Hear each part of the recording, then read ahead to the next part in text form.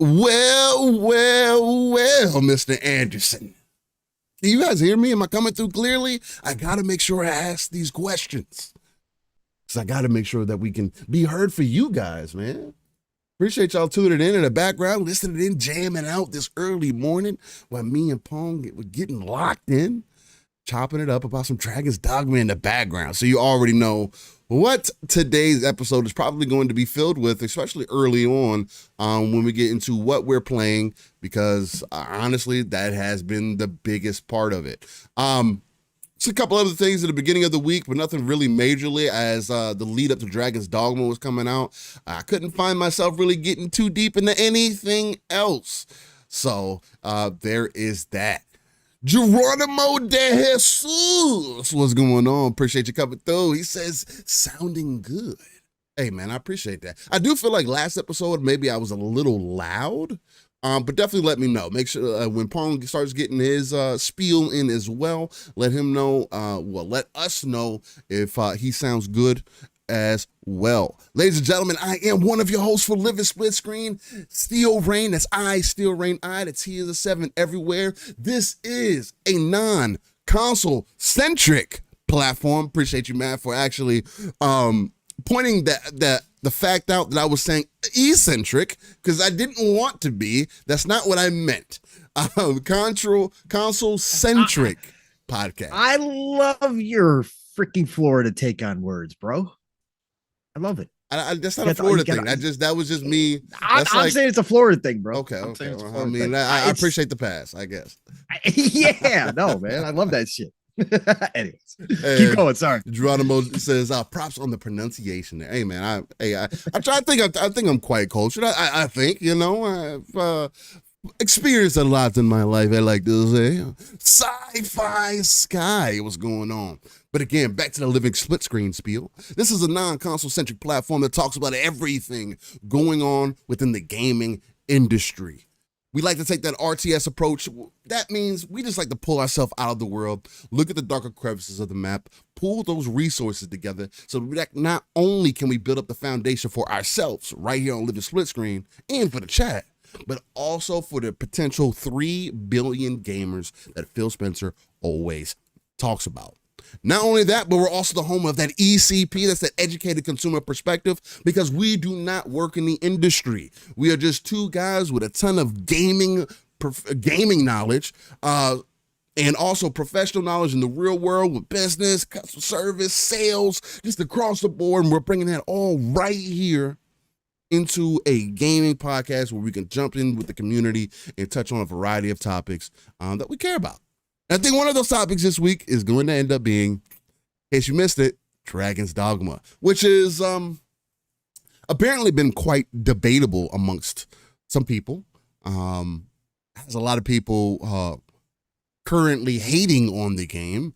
Not only hating on the game, and again, I don't want these things to be confused with what may be acceptable, what is not acceptable, what is okay, what's not okay, what we feel like should be there, what we feel like shouldn't be there. Again, I definitely understand the perspective of it's a $70 game. Why do we have microtransactions here? Why do you have, as an example, heard Pong mention this, and I definitely agree with it. Why speak on the fast traveling portion of it if you're going to have a fast traveling crystal within the microtransaction side of it? Now, again, it's very gray. Well, actually, it's not very gray because you still got to get the fairy stones to be able to use said crystal. So either way, it's not, in my eyes, pay to win, right? And that's kind of started that conversation up again.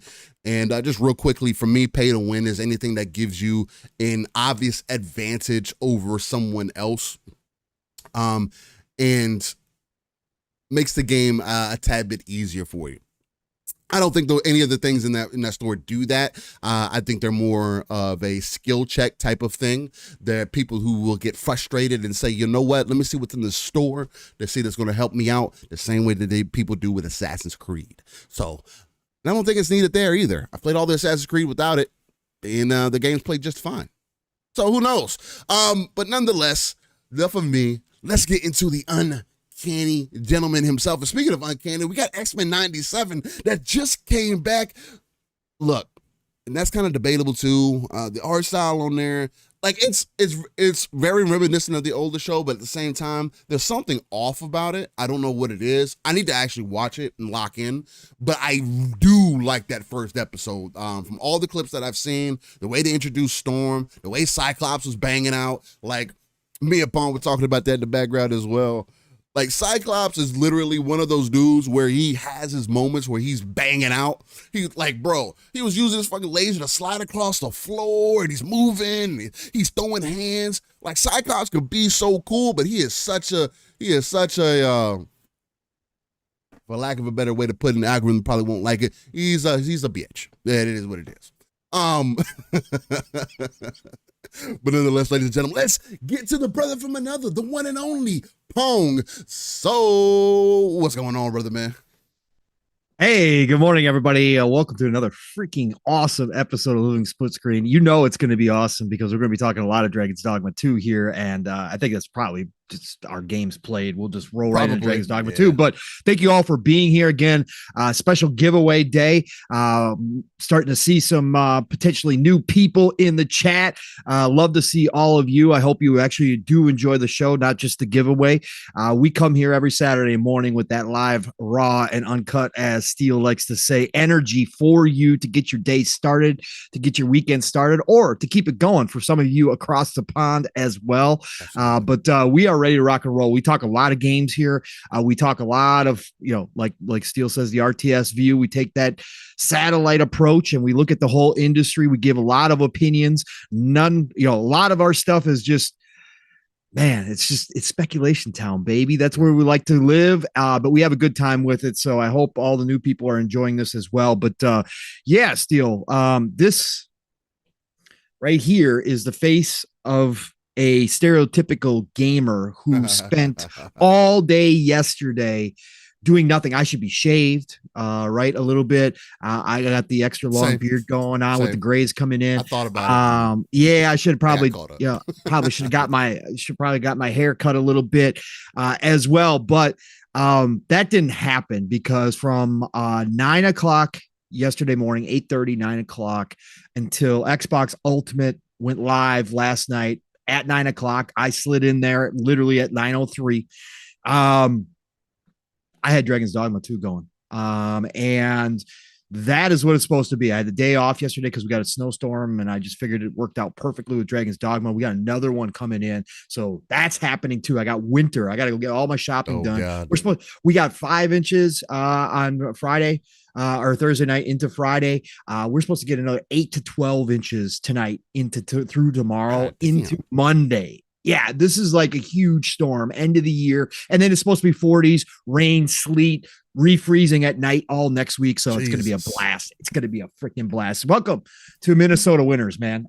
So anyways, this is the last hurrah, but what a perfect weekend for it. That's all I got to say. But yeah, man, Dragon's Dogma 2.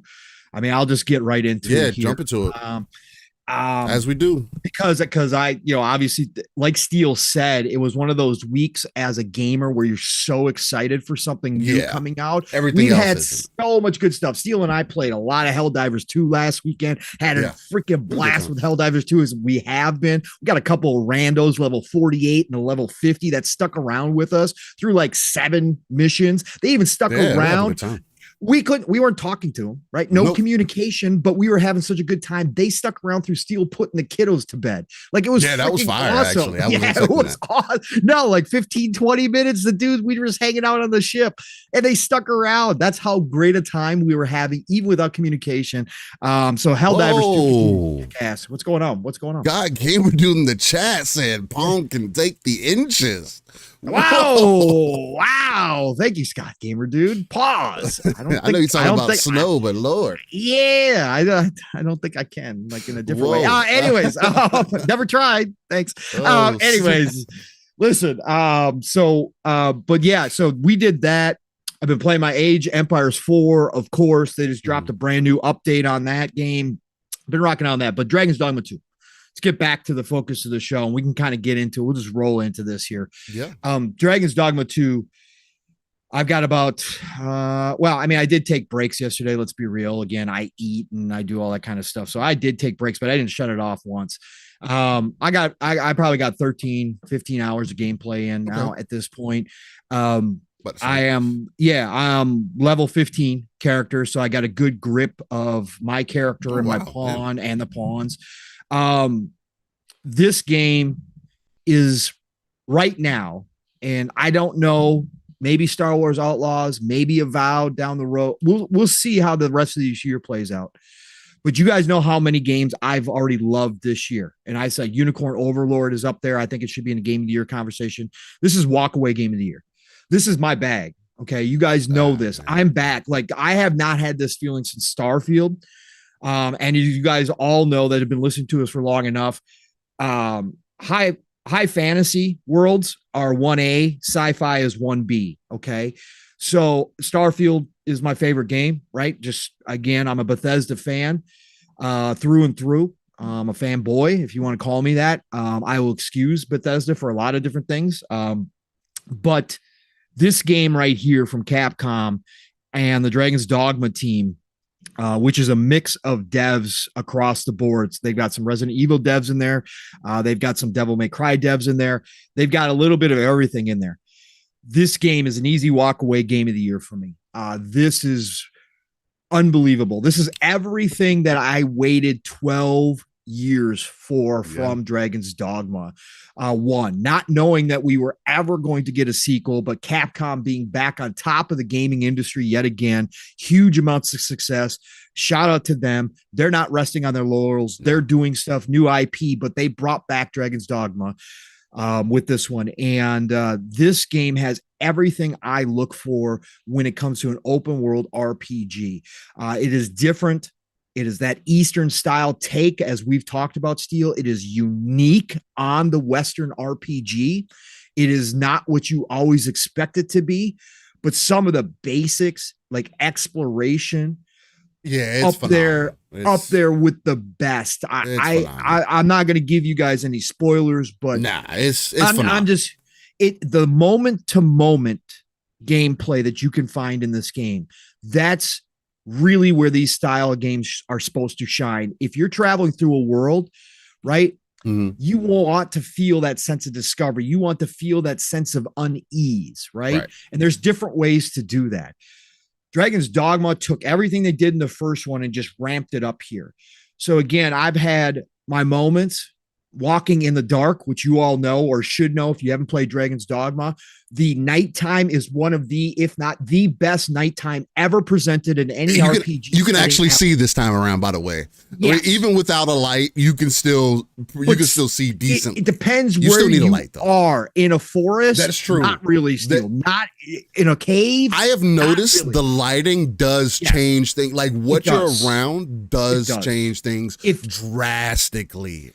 If you go through a dense forest, even in the daytime, the lighting is so good. It's freaking phenomenal. Okay. It just works. It dims out the way it's supposed to. But anyways, I've had my moments walking in the dark and again, walking with my lantern on, trying to find a campsite, right? Trying to get to a campsite. And then suddenly, and I posted this yesterday, there's a thunderous roar coming from the forest out of nowhere, like no warning, a thunderous roar.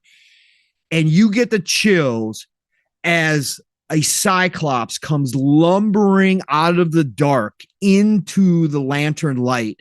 There is very few games that give you that kind of experience, that kind of atmosphere.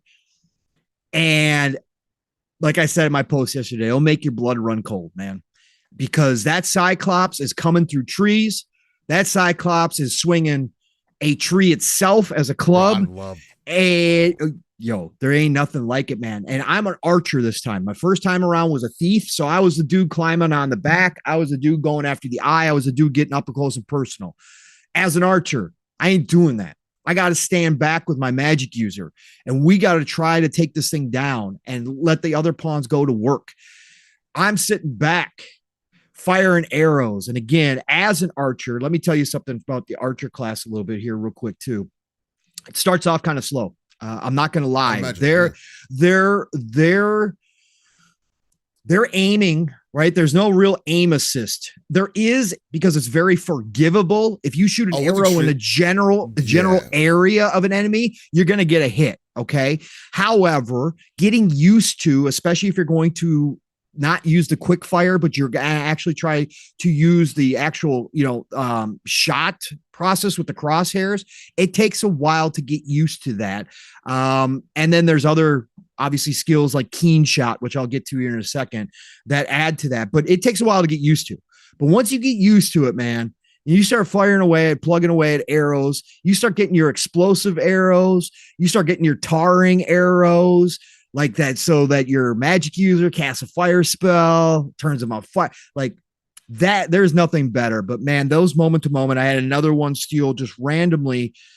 This is the other part of exploration and the randomness and the moment to moment. The way that they've designed the world, right?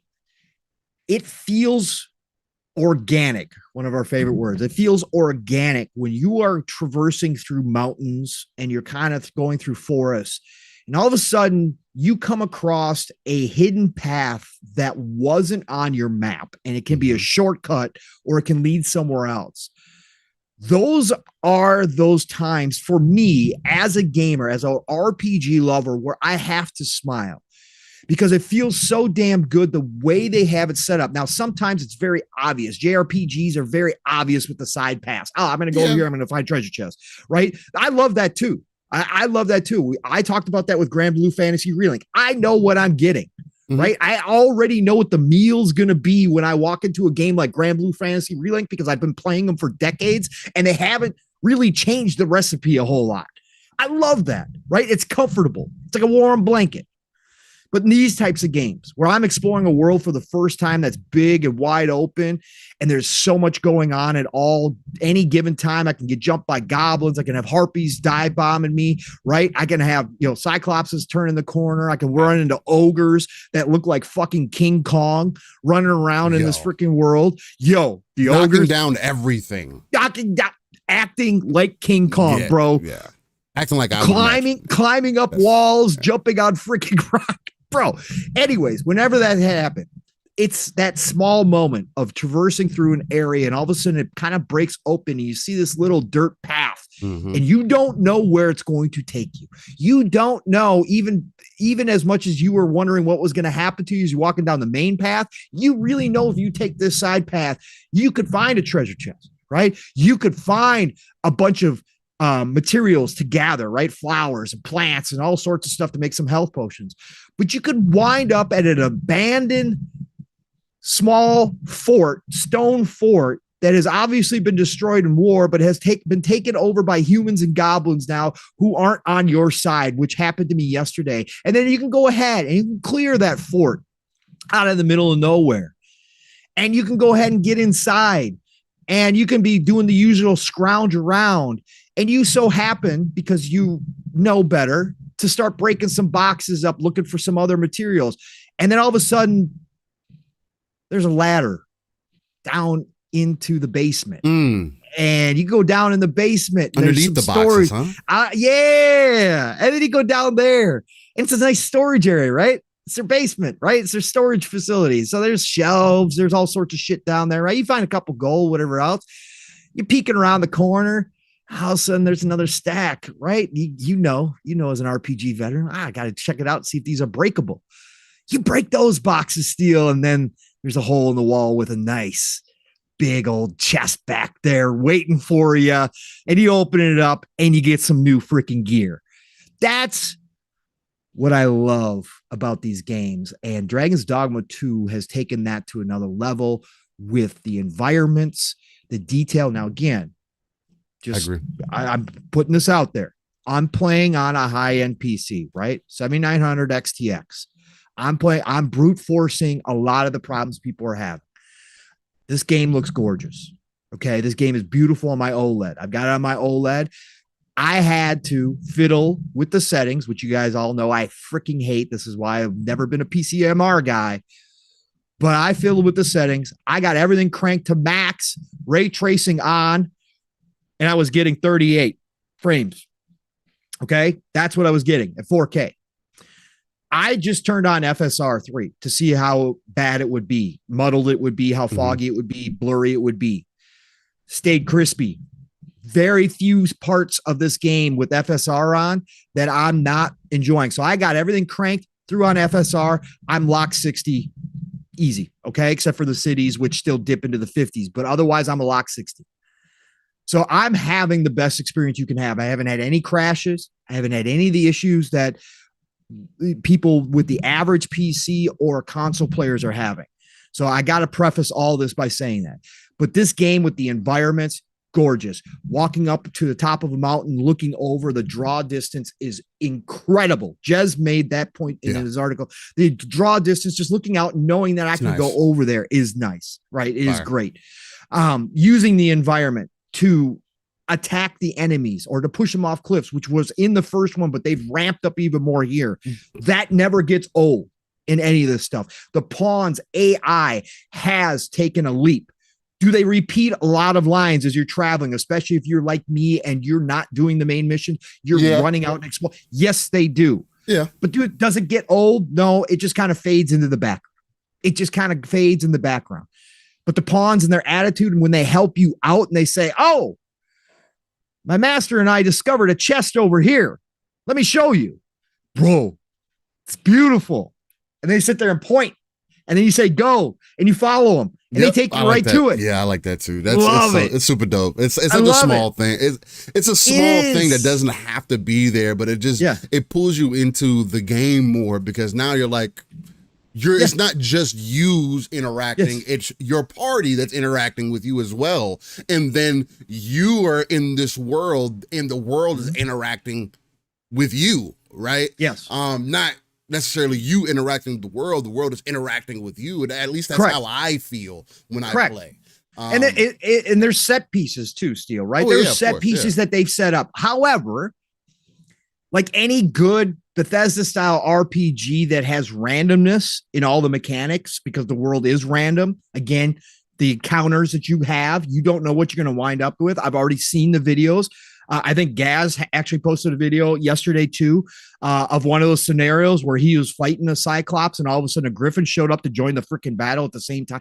Like I don't know if that's set pieces or it's not. That's random. I was going to say because that happened to me several times.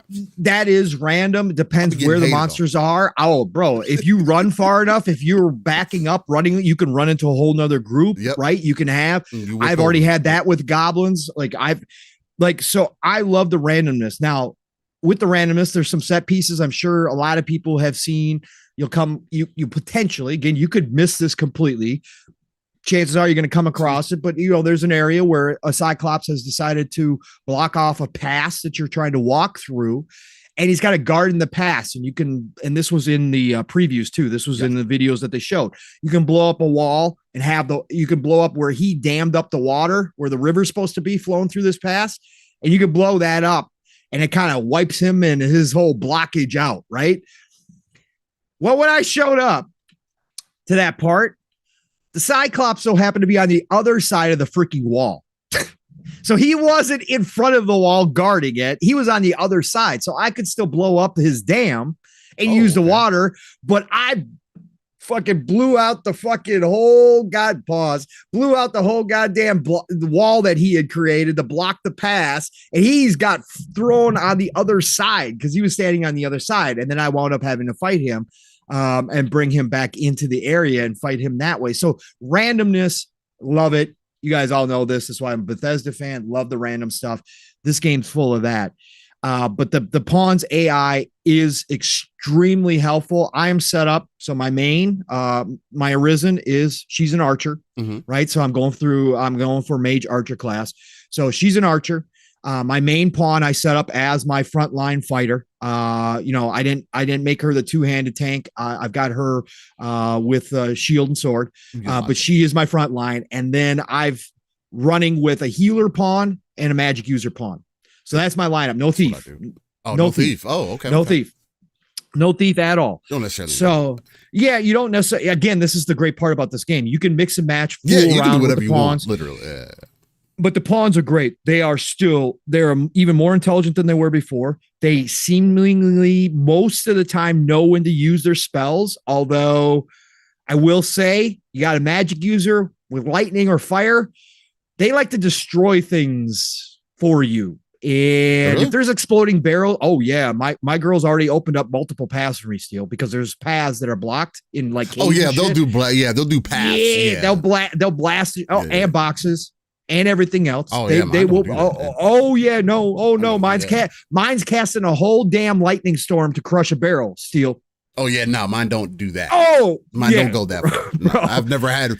I swap mine out as I've been leveling up, and because again, you're supposed to, but you are, because you're for everybody who doesn't know, your main pawn levels up with you. Yeah. On their leveling system.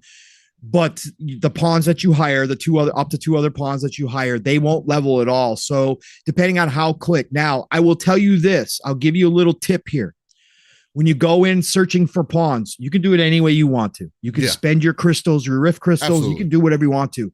Capcom, because these pawns are disposable, because you're going to get rid of them, I really don't care so much about the pawns until I get to higher levels, and then I'll really hone in on a couple that I want, and I'll look for some to spend my rift crystals on.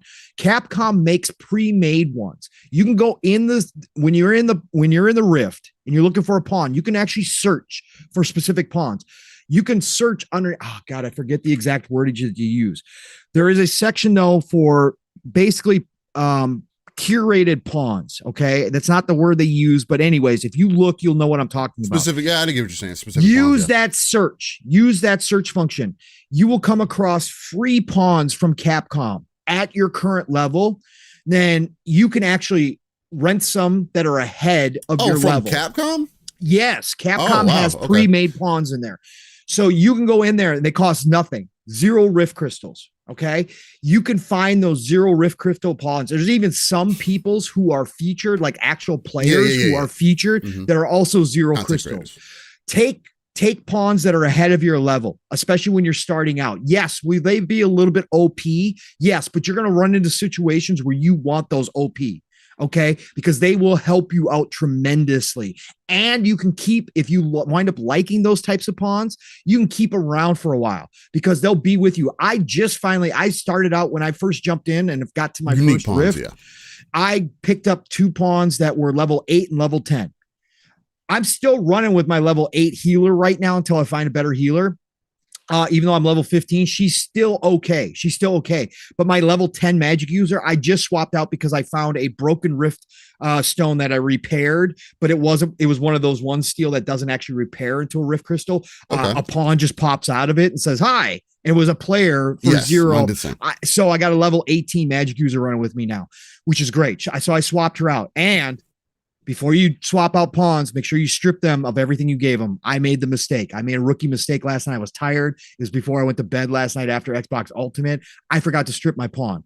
So I lost a bunch of shit. Okay. I had a bunch of shit on her. Nothing big because I know better, but I did have a bunch of materials on her that I probably could have used. So from a lot of travels, make sure you strip them because you can send them back with a gift to their actual people that made them. You don't have to, but you can.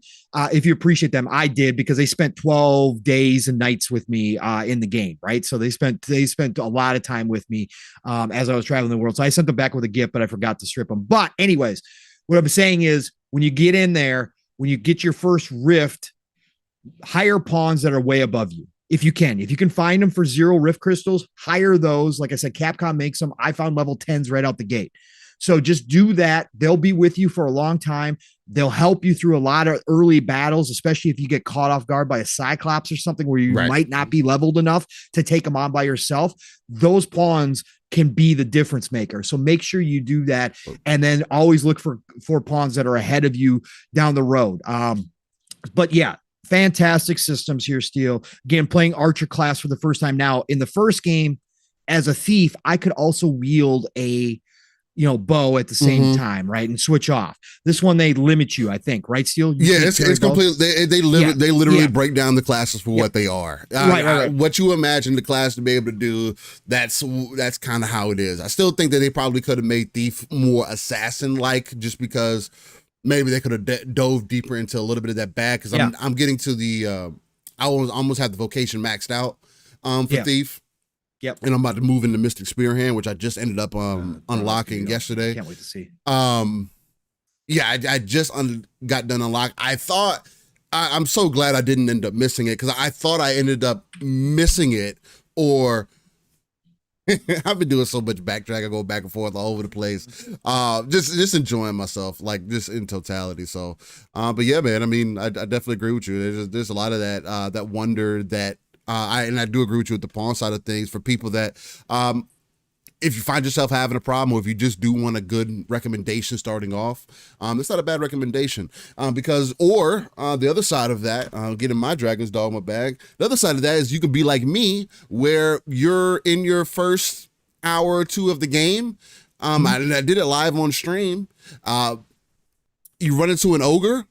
Yeah. I'm finding out and realizing that, you know, the health does not come back. You have the parts of your health that are completely gone, and you have to rest that. And I see this camp. I put it to you like that. So I'm learning about the mechanics, about the whole health bar and fighting enemies and all that stuff. Okay, cool. Campfires, all that stuff, cool.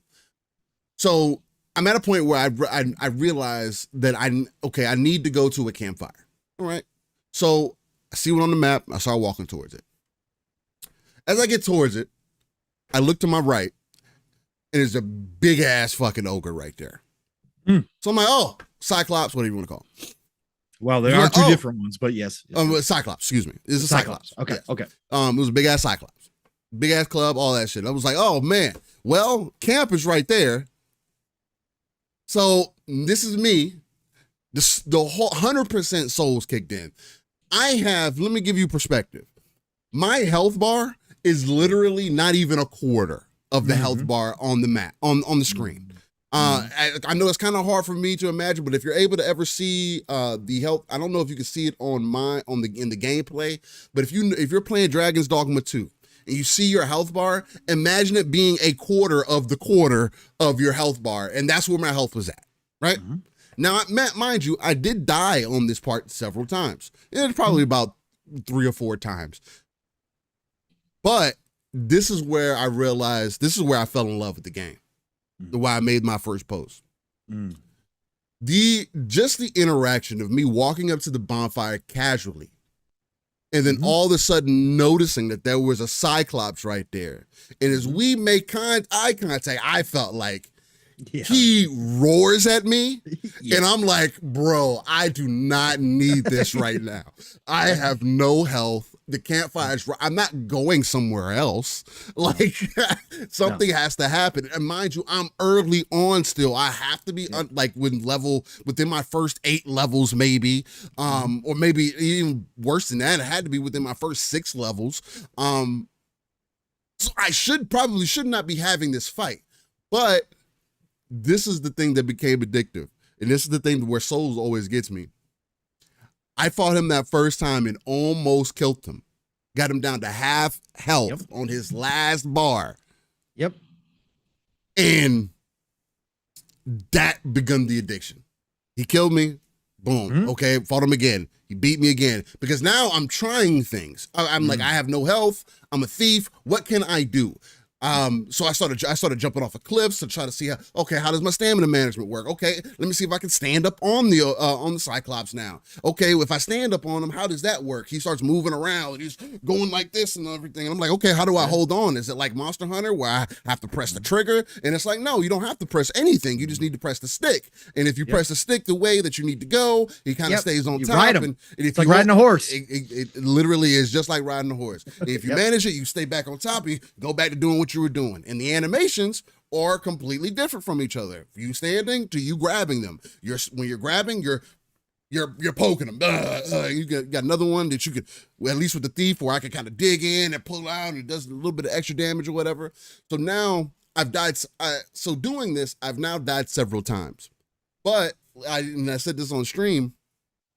What that did was give me a baseline understanding of the gameplay mechanics in the game, right? And now for me, that was very enticing. But for somebody else, I could see them saying, hey, well, now I'm beating my head against the wall. Campfire's right there. I can't save. Oh, and this is the problem that people have been running into. And this is the lesson that I learned from the first game, which is the main things that I do appreciate the first game for even not, because I didn't beat it, but my 30-ish hours playing that one, it did give me a baseline understanding of what to expect. For an example, like going into this fight, before I stepped into it, I saved. Right? So when I died the first time, I thought it was going to put me further back because the first Dragon's Dogma was really bad about that. If you died, the autosave was extremely infrequent. So if you died, especially if you were walking into combat or there wasn't enough of a separation between combat, because that's what it's determined by. If you don't have enough of a separation between the combat, it is not going to autosave, and you will go back to whatever you were just at. The other thing, too, is I see people making this mistake. Please do not go back to the end. You are making a huge time loss for yourself. If you cannot recall the last time you rested at an inn, if you die, do not choose that option. No. Please. Because yes, people are complaining, oh, well, I've lost 3 to 5 hours because I died and I went back to the inn and everything that I did is gone now. Yes. And I'm sorry that the game, again, excuse me, I'm not going to apologize for the game because this isn't any different from what the first game did. No. But, and I feel like they talked about some of these things as well as the lead up to the game releasing. And people don't realize you can go into the system option and it will allow you to save. Yes, but only in between battle. And if there's not enough of it in between, that's what I mean. Time frame wise, but you can control that one save spot that they give you manually. You can make sure. You just got to get in the habit of going in and checking and see if it allow you to save and continue at that point and do that often. That is the best save scumming you can do. Absolutely. Check on that. Sorry. Yeah, absolutely. No, I mean, you definitely want to do that.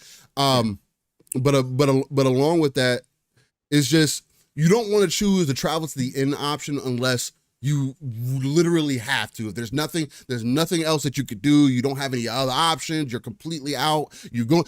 If you went into this fight completely unprepared and you are getting waxed, then yeah, maybe that's an end. But even then, I would still try to say go back to your last previous save and then try to trek back from there, only so you don't lose that progress. Because again, you have to keep in mind when the last time you rested at an inn if you choose that option. And I'm trying to hammer on that because people I've seen too many people complaining about that, about the loss of progress and how the saves work and all that. Cool. So, as you could tell, me and Paul are probably both, I don't have to get into this long abbreviated spiel. I wanted to give you guys that one moment for me that made me fall in love with the game because that has just been more consistent as I play the game, right?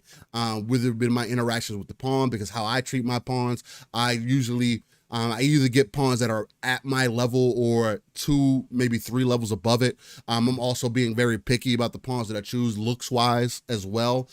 Some of them not so much, but others I do. I am running into some cool looking ones. You can tell people are starting to progress through the game. So now I'm just getting ones through with some gear on, getting ones. I got I got this chick yesterday that is also an archer. My main pawn's an archer. And I've been kind of being good about having somebody of each kind of class with me the entire time. So I'd always have either a warrior or a what's the name of the normal class with the sword and shield? Fighter. I'd have a warrior or a fighter, a mage or a sorcerer, or so on and so on, just to have the full rotation there. And this time it was like she was one of those situations where you walk up to a rift and she popped up out of it and she was level 27. I'm level 20. Nice. And it was 0 for the cost. And I was like, well, that's kind of stupid. I might as well grab her. So ended up replacing her. Yeah, and shout out to God Emperor mentioning because I did one of my first pawns was a mage and his name was Chief Keef. And we were talking about that in chat. He was like, I had to send him back to O Block, man. And it was funny too because the way that he got replaced, he mainly like it started because I was taking my time searching through stuff, and he was just like, "Hey, sir, when are we going to be on our way?" or something like that. Mhm. And I was like, and I would just sit there. We were live, and I was said out loud, was like, "I'm leaving, whatever the fuck. I'm ready. What the fuck are you rushing? Right, right, Fucking bitch."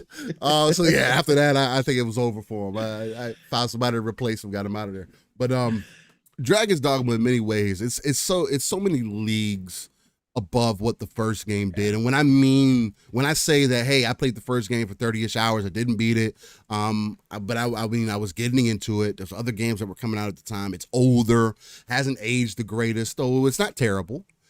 And I played it on PC. Jumping into this game, Dragon's Dogma 2, in the first hour, it's way beyond what I experienced in that first game already.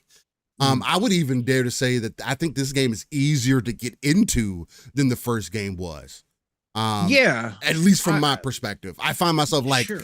like the first game, it took me a couple hours to kind of be like, oh, okay, I see what I'm doing here. Maybe it was the class choice. It depends on the class. It depends on the class, because I somebody who played multiple times the first one, being the archer this time around, it did take me a bit. Like I was thinking, I almost thought about changing my vocation to a magic user. Okay. Yeah, it was like that. I was like, do I really? Because I wasn't up. Because again, in the first playthrough, I was up close and personal with the thief. I was climbing on, the enemies and stuff, and I was like, this time around, again with the basic archer to start out, you feel like you're not doing much, sitting back like all the time, and just popping off, stupid little arrows and shit. Right? Will you upgrade your abilities though? Yeah, that's what I'm saying. When I got the explosive arrows and I got tarring arrows, bro, then I was like, wait. And then I started upgrading the abilities. That's the other thing. You'll get to a point, everybody, make sure that you're upgrading your abilities. Make sure you're going to the inn, going to the vocation school. Make sure you're staying on top of that, because those abilities that you're spending money on make a difference in a lot of these classes. Every time that I end up going back to check in, like the first time, I was wondering why. I started getting this feeling like, man, I feel like me and my pawn aren't getting really any stronger. Like, where's my additional skills and moves that I saw? Like, where's all this stuff at? And then I went to the vocation guy, and I just was going through the list. I was like, all right, let me open my vocation, see what's available. Because I was thinking the same thing. I was like, man, maybe how does this work? I'm trying to understand it. And that's when I saw it. And when I opened it up, I had like 7K points in there. I was like, I've completely been missing this. Yeah, you've been missing all that. And that's the other thing too with the archer class steel. When I got my keen shot, the keen shot is you basically become a sniper with your archer. Okay. Yes. It goes into a zoom mode. It's really nice. But it is annoying because it's not meant for straight up battles, because it goes into the super zoom and it's using stamina while you hold it. And just like in any kind of most military games, when you go into sniper and you're holding your breath, it goes into slow motion mode. And it's very difficult to, in this game, especially because it's so zoomed in, depending on where you are, trying to aim at, it gets very difficult to actually get in on the enemy. And you got your stamina going down, and it's kind of shaky. But when you get used to it and you start becoming careful in this game, because you realize you need to start becoming careful because you're going to get jumped if you don't, and you come across a group of goblins or there's some harpies that are just sitting on a cliff somewhere, and then all of a sudden you become the sniper that you're used to, and those enemies can't see your group because your pawns will rush into battle. Like if they notice the enemy, they're going like, and they're going to attack. But if you get those moments, and like I have been, like when you're going through the mountain pass and all of a sudden you see movement, and then you use that keen shot and you start getting those pop shots off early, and you wipe out half the group before they realize where you are. Oh, it opens up everything. I'm like, oh, here we go. Now I'm a sniper. All right, we good. We're totally good now. I get this. Like the archer class really started opening up for me. And I can't wait to get the magic spells on top of it as I go into mage archer class. That's what I'm looking forward to. But I'm having a blast. But yeah, Steel, I think it's important that people realize that depending on the class you start out with, this game is going to be one of those games. I saw a lot of reviewers still say 5-10 hours, and it finally clicked. Again, it's not your tip. It's so unique that a lot of people are going to jump into this thinking, oh, this is just another open world RPG. Oh, this is another Assassin's Creed. Oh, this is another Bethesda. This is another Skyrim. I still think waiting 10 hours for it to click for you, there's something that you could have been changing earlier on where it probably would have clicked earlier, and it probably was a class choice. It probably, I mean, again, shout out to anybody that's willing to put in that type of time to find out whether it's for you or not. There's enough there, though. Click. Right. I think there's enough there, though, Steel. It keeps it interesting. People. It keeps it interesting enough to keep people before it might kick in with their class. But again, you could change your vocation at any time, too. Yes. So if a class isn't clicking with you, you can go to the vocation school in the inn and change it at any time. Sure, it costs you some money, but it doesn't. You can do that. So again, it's not limiting you from the start to just what you created, right? So you can change up anytime you want to. I think that keeps it fresh. But yeah, the little details to Steel in this game. Again, there was a lot of that in the first one, but man, oh man, when you find the weak spots on the enemies, like the Cyclops, aim for the eye, obviously, but me as the archer putting some arrows into his eye. I had one Cyclops that ran around for like a minute with it covering his eye because I blinded him and he was swinging and just rampaging completely. Because if you don't, they lock in on you. They're coming. And that club, that length of that club, you think you can get away? That shit got reached. Bro, you getting hit. You're getting batted, right? So all that stuff is, again, been taken to another level with Dragon's Dogma 2.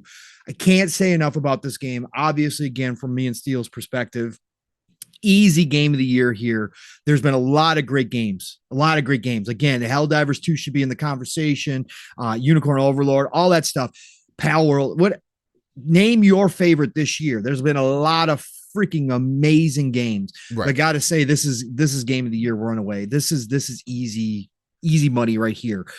As of right now, maybe something else will come out that will kind of be like, oh, well, maybe we got a conversation here, but I don't know if anything's going to surpass this. The story too in this game compared to the first one. And again, I have been running some of the main missions, but the story is better than the first one. It was the story is interesting. The characters you meet in the cutscenes are all really, really cool. I love the acting in this. They've done a great job there as well. They stepped up a little bit in that area too. But again, if you want a game where you can run off, find yourself into trouble like Steel was talking about with his Cyclops story, I made a post yesterday about an undead lich.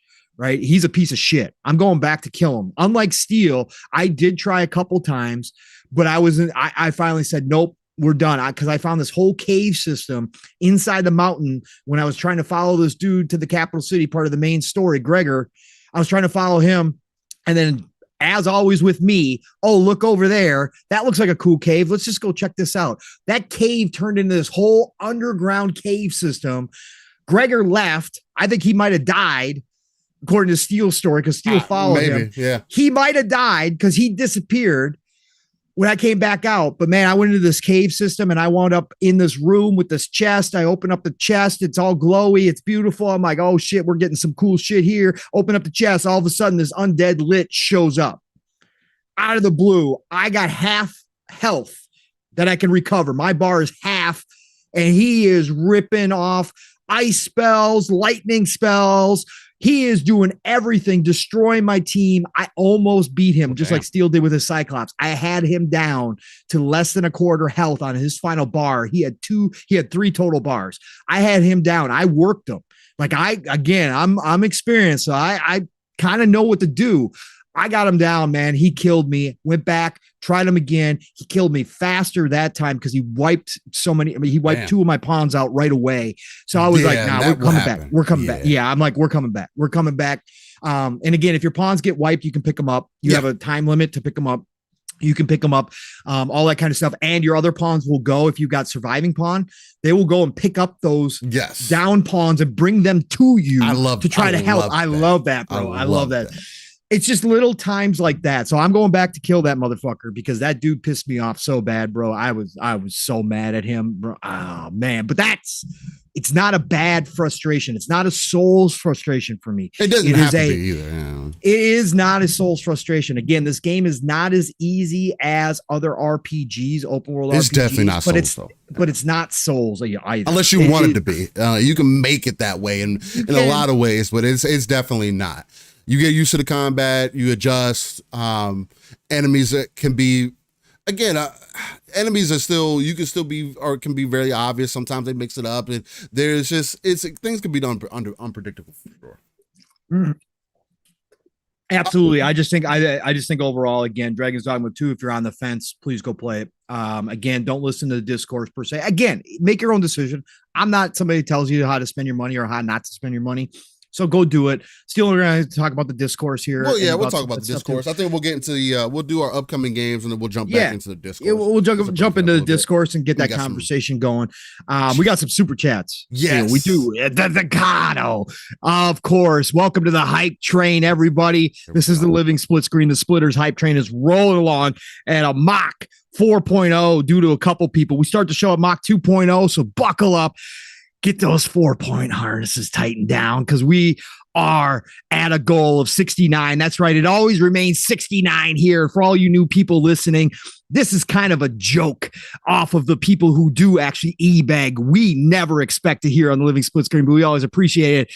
But we kind of riff off of that. So guess what? The hype trade is rolling along this morning on a nice Saturday morning. Decado came in here with the easy 20 dunk. That's right. He came from the free throw line with that MJ-like attitude and flushed it through.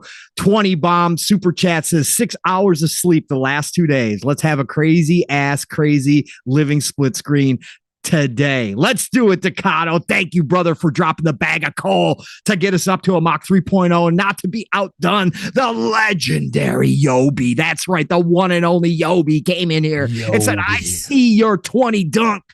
And I got my own windmill for you, Decado. He got on the court with that 20 bomb. He dropped off a couple bags of coal. We added some more cars. We got up to a Mach 4.0 with this 20 super chat. And he says, right behind you, Decado, let's go. Good deed of the day. Peace. Hashtag peace, love, life, and living split screen for a future PAX East. Let's go. Nice. Can't wait till we see the day Pong and Steel meet up. It's going to be a movie. Hashtag stay legendary. It's going to be a brother. When we meet in real life, it's going to be a moment, man. It's going to be a moment.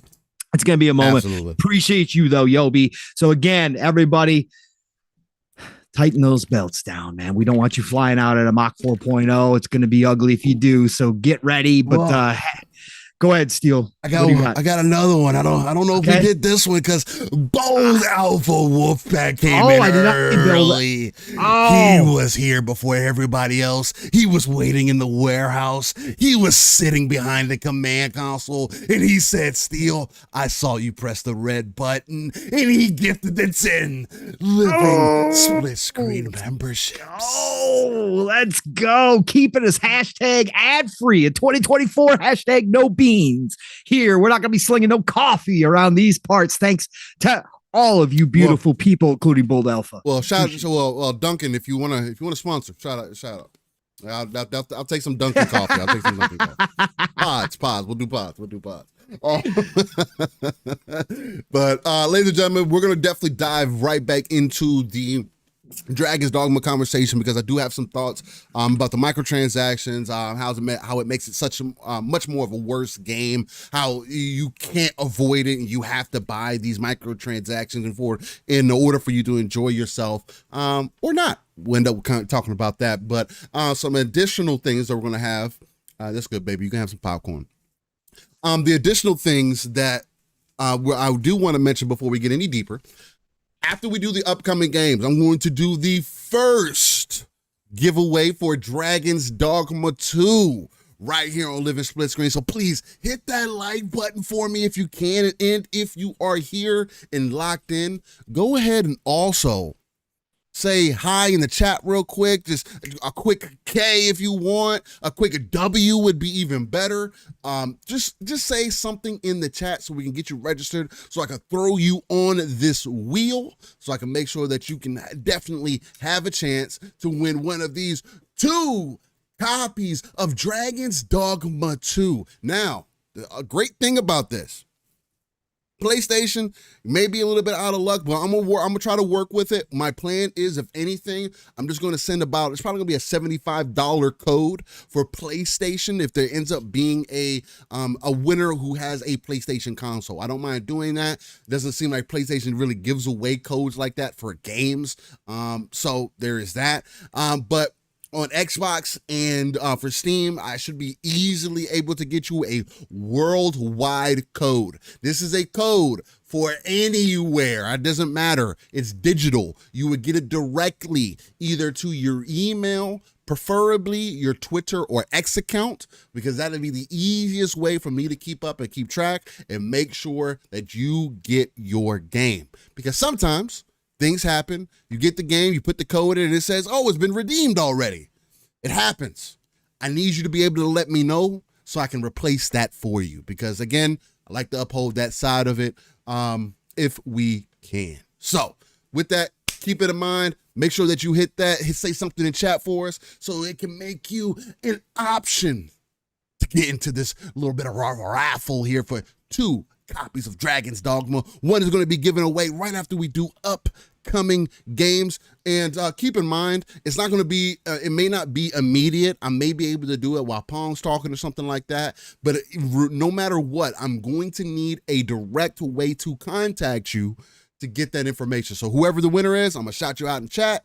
I need an email. I need a handle. I need something so I can get this code directly to you. So keep that in mind. Be on the lookout for that. And I'm going to do the one after the upcoming games, and then we'll probably do another one some point later. Might be midway through the show, might be towards the end. Who knows? We'll end up finding out. May end up doing a little bit sooner, but because I know we can go a little long. But Pong, are you ready to get into these upcoming games?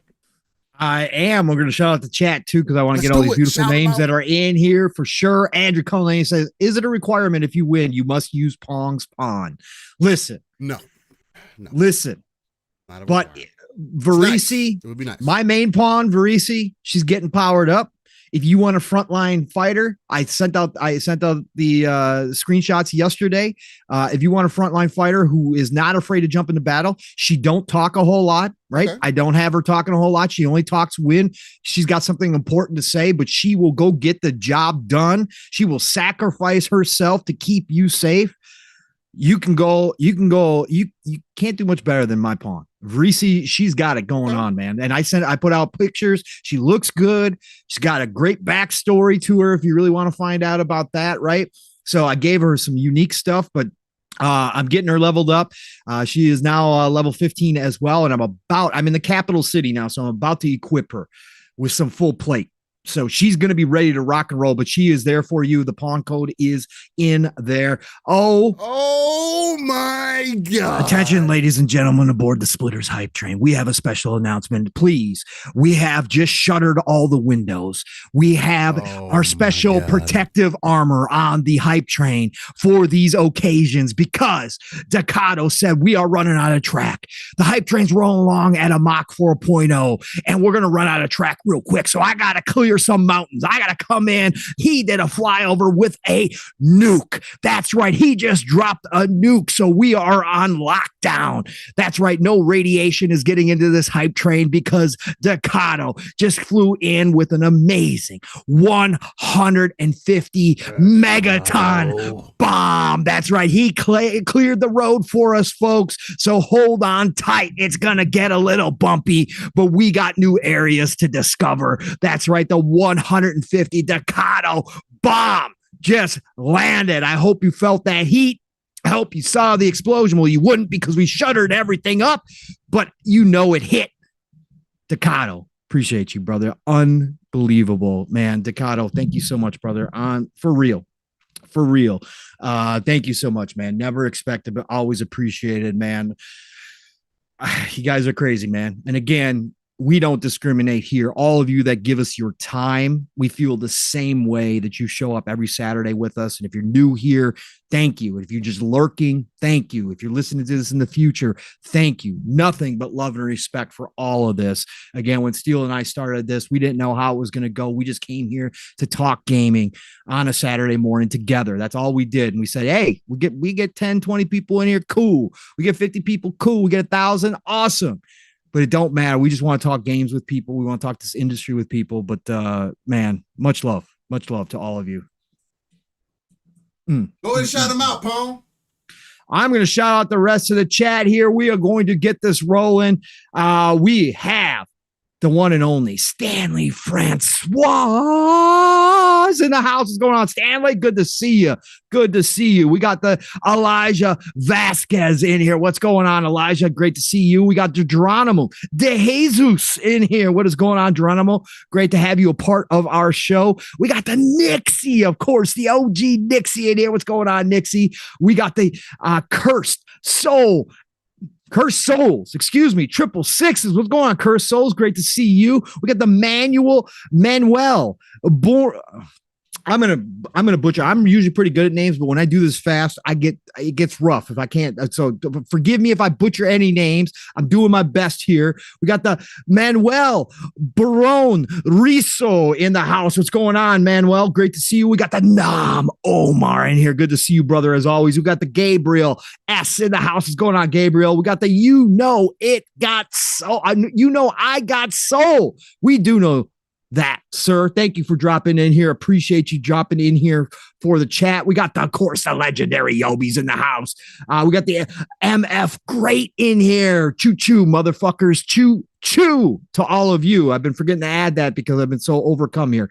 We got the Mishi Miyagi in the house. What's going on, Mishi? Great to see you. We got the E-Ranks in here. Great to see you, brother. As always, we got the Tim, the Sorcerer in the house. What's going on, Tim?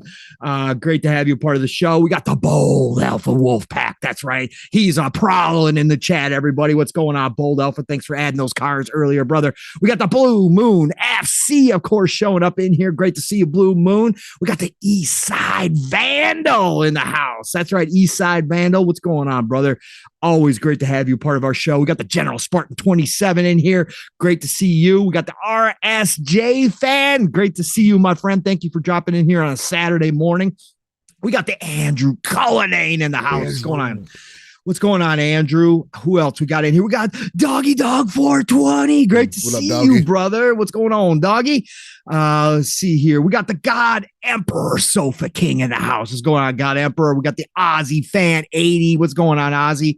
We got the Sin in the house. What's going on, Sin? Always great to see you. We got Chris Thomas in here. What's going on, Chris? Great to see you joining us this morning. Thank you for that. We got the Dark Zone 2525. What's going on, Dark Zone?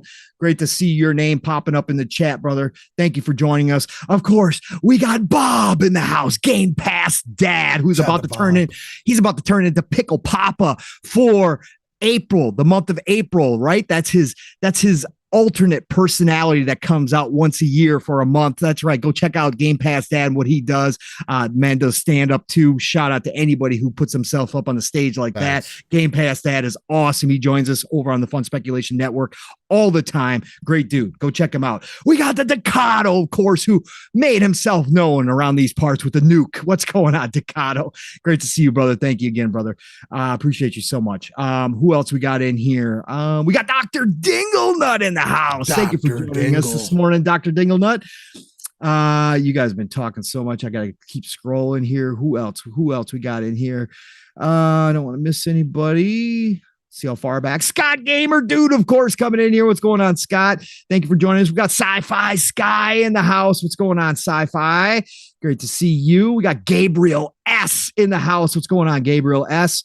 Great to have you a part of the show. We got the Fastback 6. We got the Fastback 6768. God, I always forget that. From the NLG. That's right, brother Chris in the house. Great to see you, sir. It's been too long, brother Chris. Great to have you a part of the show. Thank you for dropping in here. Who else we got here? We got Smitty Smith in the house. What's going on, Smitty? Great to have you joining us this morning. Who else? I don't want to miss anybody. It's as far back as I can go. God, you guys are talking a lot. Holy shit. Let's see who dropped in the bottom. Much love. Rescue Squad Culp is in the house, of course. What's going on? We got, the one and only Refudge Gaming in here. Great to see you, Refudge. What's going on? We got the Scorpio in the house. Great to see you. Putting up those Mach 10s. Maybe we'll get to Mach 10. We'll see. We are climbing fast here around these parts this morning. Thank you for joining in on the show. I think I've got everybody that has popped into the chat so far, Steel. Okay. Again, if you're out there, if you're lurking, again, put the W, put the hi, let us know you're here. Steel's going to do that Dragon's Dogma 2 giveaway. Again, we're going to do 2 of those today, but appreciate you all dropping in here. And if you just we're going to do 3. Love it. We're going to do 3. We're going to do 3. Steel just up the ante, everybody. We're doing 3 giveaways. That's right. Dragon's Dogma 2. Listen, if you've been on the fence, if you're a part of the discourse and you're not sure you want to support what's going on, again, that's your choice, but we're going to help you out. Try to help you out. Look, right now, giveaways coming right now it says we got 50 viewers. If we can get 50 to 100 likes, I'll give away. We'll do a third one. How about that? You can get us to 50 likes. I'll do it. Everybody hit that like button. Let's go. Share it out. Share it out if you like what you hear. Let's go. Let's do it. All right, Steel. So we're going to do this upcoming week of video games. Is that what we're going to do? Yes, sir. All right, sir. We're going to get on that. So let's take a look here. Let me bring that up real quick. Let's see where we're at. So we're at all right. So we have this upcoming week of games. This is where we go ahead and pull up good old Game Informer. It's not perfect, but it's good enough. And we go ahead and talk about the games that are coming next week, that are launching next week. We give you a rundown of the list. Sometimes we have some opinions or thoughts on things. Sometimes we don't, depending on the list. If you know of one that is showing up that is not on the Game Informer list, please throw it in the chat. Steve will try to grab that. But again, we do this weekly. This is for all the new people that may have not joined us. Again, we talk a lot of games here. Like, we talk bigger topics too, but we do get our gaming talk on because Steve and I are gamers first at the end of the day. We are podcasters like 3rd, 4th, or 5th, but we are gamers first. We definitely talk about this stuff. So we are going to be on week of March the 25th. Coming up already, end of March, rolling into April. Oh my God. Let's go. We got the Acolyte of the Altar coming to PC. That's right. Acolyte of the Altar. This is from Black Kite Games, developed and published by. It is a strategy game. There is no shortage of strategy tactics games on PC, man. I love it. Someday that's all I'm going to be playing. I'm telling you. Someday that's going to be my retirement. I don't doubt it. Strategy tactics games, man, and RPGs, of course. But Acolyte of the Altar. Go check that out. We got Bulwark Falconeer Chronicles. The Falconeer, one of the launch titles for Xbox that was in Game Pass. This is their second game. This is a city builder game. If you have not, the world of Falconeer, I didn't play as much Falconeer as I thought I originally would. I got sidetracked. This is a beautiful game from a single developer, Thomas Sala. He is a great dude. He has done a ton of interviews. Yes. It is published by Wire Production. Very open, very candid man. Yes. Right? Very candid about the industry, about development. Dude is awesome. Always about supporting these types of people. He is going back to his Falconeer world, but this time he is doing a city builder type world, right? So this is going to be a simulation city builder type game. Go check it out. It looks fantastic. Top down 3D, gorgeous graphics. Love this world. When I played the Falconeer, loved what I was playing, but totally different genre. Yeah. This dude is awesome, man, that he can go and just go from one genre to another one. But go check it out. Again, Bulwark Falconeer Chronicles coming out this week, March the 26th. Be on the lookout for that. I'm all about this, dude. I'll be eventually picking this up sometime because it does look freaking amazing. Then we've got a classic RPG franchise coming back, Steel, with a remaster, an HD version. JRPG lovers, seriously, if you are looking for old school JRPGs, you will find love in this series. We are getting the Grandia HD collection this week for PlayStation and Xbox, March the 26th. This is, again, if you weren't around, if you're too young, you just weren't playing JRPGs like that back then, understandable. There was a lot to play during that era. You're going to want to go back and pick this up. This is a freaking fantastic set of RPGs that you want to play. This is coming from Gung Ho, the developer, published also by Gung Ho Online Entertainment. It came out on Switch back in 2019. It's now coming to PlayStation and Xbox. Go check it out this week. Okay. 5 years later, we are getting the HD collection. Well worth a playthrough. And then, Steel, we got a new Zoo game for all you Zoo sim lovers out there. Again, if I had the time, bro, I'd be playing these. I love these types of games. Coasters, right? Yeah. I love a theme park. Coaster Tycoon, Planet Coaster. This is Planet Zoo. So from the same developer as Planet Coaster, Frontier Developments, coming out this week, published and developed by. The console edition is dropping this week, where you get to make your own freaking zoo, man. Put the animals. Man, I love these games, bro. I just do. They're so chill, man. Go check out Planet Zoo this week, the console edition, PlayStation 5, Xbox Series console. So it is current gen only, March the 26th.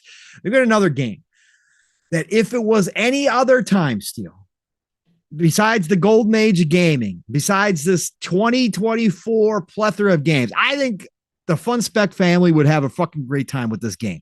I love South Park. I always have. I'm the OG South Park gay. I don't watch it anymore, but I watched like the first 5-6 seasons religiously. Okay. South Park was my jam. I still love them.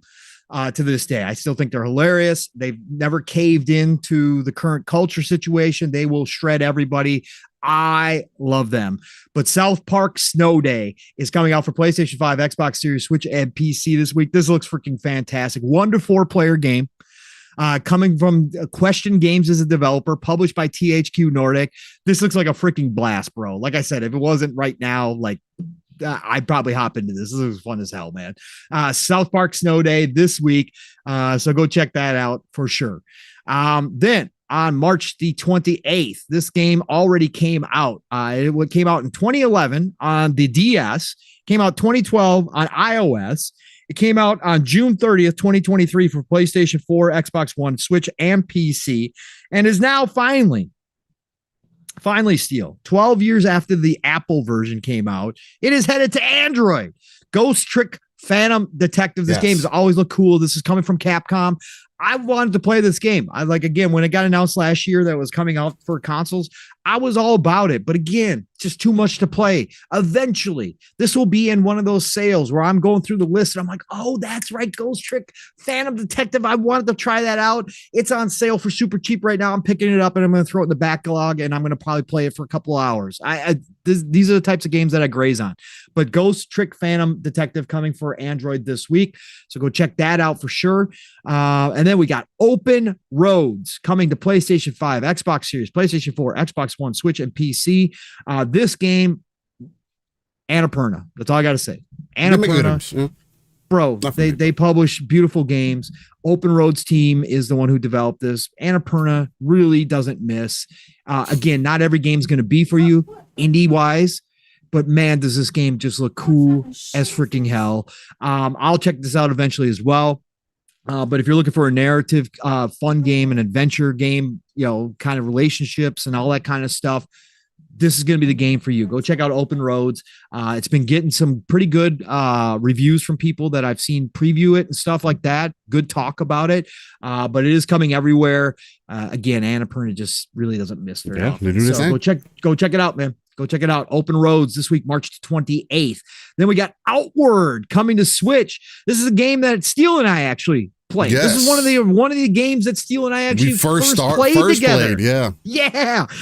When Steel and I were getting together and discussing living split screen, we actually both picked up this game on Xbox and started playing. This is a survival RPG action game. It is not easy by any stretch of the imagination whatsoever, but it is fun. It is co-op. But this one is finally coming to Switch on March the 28th, 2024.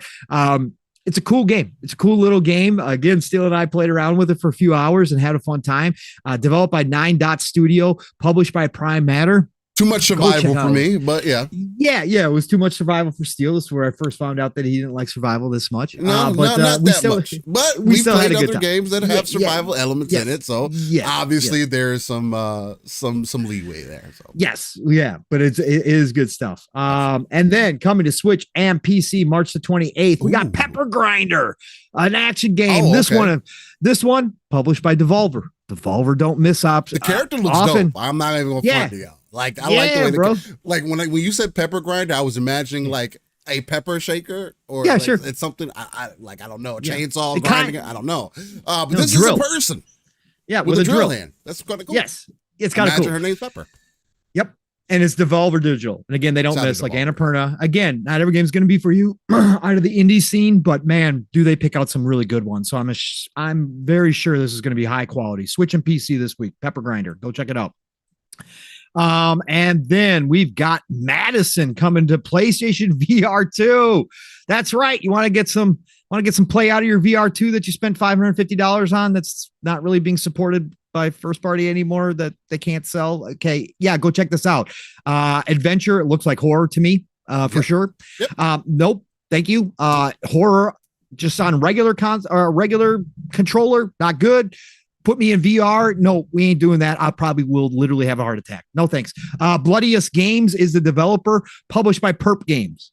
Can't get a better combo than Bloodiest and Perp. Jesus. Sometimes, man, these names. But yeah, Madison this week, PS VR 2. And that is your upcoming week of games, folks. Ooh. So, I mean, we got a lot to play, bro, right now. So again, if we have one of these slower weeks where there's nothing massive coming out, we're good. We're good because April's already filling up too. So we're good. They're trying. Yeah. Sandland's definitely next month as well. And that's another one that's high on the list. So, hey, man, shout out to that. Well, unfortunately, it is now time to get into the smoke. But before we get into the smoke, we got to clear it out a bit and say, who wants to win? Dragon's Dogma 2. I know somebody in chat. Look, I will say this. I want to preface it with this. One, I see you. If you already have the game, let's try not to enter the contest if you can. Again, I'm not going to limit you.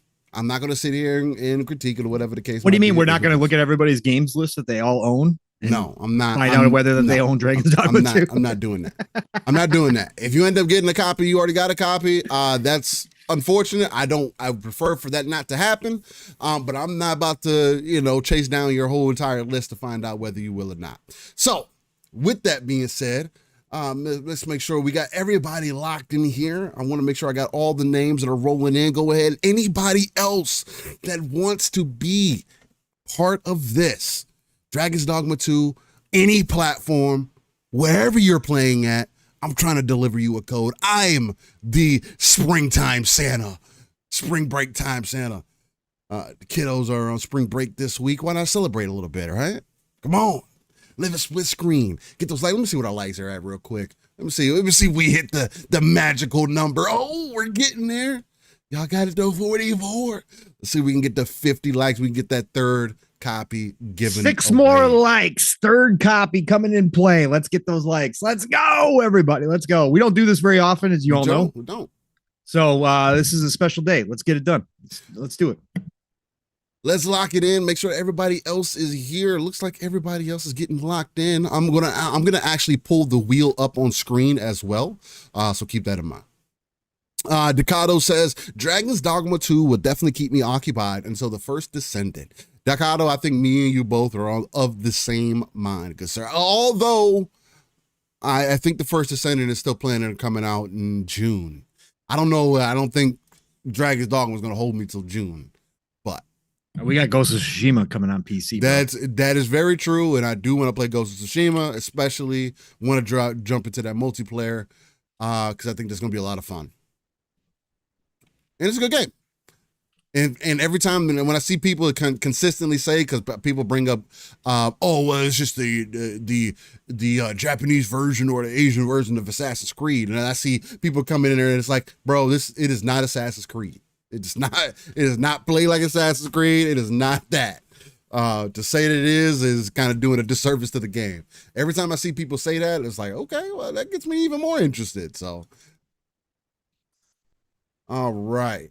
Oh, we got MF. Great. Really. Attention, everybody. Attention, everybody. Oh, All you riding the Splitters hype train. We just added another car. Welcome aboard, all you new Splitters, because we had the MF Great come in with an easy 5 bomb. That's right. An easy layup. Got on the court, dropped off that bag of coal. We got the furnace burning. We're now up to a Mach 5.0. That's right, everybody. A Mach 5.0. Your goal, though, remains 69. You know, this is the channel where the goal never changes of 69. But please fasten those 4-point harnesses down. Remain in your seats. We do not want you flying off at Mach 5.0. It will be an ugly scene if you leave the train at that kind of speed. Choo-choo, motherfuckers. Choo-choo. Let's go.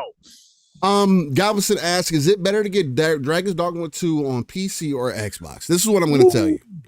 Depends on the PC. Doing the research on it,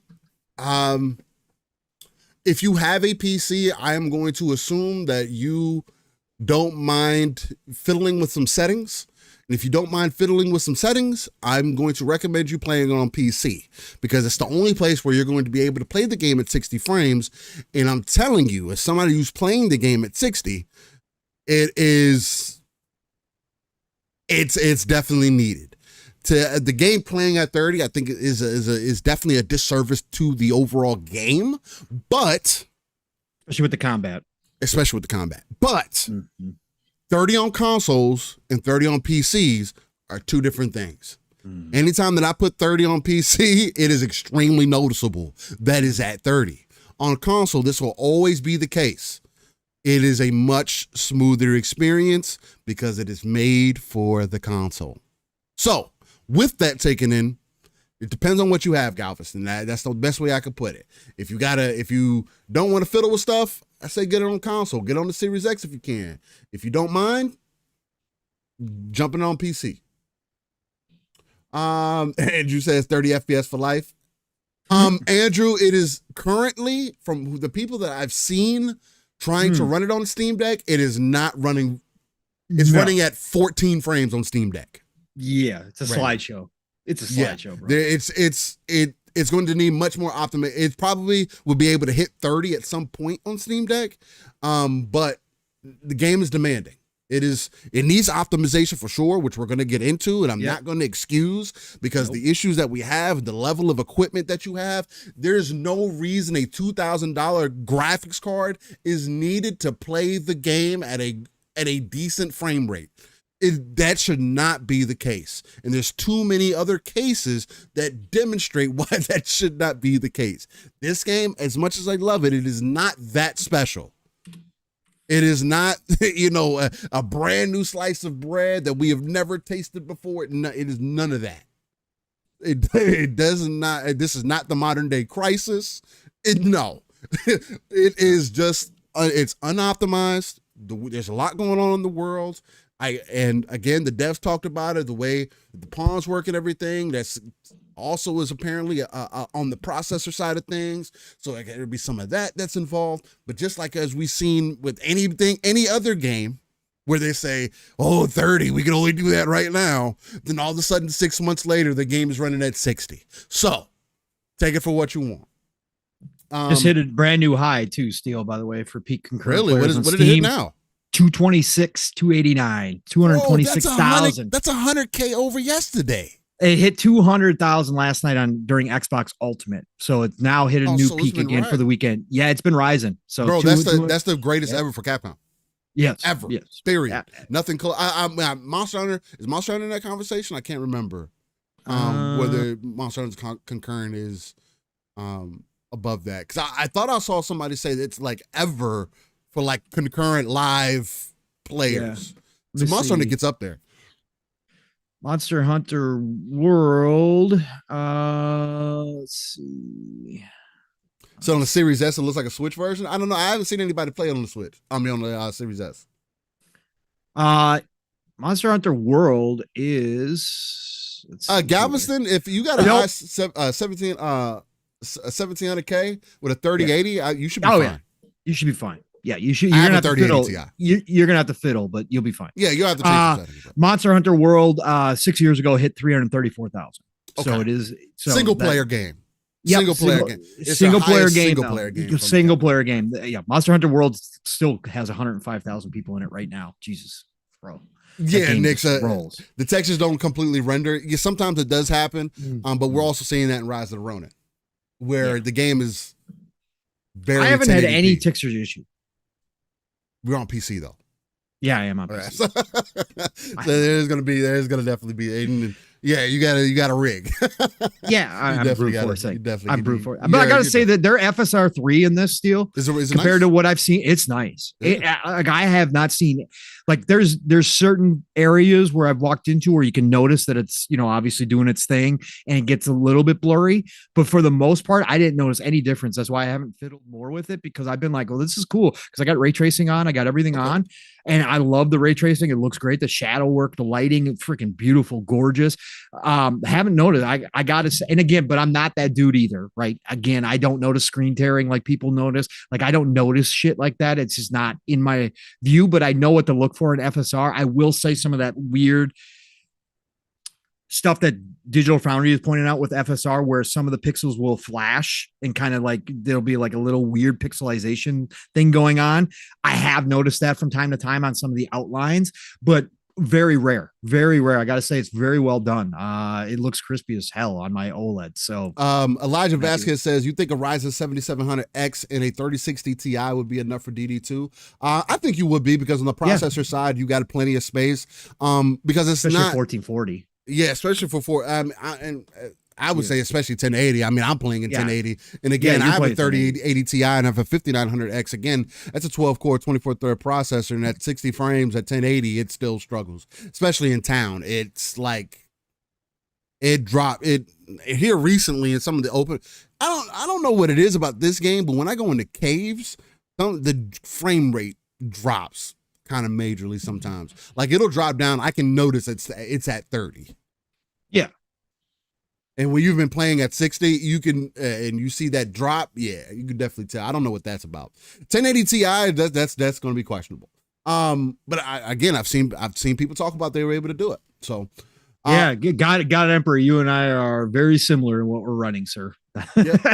I got the 7950. That's the only difference. Except God Emperor is got so much. He got so much RAM in his computer. Yeah, I know it's God ridiculous. Emperor. You need to be making content, Brody, with as much DDR that you got. Ooh, and ladies and gentlemen, let me tell you something before we roll right here. We hit the 50 bomb. So it could be 3. We got the 3 copies of Dragon's Dogma 2 going live, raw and uncut. So again, this is going to be the first one that we're going to be rolling for right here. So ladies and gentlemen, if you are ready, here we go. Who's gonna win? Who got it? Let's go. Who's jumping in? Who's the new arisen? Let's go. It looks like we got Jesse B. Jesse B. Let's go, brother. Congratulations. Payroll says, how do I enter? Well, you are entered now, my good sir. You're going to be entered for now into the future. Jesse B, let me know. I know sometimes you want these games. Other times you want us to give them away maybe. So let me know how you feeling. Are you ready for this code? And what platform do you want it on? Jesse B. Jesse B said I can use VRR through my TV, but I'm waiting. So he says, what the fuck? Let's fucking go. That's what I'm talking about, Jesse B. I do believe I got you on Twitter as well, Jesse. So hit me up in a DM. Let me know what platform that you want it for. And yeah, man, I'll get you that code as soon as I can. I'll probably get it to you while Pong's in the middle of a conversation or something. But we'll go for there. It is going to be a worldwide code, so you don't have to worry about it being locked or anything like that. But ladies and gentlemen, again, we will be giving 2 more copies away. We'll probably do our next copy. We'll talk about this Dragon's Dogma mess. And then at the end of it, we'll probably give away another copy. We might do both. Who knows? It depends on the timing. But yeah, be on the lookout for those additional 2 copies. Shout out to Jesse B. Let me know, Jesse B, in the DMs. I appreciate that. And we'll get you squared away. Awesome. Awesome. First giveaway. Let's go. All right, ladies and gentlemen. So it is now time to get into some smoke, some big boy smoke. And if you're new here, folks, if you're new here, right, I got to make this announcement because a lot of people don't know. If you're new here, this is our normal type of show. You might be looking at the clock and saying, what the fuck? You guys are an hour 40 in? Yes. Like you guys are just getting rolling an hour and a half. We talk about, a little bit. Like, I was thinking about it, Pong, because I know you're going to probably end up saying that, but I've literally been thinking about it this week. Yeah. I listen to other shows, right? And nothing against nobody else's show. No. We're here. We're here to talk about the industry topics and stuff that's going on. All the time, the first hour of our show, 2 hours of our show, are literally me and Pong talking about games. Yep. Isn't that what we're here for, ladies and gentlemen? Isn't that what we're about? Isn't that what we get together for? Isn't that what the hobby was kind of created for?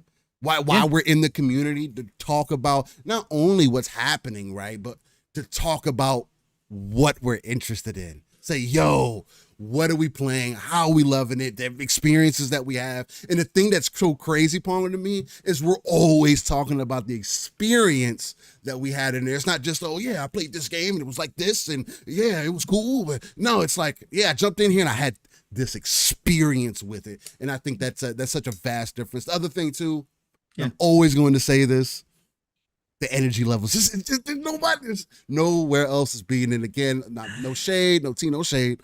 But we ain't for everybody. Some people want to get in and get out, right? This is why people have said that you shouldn't do this type of format of show. But this is what Steele and I do. Yeah, we do timestamps, but this is what Steele and I do. If you think this is like an irregular show, it's not. Like the giveaway is irregular. We don't do a whole lot of giveaways. But again, we come here every Saturday. This is what we do. This is why we say we're really at the point of 4+ hours now. So again, whether you stay the entire time or not, it don't matter. Whether you go back and listen to us with the timestamp, that's totally cool with us. But this is what Steele and I do. We love to talk. We love to talk about everything, and we don't cut ourselves short on this show unless absolutely necessary. If one of us has got something to do, we'll roll out here. We'll keep the show shorter. But if you're wondering, this is normal for us. This is how we do our shows. It's not planned. We don't have a structure. We just kind of hop in and out. Somebody might bring something up in the chat and we'll go off on a totally different topic. So again, this is how we roll. So if you're not used to this, if you're used to that structured 2.5 hour show with topics all lined up and everybody gets in and gets out and their opinions and that's it, we ain't like that here. So welcome to Living Split Screen, everybody. Buckle up. Get ready. We're just two people. Yeah, we're just two people. That's what we do here. That's what we do. I think that's the other thing that always like, it sends me over the moon about what we do. We're only two people, and we do it, and we do it. Yeah. So We're basically the 2-man version of Iron Lords. That's what essentially. And I never know how we do it. Shout out to you, Sci-Fi Sky says timestamps are goated. Yep, absolutely. We need to for this show. All right. Yeah, absolutely. ILP hours. Yeah, man, we can't help it. Gabriel says, when someone wins the draw, do they send their Twitter or Steam account? Yes, that's essentially what you would end up doing. Or email if that's easier for you as well. I can also do, because I don't like people just putting their public email out there. If you don't, I don't want people to have to do that.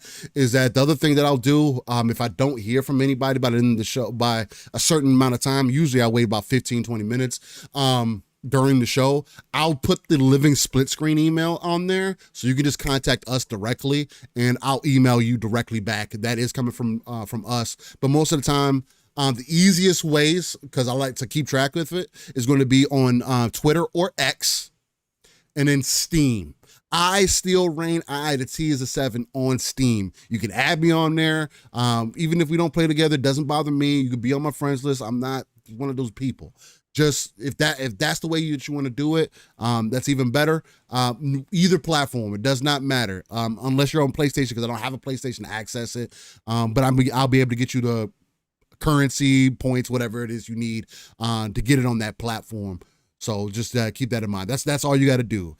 Twitter and X is the easiest, but I can send you the email if that's even better for you, or what have you. So keep that in mind. And Jesse B, just again, make sure that you hit me up in the DMs. And so, Dragon's Dogma's 2 surprise microtransactions are making people angry, but should they? And this is coming off of the heels of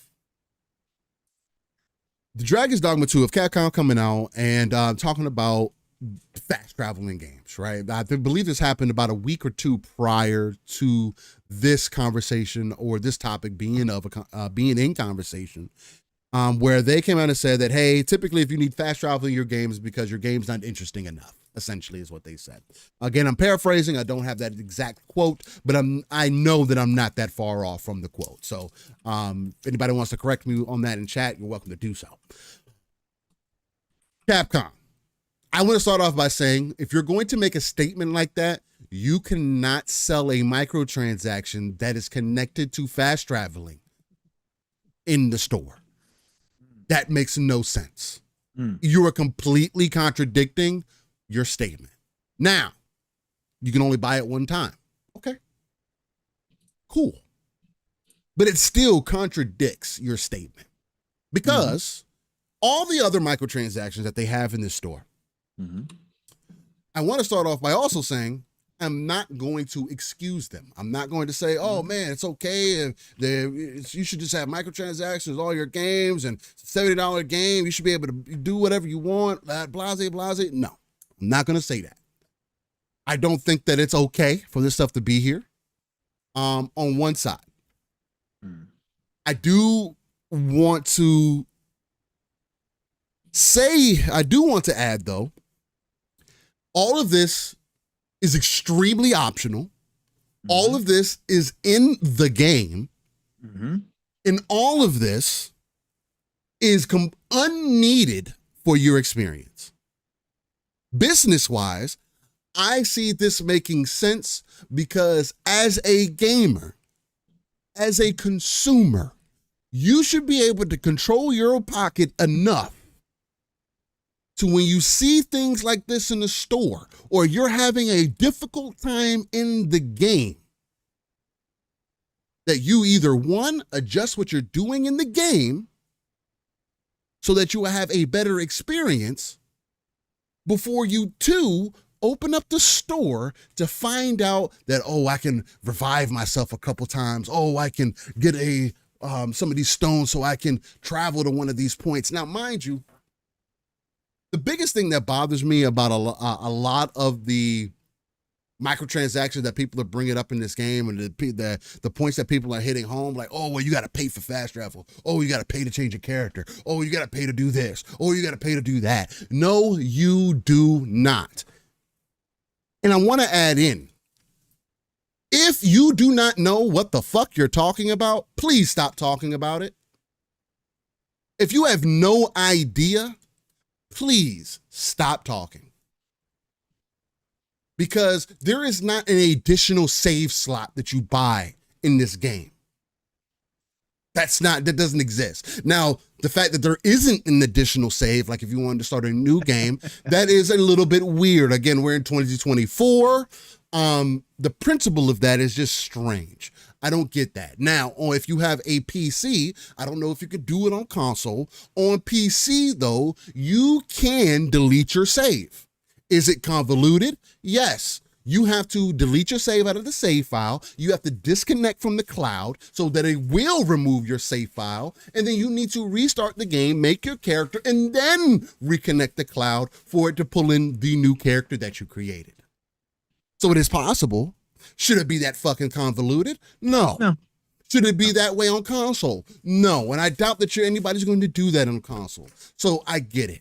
Now, they're working on it. And they are working on it. 2, yes. The first game was this exact same way. Correct. You make a character, you had one save, that was it. So can I be overly mad about this? No, because they're not, again, first game, second game.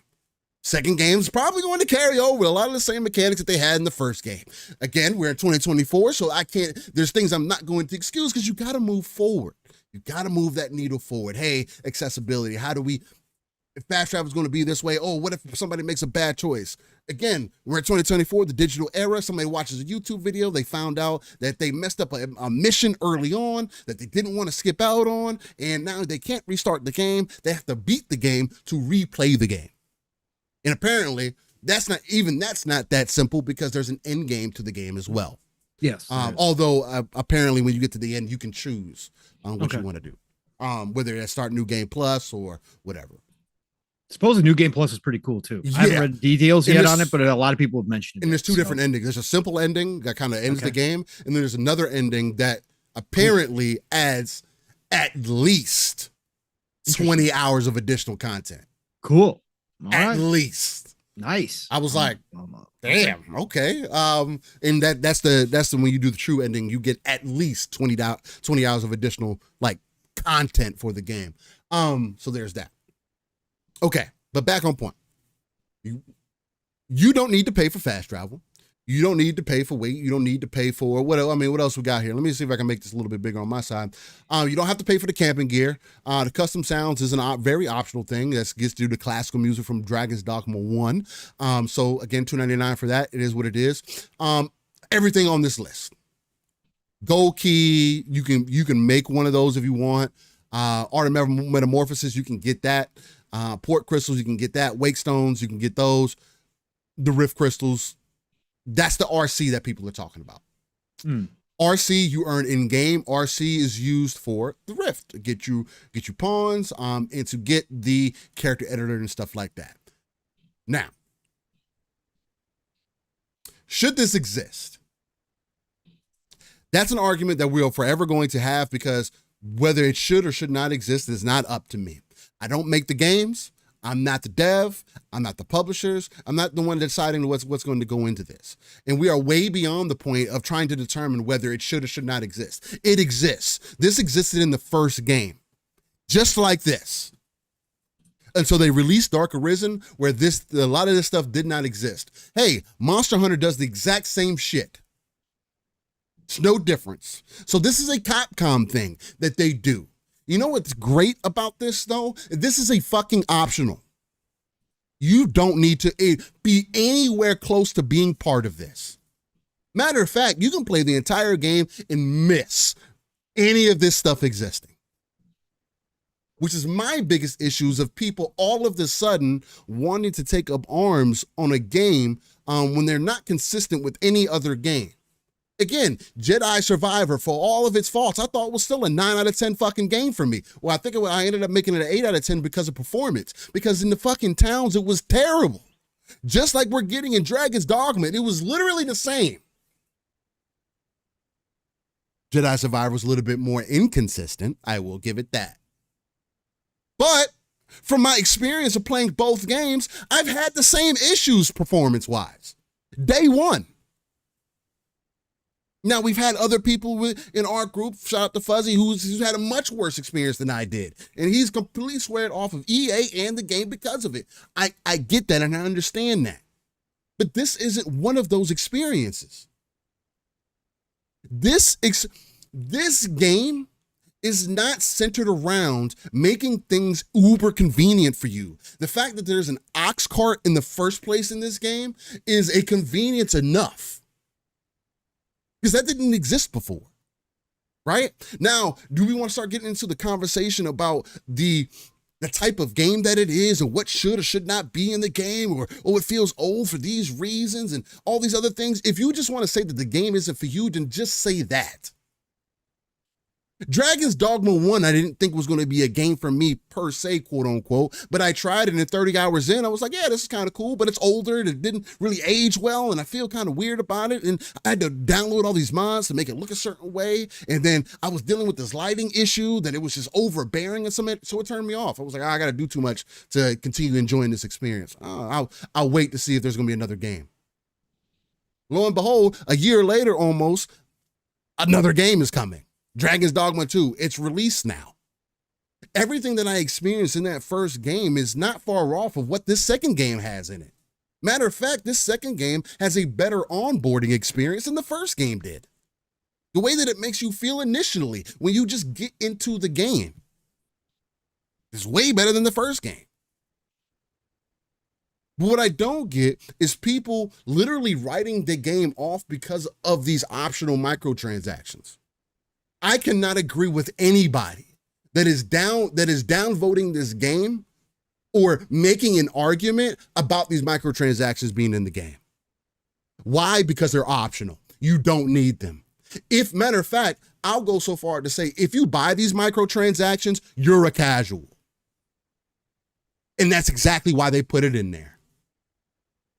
As an option for your casual ass to go in the store and buy that shit. Sorry that you don't want to adapt to the game. Or I'm sorry that you don't want to play the game to unlock the stuff. No, you don't have to do this abundance of grinding like you had to do in Elden Ring to get souls. It's not even that bad. Literally, you can put in minimal effort and you'll get a lot of the shit that's on this list. The majority of it. The first town gives you ways to change your character. The art of metamorphosis, you have access to it. So to write this thing off and say, oh, it's full of microtransactions, I'm not going to play it, or this is just over the top, oh, it shouldn't exist. They've existed in all these other games as an option. And it wasn't a problem then. I don't go into Monster Hunter and I didn't look at the huge list of all the DLC from Monster Hunter and all the hairstyles and custom outfits and say, man, there's not enough content in the game. I feel like I need to download this stuff. No. You know, when the first time I looked in the Monster Hunter store when I played World, after I put fucking almost 200 hours into the game, at that point, I'm almost a damn pro at the game. I'm at the top of the echelon. So of course I'm looking at additional shit. I like the game now. Now I'm a fan. So of course I'm gonna look at some extra. Well, I want to buy a shirt now. Oh, I want to buy, yeah, what else do you got? Optional. And I don't think that it's necessarily wrong for publishers to put, or developers if they choose to put optional things in their game to help others who maybe don't have time, maybe want to play the game extremely casual, aren't offended by me saying that you're a casual. There's nothing wrong with that. You have to know your limits. You have to know what you're down for. If getting a port crystal, a warp location marker, is beneficial to you for $2.99, although you're going to get 3 of those probably within your first 3 hours of the game. And don't forget, you still need to grind, well, not even grind, you still have to get the stones to be able to even use those port crystals, which you can't buy. Mind you, even if you do, you use that item and you can't just forever infinitely fast travel. That's not what this game's about. This game's about adventuring, the journey, doing the one thing that I asked for all these other games to do. The one thing that I wanted Starfield to do is give me the detail in between. Make me feel like I'm part of this. If there's one thing Dragon's Dogma does right, it is literally that. Between the pawn system, between the world interacting more to you than you interacting with the world, it feels more alive than many games do. The detail, you're running through bushes and they're moving stuff out of the way, and the way the pawns are moving and the way the characters are talking to each other, the interactions. Not many games do it to this level. Now, I just find it hard to make an excuse for why, or to come up with reasons as to why this is necessarily the most terrible thing in the world, especially when it's been a thing. I'm going to be consistent in the fact that if I wasn't complaining about it then, I'm not going to complain about it now, especially if it's an option. This is not mandatory. This is not pay to win. I believe that there's a distinct difference in pay to win. Pay to win mostly applies to PvP games. Mostly. Though I can see you applying it to PvE when it becomes things that inherently change or make the experience much easier. I am somebody that will defend the difficulty in games. So you start trying to get in the perspective that I'm coming from. If you're getting your butt whooped so bad that you need to go into the store and spend $4 on wake stones, I think you need to reevaluate you as a gamer that made you feel that instead of you just getting better at the game. Or you just maybe stepping back to understand the game a little bit better. Hey, what am I doing wrong in this? Hey, what could I do better? Hey, what's happening? Not to mention, me and Paul probably around the same place. He says about 15 to 17 hours in. I've gotten probably 10 full wake stones at this point. Just randomly, not even trying. I typically use mine because I die from stupid shit. So like I'm exploring. I think I can get down this little cliff. I showed it showed it in the gameplay earlier. I thought I could get down this cliff. The cliff kind of catches me, and I fall down. I think it's a good fall. I die. Well, yeah, I'm gonna use a wake stone for that. That was a pointless ass death. I'm not gonna go back to my last save. That's me. I don't have to do that. You don't have to do that. Is that a waste of a wake stone? I haven't used one yet. Pong hasn't used one. I've used 3 wake stones. I haven't used one already because I've died to dumb shit. And I am one of those persons. Hey, if I got an option, yeah, but if I need to come back alive, if I can come back alive right now, yeah, I will. Because I'm not going to die again. That's a lesson to me. If I know that it's costing something for me to die, now, one, it costs you something with time a little bit because it is much more generous in here with your save going back a little bit. But also time as far as just dying in the midst of battle to something that you maybe didn't understand. But I have full control of that. Now, if I decide to go into the store and say, oh man, I used all my wake stones, I need to go buy some more. Whose problem is that? Sounds like a you problem. Sounds like a gamer problem. And I don't think that this makes this so egregious to the point to where it makes the entire game questionable. Oh, well, this is just proof. This is going to be a proof bed for, they inflated the game unnaturally. No, I don't think that that's what happened here either. Because none of these things inherently inflate the game that you have to, you got to go grind more to go get these things now. Especially if these are all one-time buys, that's what makes it even less irrelevant. If these are literally all optional, they're one-time buys, and they don't change the inherent experience of your game, you're not going to beat the game with any of this stuff. Oh, wow, it might save you a death. Oh, wow, you can just teleport to an extra place. It's not like you buy it and you can instantly teleport somewhere. That's not how the game works. You still need the stones to be able to go somewhere. So, wow, you got a crystal. You got a port crystal. That's amazing. Where are you going to put it at? Just some random place? That's not what this game is about. You can't just place it in some random. You're wasting your resources. So at what point do we say we also put the onus on the consumer, on the gamer, and say, you need to also take responsibility? Because in a game where something is extremely optional, it is up to you to control yourself, not the game. It is up to the publisher to make the most money that they can off of these games. Because at the end of the day, gaming is a business. This shit ain't for free. They're not making games for us just because they love us. No, they like the money they make. And yes, we get good games because devs care about the games. Because it's inherently an art. That's what makes gaming so different. That's what makes movies so different. It's all art. It's an art form. There's people behind the scenes that are putting this together. Although it is a money scheme, at the end of the day, you have to have a return on investment. There is no way that I'm going to spend $100 million on something and expect no return on investment.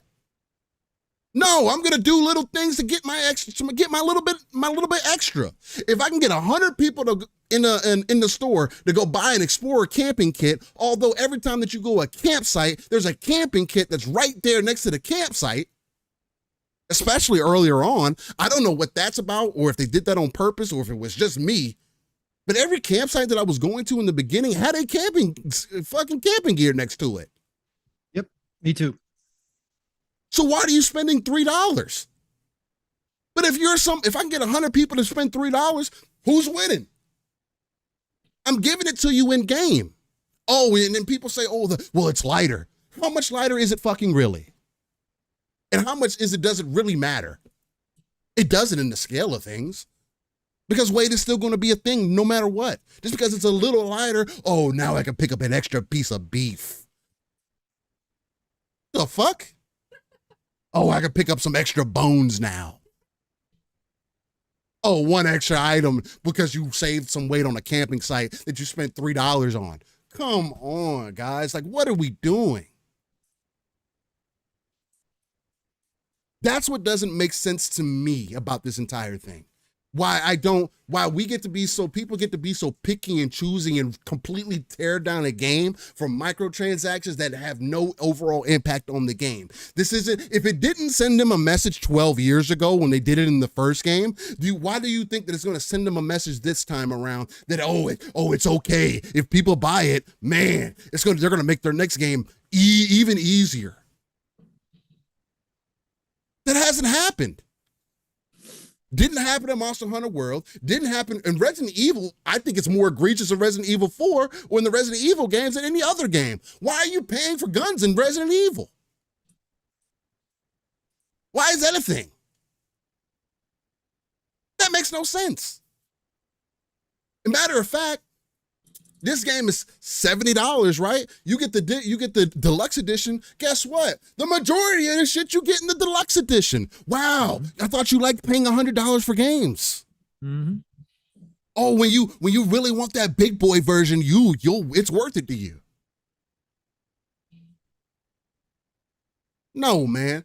What it is this is the new popular game for everybody to hate on because of what it's doing, because it's driving traction. Because we need a reason to hate on something. And again, do not get my words twisted. In no way, shape, or form, am I saying that, oh man, microtransactions should be in every game and oh yeah, no. That's not what I'm saying. But if they are in the game and they are optional and they do not change the fundamental experience of the game, then what are we bitching about? That is my only question that I have to ask.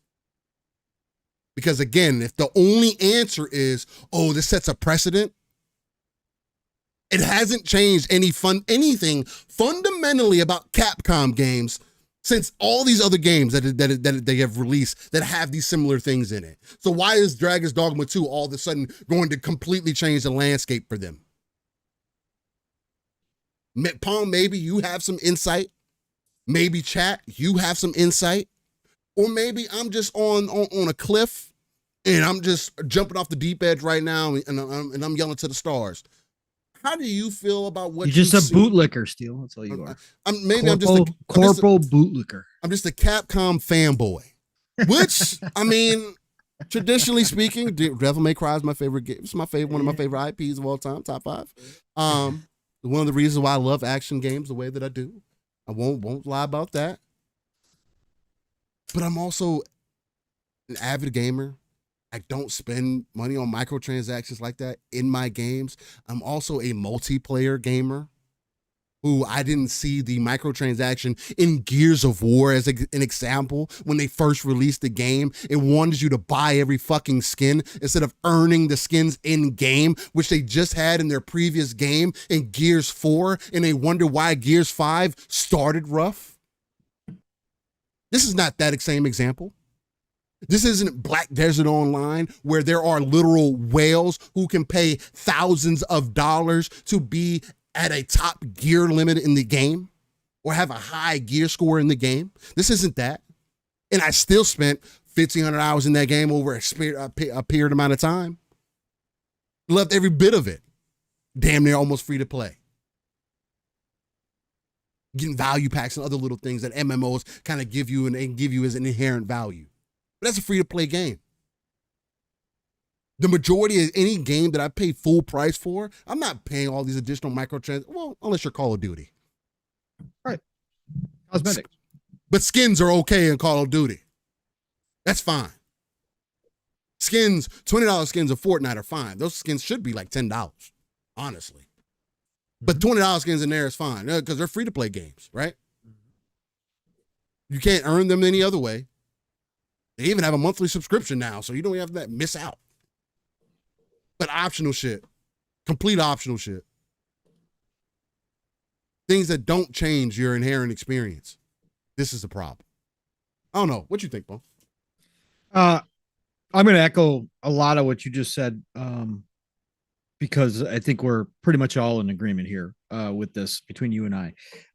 When it comes to this stuff, listen, number one, if you're one of the people who have been consistent across the board when it comes to this stuff, and you are a believer that microtransactions have been one of the downfalls of video games, that this goes all the way back to when it first started, that you wish that, you wish that there was, we were back in the old days where a game came out and what you got was what you got, what you paid for was what you paid for. Fine. Tim brings a good point up too, though. Yeah, go ahead. He says, real quick, because Tim, member for 8 months, shot to the splitters. Yeah. He says, bit more lenient to Capcom because they gave the devs a 25% raise. Sure. And I'm definitely gonna bring that up here. I'm gonna definitely bring that up here.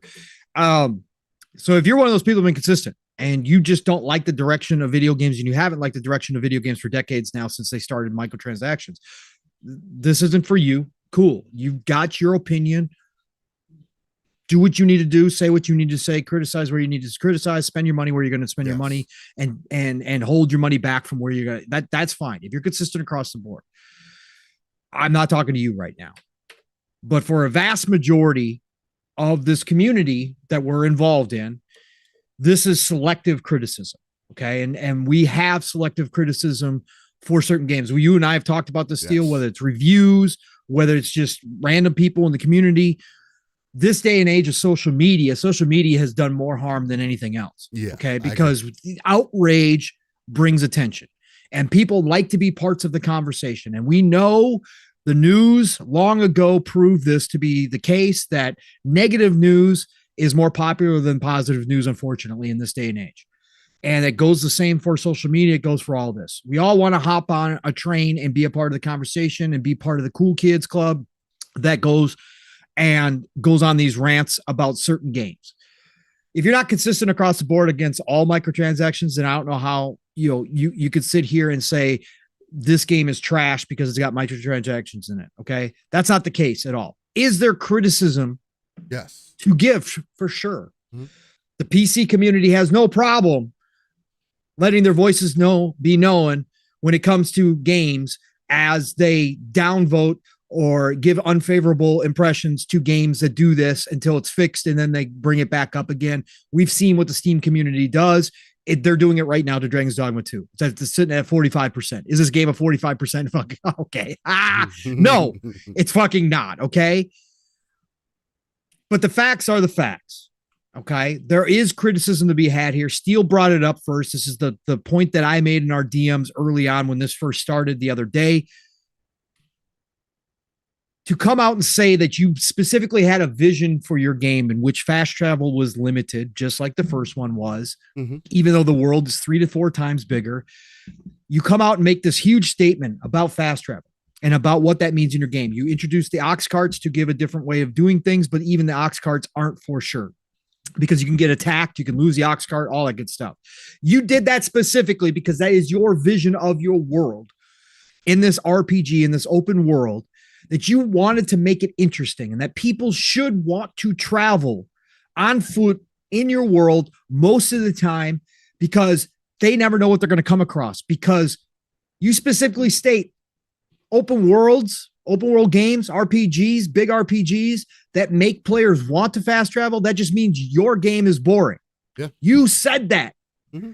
And you said our game is different. We think we've built the game that makes the open world traversal exciting, unpredictable, all the good stuff, right? And that people are going to not want to fast travel to experience your world. But then you turn around and launch the game and sell it to me. Okay, you just sold your soul. You just sold your vision out. Okay, to me, that's where the criticism is. Yes, I agree. Right? At the end of the day, don't come out and give me this bullshit right? Again, this is a slippery slope, but we've been sliding down the slippery slope for a long ass time, people. I mean, what's next? You came out and said, well, we don't believe in save scumming. So that's why we only give you one slot like we did the original. We give you one slot that you can save on, and then there's auto saves.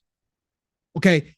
Are you going to start selling me save slots so that the people like me who do like to save scum a lot can buy into that, even though you say that's not the way you want your game played? It's a slippery slope. And I understand that criticism is a fair criticism. Doesn't take away from the game, though. No, we're in fucking 2024, people. I don't know where you've been for the past 2 decades. We are long past the point of no return when it comes to microtransactions and what these companies will do. But like Steele said, and I agree wholeheartedly, and I've always said this, at the end of the day, it's me, myself, and I, especially in a single player game, of whether or not I am going to buy into an easier route. That is against me and the AI. This isn't a pay to win situation. Yeah. This isn't PvP. Okay. And again, I don't even have a necessary problem with PvE co-op stuff like in Helldivers 2. If people want to buy an easier route to get better things, so be it. I don't have a problem with it. As long as it's not PvP and it's not affecting the actual competition of what a multiplayer game is, I don't have a problem with it, because at the end of the day, it's me. I'm personally responsible for whether or not I open up my wallet and want to give these companies more money for whether it's a skin, whether it's a fast travel, whether it's a new weapon, whatever the case. It's me, myself, and I. That's my personal responsibility. Can we have a discussion of whether or not there's some tactics that they use, especially in kids' games, that certainly entice people, right? Predatory kind of ways to get people to open up their wallets? Sure. But I still will always fall back on, it is your personal responsibility to buy or to not to buy. And I'm not going to tell you how to spend your money or how not to spend your money. I will never do that. If you are somebody who wants to do that and the option is available to you, more power to you. Go for it. That is fine. Because as Steele was just saying, and I went on a big rant last night on Xbox Ultimate about this, this is a business. At the end of the day, do not get it ever twisted. We talk about this all the freaking time. We love to talk about the art. We love to talk about the creative process. We love to talk about how these people design these amazing worlds that millions of us, the biggest entertainment industry in the world, love to enjoy. And we love all different kinds. Some of us are very selective. Some of us are very, open to all different kinds. But we get we love to talk about that part of it. It's a beautiful process. It is art at the end of the day in a lot of ways. But do not ever think the only reason why this is now the world's biggest entertainment industry is because of the almighty dollar. Okay. The money at the end of the day is the only reason why we have big, giant corporations in this industry pumping out these big, massive, incredible experiences, some of them not so incredible. And that's a different conversation, but that's the only reason why we are getting so much content. That is the only reason why there are so many devs in this industry being hired. Yes, the layoffs suck, but this utopian world that people think that all this investment would still be here, that all these people would still be in this industry making games without the almighty dollar at the end of the day, without the big shots at the top making millions of dollars, you're lying to yourself. Would there still be an industry? Absolutely. Yep. Indies would still exist. AA would still exist. There would still be plenty of people who just for the passion of it, even if they were making $30,000 a year, would still be here making games. Of course there would be, but would it be anywhere near the level that we are at right now without the almighty dollar? Absolutely freaking not. I'm not going to defend these corporations. I've been outspoken that I think it's obviously a little strange to come brag about your profits and then at the same time be laying off people or canceling projects or doing this, doing that, cost cutting. It's weird, but you know what it is? It's capitalism. Yep. This is how the world works. And for better or for worse, if you want to argue until you're blue in the face all day long that capitalism sucks and it's a detriment and it's terrible and it destroys life, go for it. Go for it. But it ain't changing shit, because this is how the world works. And any of us that have worked, who have paid bills, who've paid taxes, understand this is how it all freaking works. They don't give a fuck. They don't care. But that's the only reason why we're getting these giant experiences that cost hundreds of $millions. And again, there's an argument. I've made it. Do they need to cut back on the budgets? Yes, of course they do. Should the devs do a little bit more hard work like they used to back in the day? Absolutely. Do I like how the industry has gone this entire time, even though I call it the golden age? No, I don't. Do I think it's changed for the worse in a lot of ways? Yes, there are certainly things I do think have changed. Can I hear the argument that microtransactions have in some ways been detrimental to this industry? Yes, of course I can. I can. I've been here for decades doing this. I understand. But are we long past the point of going back? Yeah, we are. This is the reality of the situation. These companies are going to find ways to make money. And there are going to be thousands, millions of people who buy into these ways, hence Fortnite. I think this energy for microtransactions that aren't egregious pay to win type thing situations in PvP. Yeah. I think that energy is better spent on the performance issues. I think the better spent on what happened to the development pipelines that caused us in 2024 to get broken games consistently that we are spending $70, $80 and then buying microtransactions in. Why is that happening? Why do we get the apology tour on over 50% of the games that come out nowadays? Why do we get the apology tour after the fact? Oh, we hear you. We're working on patches. We're really sorry. Why is that still not the main energy that gamers want to give? And I'm guilty. Yeah. I bought the games that I know are broken. Okay. Because again, they don't bother me as much as some other people. Bugs don't bother me as much as some other. I can get through it. I have been playing broken games for a long time. I've said it's a double-edged sword. It's great that they can fix games nowadays and that a game doesn't come out. And if it's broken, it's permanently broke because there's no way to fix it. That's great. But the devs are also using that as a crutch. The publishers are also using that as a crutch to push these games out, to not change how they develop these games and say, you know what? We know there's going to be a whole lot of people that are really mad and upset about this. And maybe our Steam score is going to take a dip, but we'll take that hit up front. We'll fix it. They'll all come back. We know they all come back.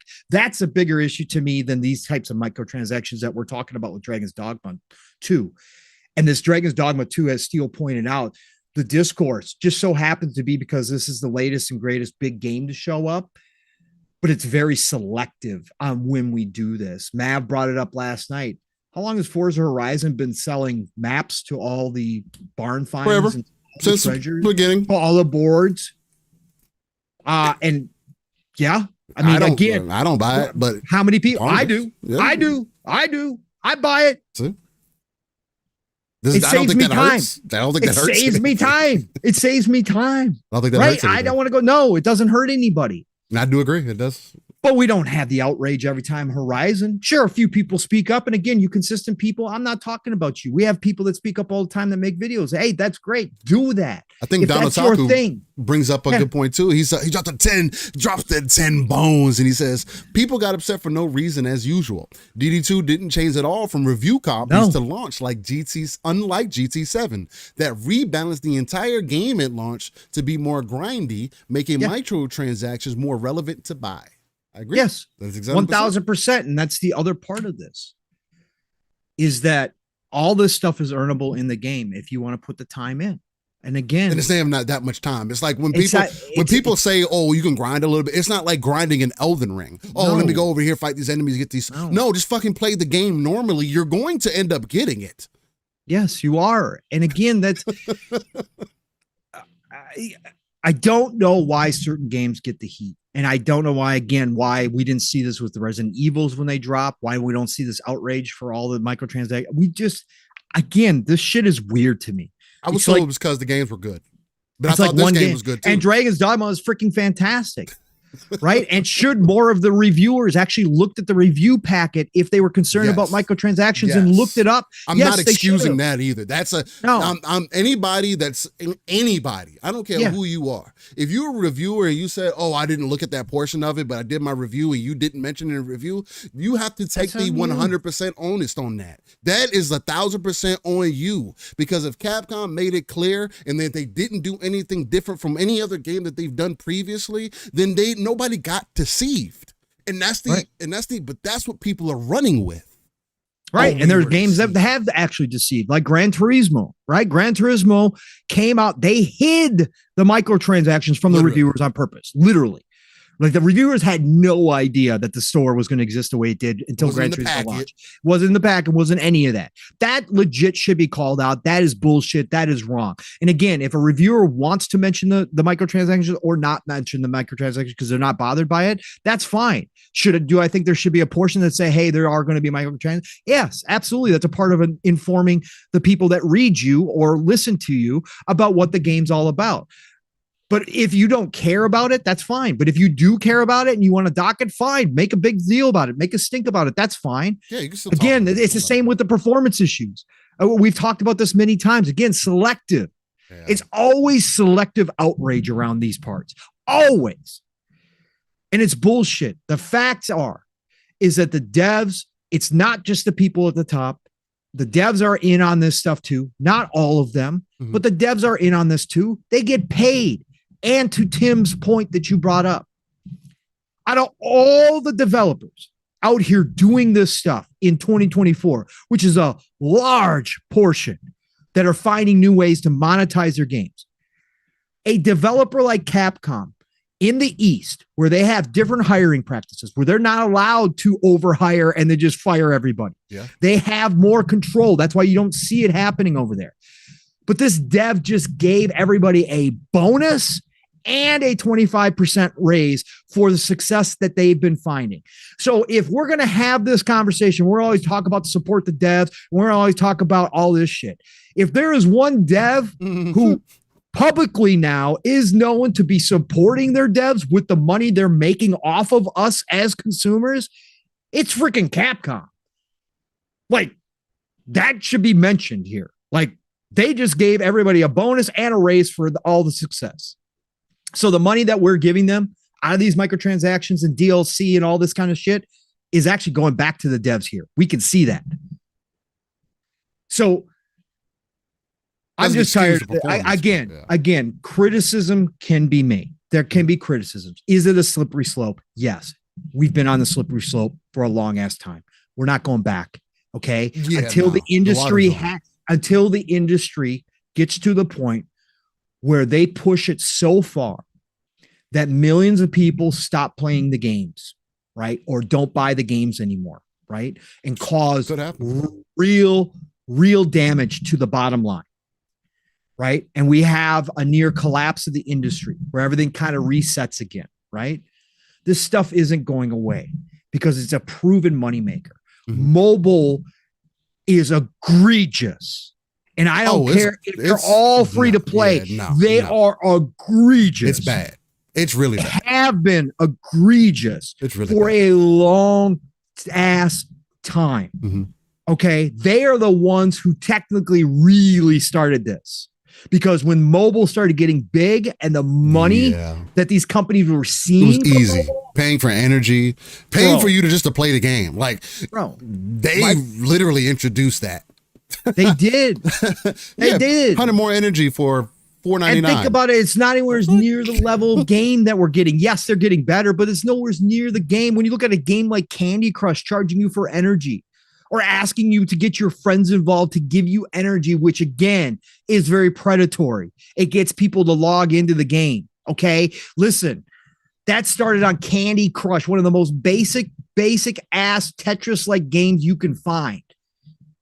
And that's why they make so much damn money. But then you look at a game that obviously, like Dragon's Dogma 2, costs a company a lot these days to make, and they ask or offer for people to spend $3 here, $3 there if they want a little bit easier, if they ran out of, fairy stones and, oh shit, I'm really in a tough spot. Yeah, $3. I'm really enjoying the hell out of myself. I'll spend $3. I don't want to go find another fairy stone. I want to spend the time.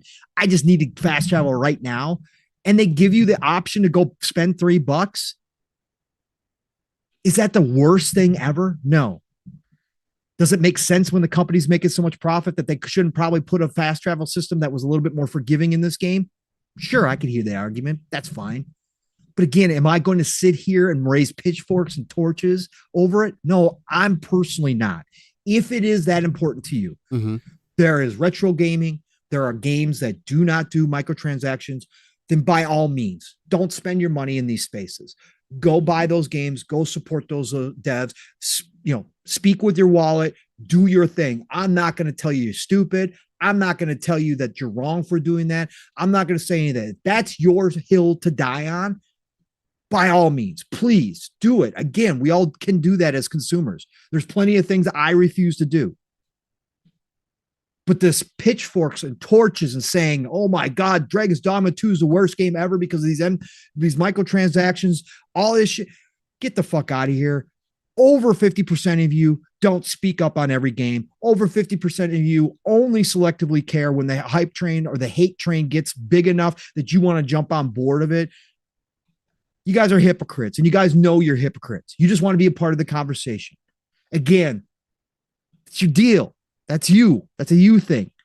For me personally, I will criticize where it's criticism. Criticism is due from my perspective. It is due here. Again, coming out and making the comments early about the release of the game and that this was your vision and you specifically set up the game that way. That's why you have limited fast travel. And then you turn around and offer in the store. I go, yeah, no, that looks spooky. Okay, that's just that and the performance. Yeah, that and the performance of the game are two things that need to be talking about. Yeah, and the performance for sure. I need to talk about that. Again, I'm brute forcing through it with my PC, but the performance issues should be talked about. The console versions in 2024 are unacceptable. The average PC versions of this game are unacceptable at this point. This type of game with this type of resources and this type of time behind it and this type of money behind it, that's what I'm talking about. What happened? Why is it okay to come out and do the apology tour, Steele? This needs to be talked about. 20 frames, dipping into 20 frames on console in 2024. Again, when you aren't in any way, shape, or form pushing boundaries, having massive crashing issues on PCs that can't brute force through it, unacceptable. Completely 1000% unacceptable, Capcom. This shit needs to be fixed, and this goes for everybody. All the devs that launch this shit and then go, we're sorry. We hear you. We're going to fix it. No. Stop doing that. Again, there are things you can never plan for in dev cycle. I understand that. There are things that you will never see in Q&A until you launch it to millions of people. I understand that. But let's be real. There's a pattern that has been established over the past 15 years that is concerning. There's a pattern that has not gotten better. It has actually gotten worse. Star Wars, it has gotten worse. Okay. It has not gotten better. And to me, these letters are already pre-written, ready to roll out because you know you're launching with some massive issues. That you know you didn't optimize the game. I got it as a publisher, Capcom too. It's like you can't. This can't be we hit a deadline and. I get having to hit a deadline just in releasing a game because there are people who are going to be able to play it, and there's going to be constant updates, and that can work in your favor and stuff like that too. But we are definitely at a point to where I would have preferred a delay if the game was going to be like this, not as consistent for the average user, more so. Now, on Series X, apparently the game is running pretty well. I keep seeing people talking about, but yeah, there's dips. But I mean, again, from everybody that reviewed it on console, they're not complaining really about performance. They're more so like, they're so impressed by the game. They're not complaining about the performance really. And that's the other part of it that you can't leave out. If the game, again, ladies and gentlemen, you should not have to have $2,000 equipment $1,000 equipment to run a game. If the baseline hardware is $500, it needs to work on the baseline hardware. If it's only going to be a PC game, then it should have just been a PC game. That's not the case, though. So to Paul's point, we can't. And so to some of the points that Nick was making, because it was like, great job, Capcom, giving a raise to everybody, and we really appreciate you releasing a game with poor performance. Right. It's like it's really backhanded, and then you get these conversations that kind of stack on top of each other, and then yes, that is a negative narrative that we can talk about, right? Because those things need to be addressed. But just addressing the game for what it is, the people that are outraged about just the microtransaction shit needs to go to the complete wayside. Can we yell at them more so? Can we make articles and everything else about, hey, the performance, man, this game is so great, I need y'all to fix the performance by tomorrow. Can I get that instead? Like, I think that would be so much more useful to what the game is giving us. And Ducato says he's had 0 dips, at least that he's probably noticed, which is fine. Again, this can be another game just like Cyberpunk. Me and Paul with Cyberpunk, we had very minimal issues with the game when we played it on release, where everybody else was like, this shit is fucking unplayable. How are y'all doing this? And people in the community were telling that me and Pong were shills and that we were lying. Oh, they were lying. We were flat out lying. Yeah. That we were just making shit up. And it's just like, bro, I don't know what to tell. I can't tell you anything outside of what I have experienced. And again, that's why we always say, Pong keeps reiterating, hey, I am brute forcing it. Hey, I can tell you I'm playing at 1080p on a 3080 Ti with a 5900X that has 12 cores and 24 threads. And the game is struggling to maintain 60 frames in caves. Mm-hmm.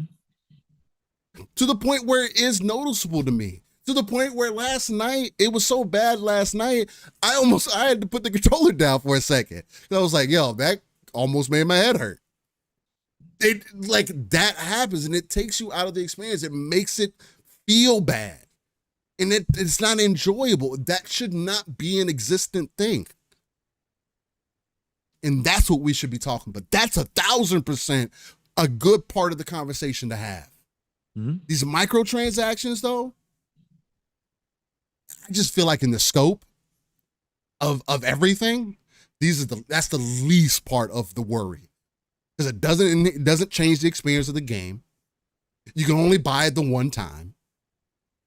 It doesn't make it any easier. It's completely a choice. It's not pay for power. It's not pay to win. It's not none of that. So why is that the central focus now? Because other people are having fun? Oh, because it's not your type of game? And I've seen a lot of that. Or it's not your type of microtransactions. Because I've seen the people say, "Oh, cosmetics are fine. I'll pay for cosmetics, but fast travel, $3 for fast travel. Holy shit!" What's the difference? Value is in the eye of the beholder. And again, if it's not impacting competition directly in PvP, I personally do not have an issue with it, but that's really weird that your value makes some microtransactions okay, but if somebody else has a different value, oh, that's crossing the fucking line now. Oh, no, I can't have that, because to me, that isn't okay.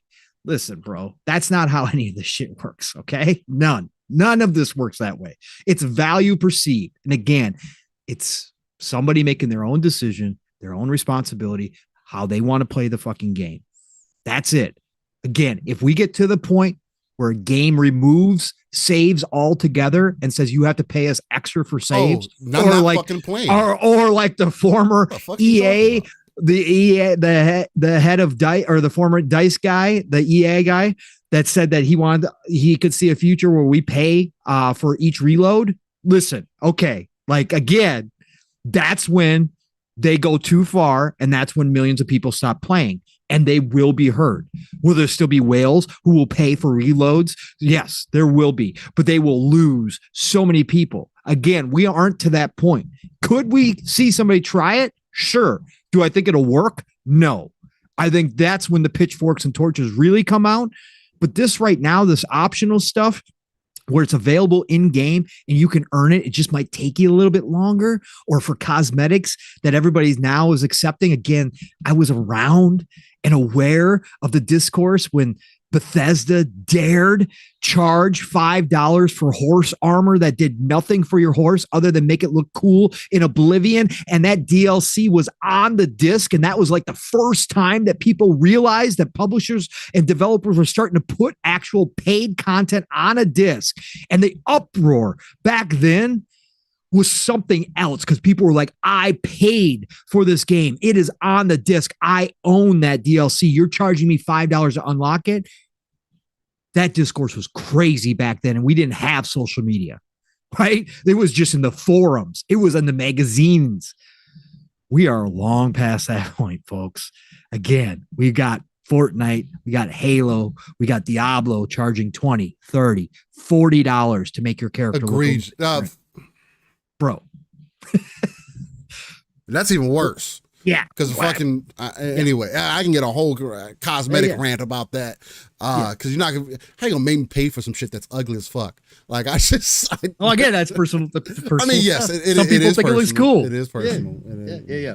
But again, that's egregious to me. The dollars that they charge when you know it costs them nothing to create other than an artist's time and then a dev to program it. But $40 a skin, $30 a skin, $20. I mean, again, they got to charge something. I get it. But I'm just saying we now accept that. That's an acceptable thing. Certain people will never buy cosmetics. That's their decision. Again, I'm not going to tell you how to spend your money. But a lot of us at this point, we've now progressed to that. Like, okay, I understand. That's cool. If I want something that bad, I'll buy it. If it makes me look cooler, I'll buy it. It's an option. It's an option. If it doesn't it's do anything for you. If it is something that is literally completely optional, I just don't get how you can complain about that. I don't. Because somebody has that's always been my thing about PvE games as well. Oh, because you got a bigger gun than I do, or you got a cuter gun than I do now, it's a problem. No, I don't give a damn. Now in Helldivers, I mean, again, which is a good point to make as an example, where you could argue in some ways it is paying for power, although I still don't think that there's that in the game to that degree. I don't think it's that egregious, but there are stats tied to the armor that you can buy from the store that is not available in the in the packs that you the other packs that you can get in game. It's not. Right. That is much worse than what the fuck Dragon's Dogma is doing. It is. And for me, it's still PvE though. And that's still and I don't have a problem with that because it's in PvE. So what? The dude next to me is performing a little bit. We're here to fight fucking bug. We're here to fight. This isn't the game for this. This is a team effort, bro. Like if he can survive longer, the better it is. There's no leaderboard for this. There's no like any of that. Even in Diablo, like when you start involving other aspects that start making it competitive, then it's a problem. Because you're removing the point of it being competitive. If somebody can pay to be competitive, that is paid to win. Point blank, period. There is no gray. Paying for convenience is not pay to win. It is exactly that.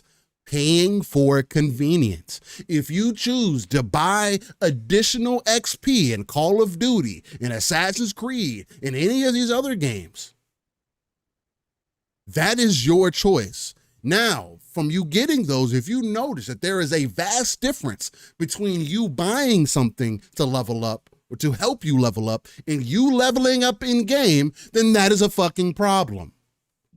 Even in a PvE game, I think that's kind of now that is trudging that line of, maybe they dragged out the experience process because they want you to try to buy these microtransactions. Of course, they do. XP. Yes, that is egregious, but there's only one example of that. Well, few examples of that, and the main one is Assassin's Creed, which is weird. But even in Assassin's Creed, you don't need the shit.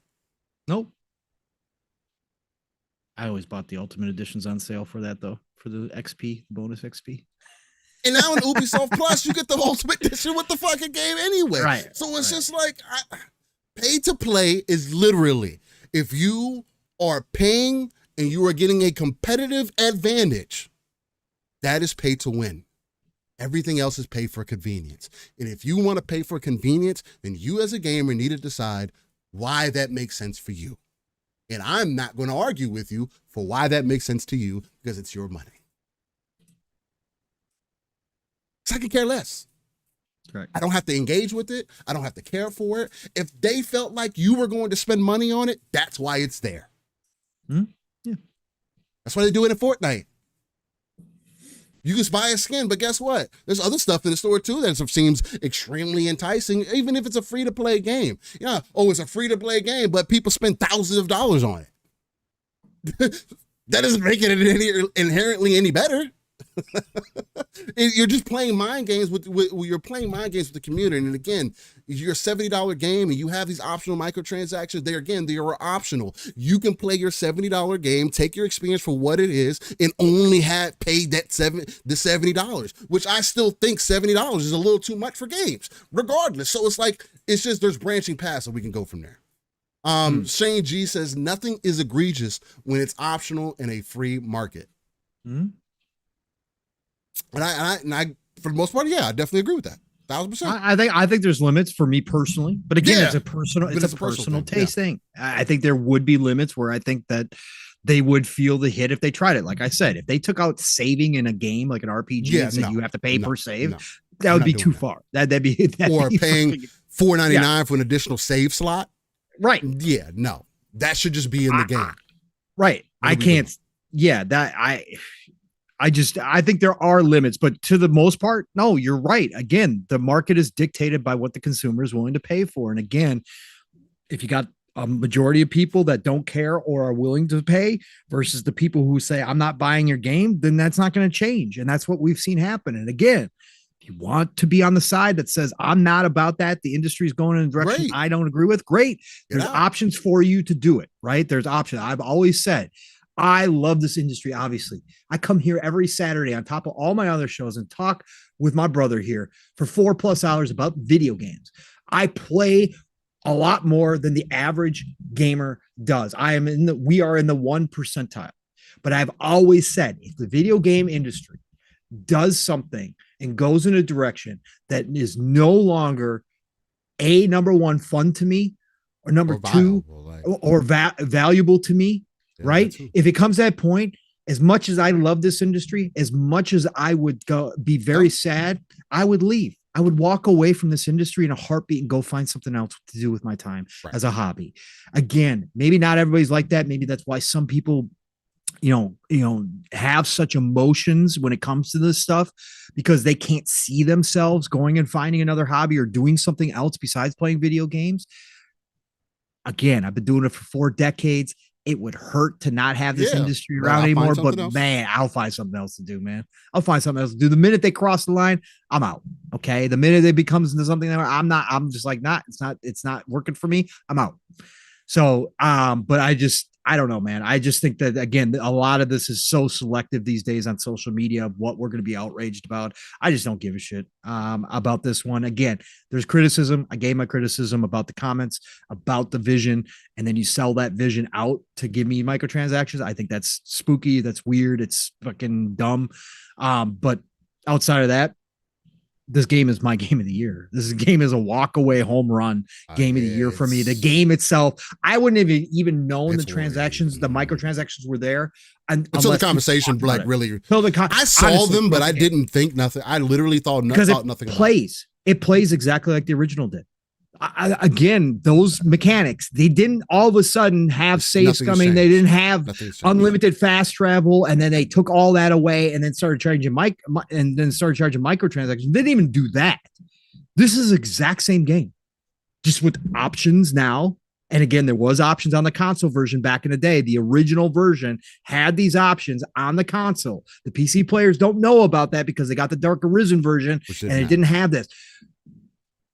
They didn't change a damn thing. It just gives you an option. If you want to play, if you need an easier way to play, If you feel like you're stuck or whatever the case may be, you can do that. I bought the deluxe edition, which, like Steele mentioned, I gave him the extra $10 because I want a Dragon's Dogma 3 from this team. That's how I support. I say, yeah, man, I'm all in. I want this. So, but a lot of that shit came with the deluxe edition. Again, the camping stuff, you find the camping gear everywhere. You can buy the camping gear everywhere. It's not even a limited camping gear as long as it doesn't get destroyed by monsters. As long as you don't get attacked, you keep it forever. The only thing is that upgraded version of the camping gear is, like Steele said, like 1.5 kilograms lighter. That's the only thing it gives you. And yet you can go buy that too in the store. So I'm not talking about the real world store. I'm talking about in game. You can go buy that same gear. So again, it's all optional, and I don't think this is worth the pitchforks and the torches. I just really don't. I find this completely disingenuous for the vast majority of people. Again, there are some people who've been consistent on this stuff. That is cool. That's your hill. But for the vast majority of people out here, this is disingenuous outrage. And I'm not going to get on board with this shit, man. No, I'm not either. And I mean, and again, that's why I'm always going to put the earnest on the pub and the devs for sure. But I've tried to been more consistent about also putting the earnest on us as consumers, because we, especially people acting like they don't know what this game is or how it plays or what it's about, or can we please do our fucking research? This isn't you going into Blockbuster and you picking up a game case, looking at the back of it, and this, oh man, I never knew this game existed. You have the internet. If the game exists, look it up. Please do not be on these platforms talking about shit that you don't know shit about, because you're talking about it in a way where you sound stupid because you're wrong. And again, Steele and I are not the dudes who say you absolutely have to play a game and beat it before you could talk about it in any way, shape, or we're not even those dudes. Because again, I can look at a game and I can speak on certain basics about the game, right? Just from knowing gaming, I can speak on certain things. I'm not one of those people that says you have to go buy the game before you could talk on it. I'm not going to act like I beat it either. No, but I'm not going to act like that either. But again, if you're going to speak on a topic, and you have a platform, and that platform is about video games, at least do the investigative side. If you don't have an idea about what's going on or about the game that the discourse is surrounding, either excuse yourself from the conversation or do the investigative work to find out how the mechanics that everybody's talking about actually go down, and about the history of the game so that you understand it. Again, you should not be out here passionately talking about something that you obviously don't know about. Okay. You shouldn't do that. Because you're passionately talking out of your ass. Yeah, you are. And people catch on real quick.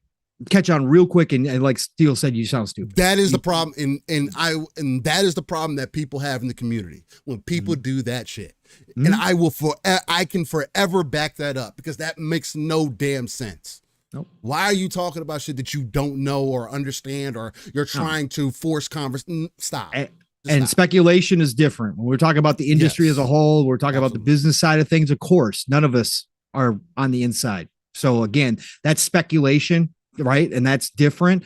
This is a very specific discourse around a very specific set of mechanics that are factual and that are well known within this game and this franchise, from this team directly, and can be read about, you can actually get knowledge, like Steele said, about what is going on. But if you just choose to go blab and go talk out of your ass, it shows 1000%. It's not speculative.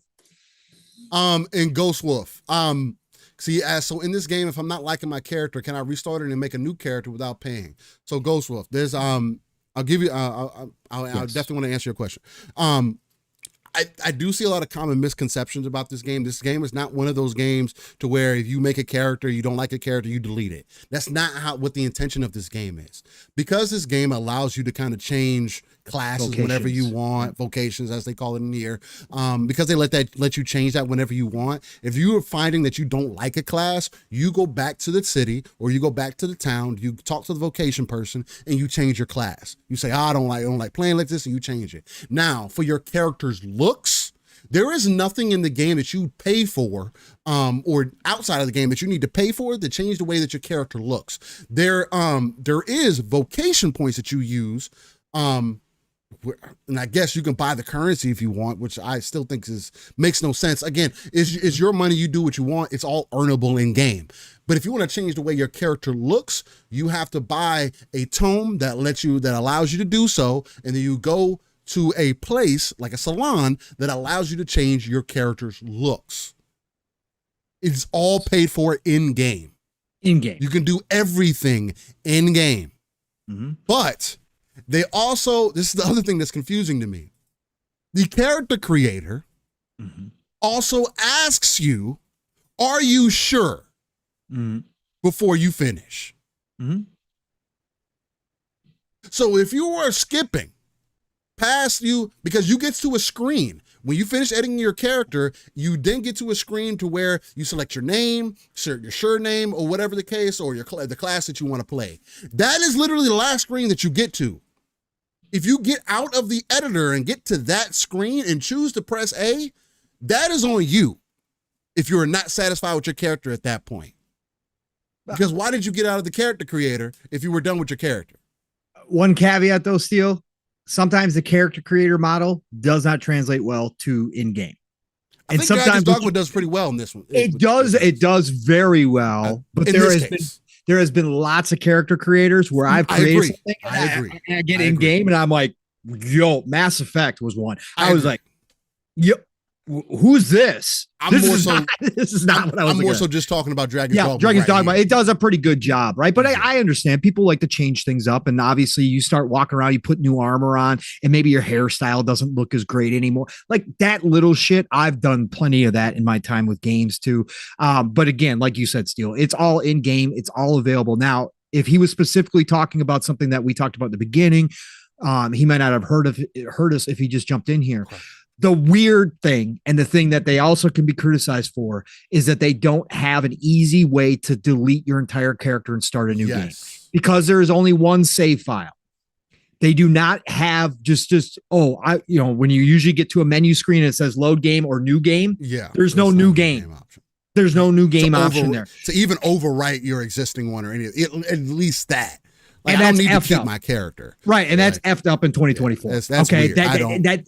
That's strange. They've come out and said that they're going to work on that, and they're going to try to incorporate something where you can do that. So right now, as Steele was explaining, you have to go delete your save file. You have to turn off your cloud save so that it's deleted also from that cloud save file.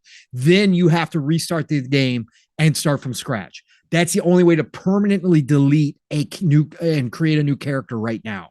Otherwise, it's just going to load your old character back in again. There's no way to start up a new character easily. You have to go through some steps. You can find those steps online. So Ghostwolf 35.99. And this is the biggest reason why we're spending so much time talking about this, because I'm very passionate about this, because the amount of content that has been put out there about this game, you having to pay for things in this game. He says, I'm just trying to understand more about it, because I've been seeing a lot of videos about how you have to pay for everything. So basically, I'm just trying to figure out what's real and what's not.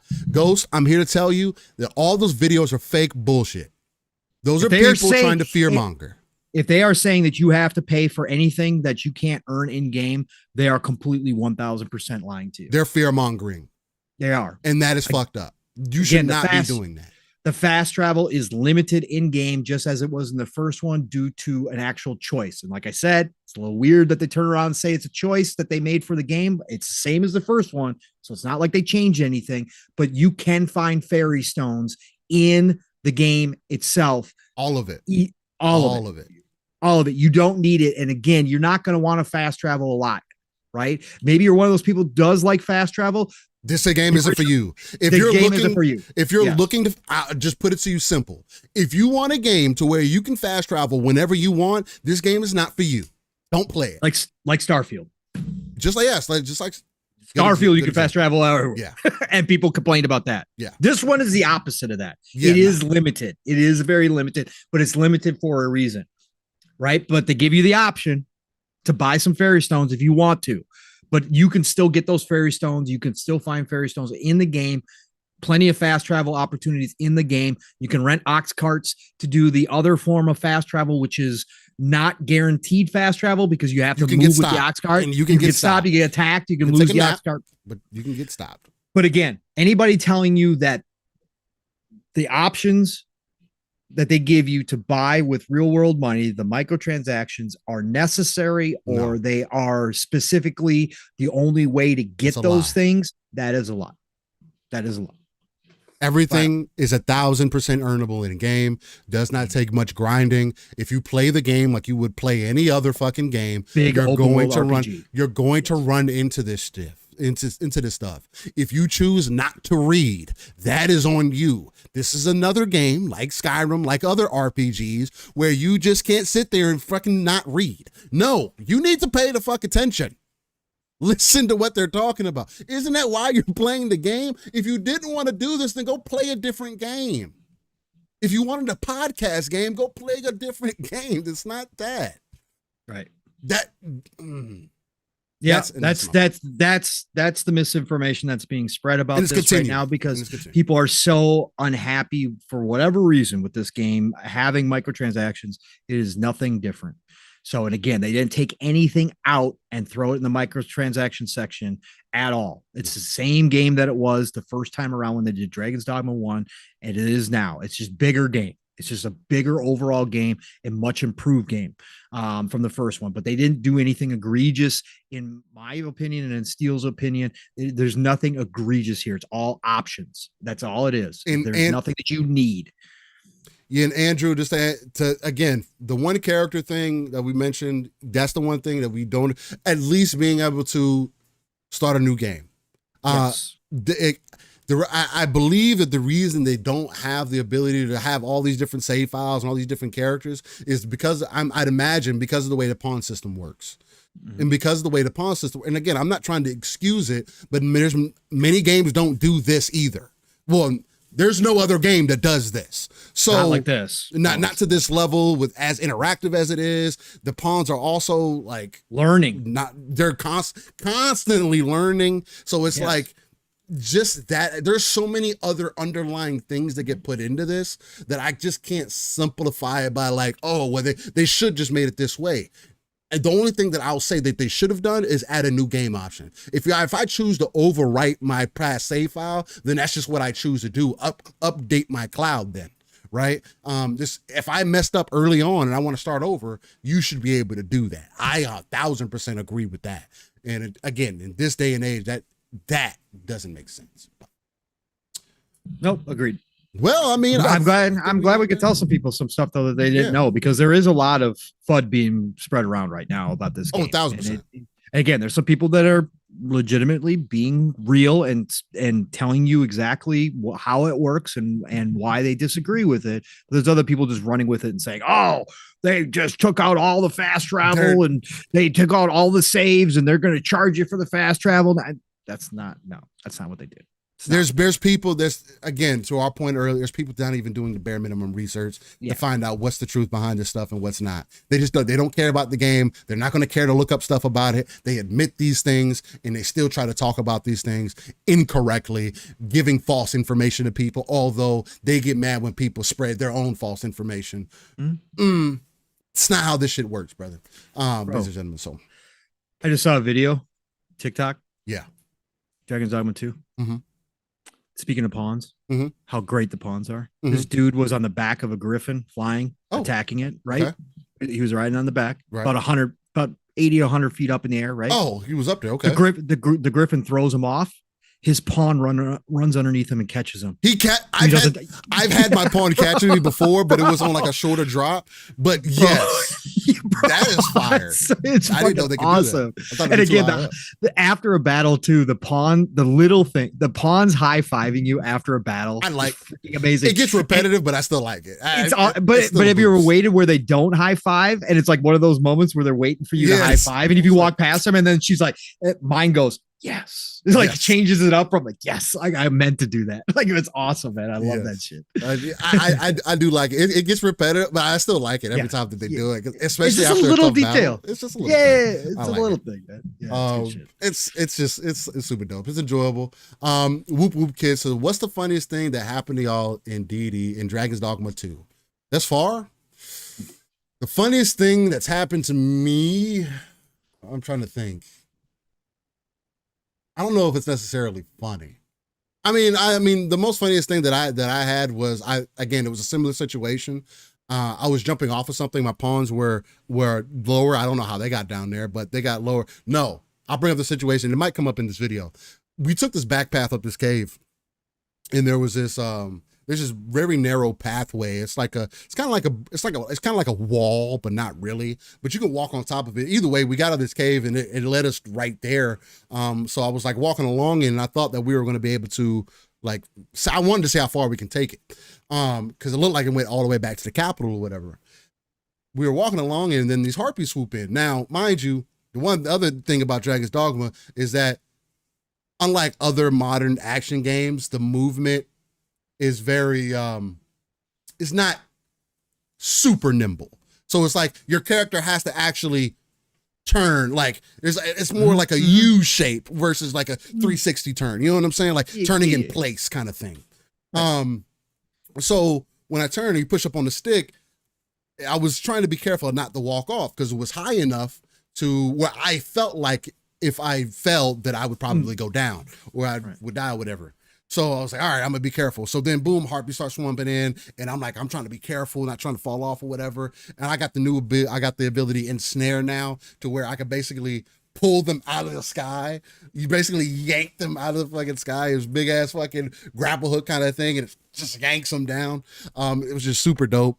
So I was doing that. We're going back and forth, and one of the newer pawns that I got, that from one of the portals or whatever, he popped up. He was a warrior, but he came in. He was there, and he just fucking falls off. So now he fell off of this path that we were on, and I'm like, damn. So how the fuck am I supposed to get? So how am I supposed to get to this man? Needless to say, I end up pushing my own pawns off to try to get back because of how the movement works in this area.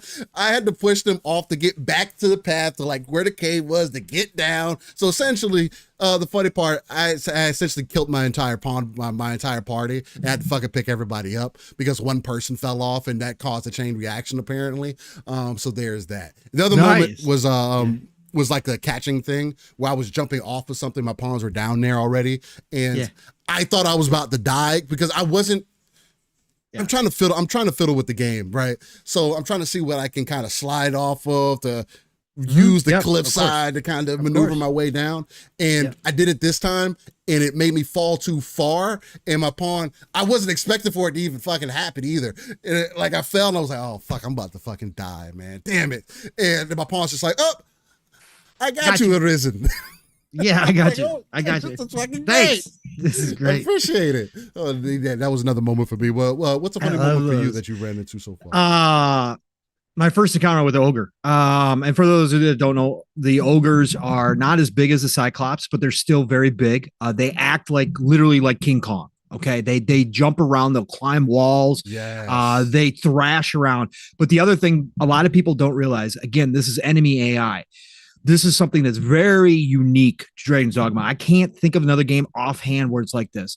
The enemies, depending on the enemy, wolves, harpies, anything, the ogres, they will take you or your pawn and take you away from the battle to beat the shit out of you or your pawn. I haven't had that happen yet. Okay, so this happens all the freaking time. Okay, harpies don't necessarily take you away. They take you up high and then want to drop you or drop your pawn and kill you. Okay, they will do that. But the wolves, they will drag, like the rest of their pack will continue to attack in formation. But if one gets a hold of you, that one will drag you away to maul you. Okay, so the ogres do the same thing. So we were battling this ogre. The ogre grabbed one of my pawns. They actually grabbed my main pawn and took her and started to run off. Okay, and these things are fast as fuck. Okay, when they're hauling. It's like King Kong, bro. You're chasing King Kong. Yeah.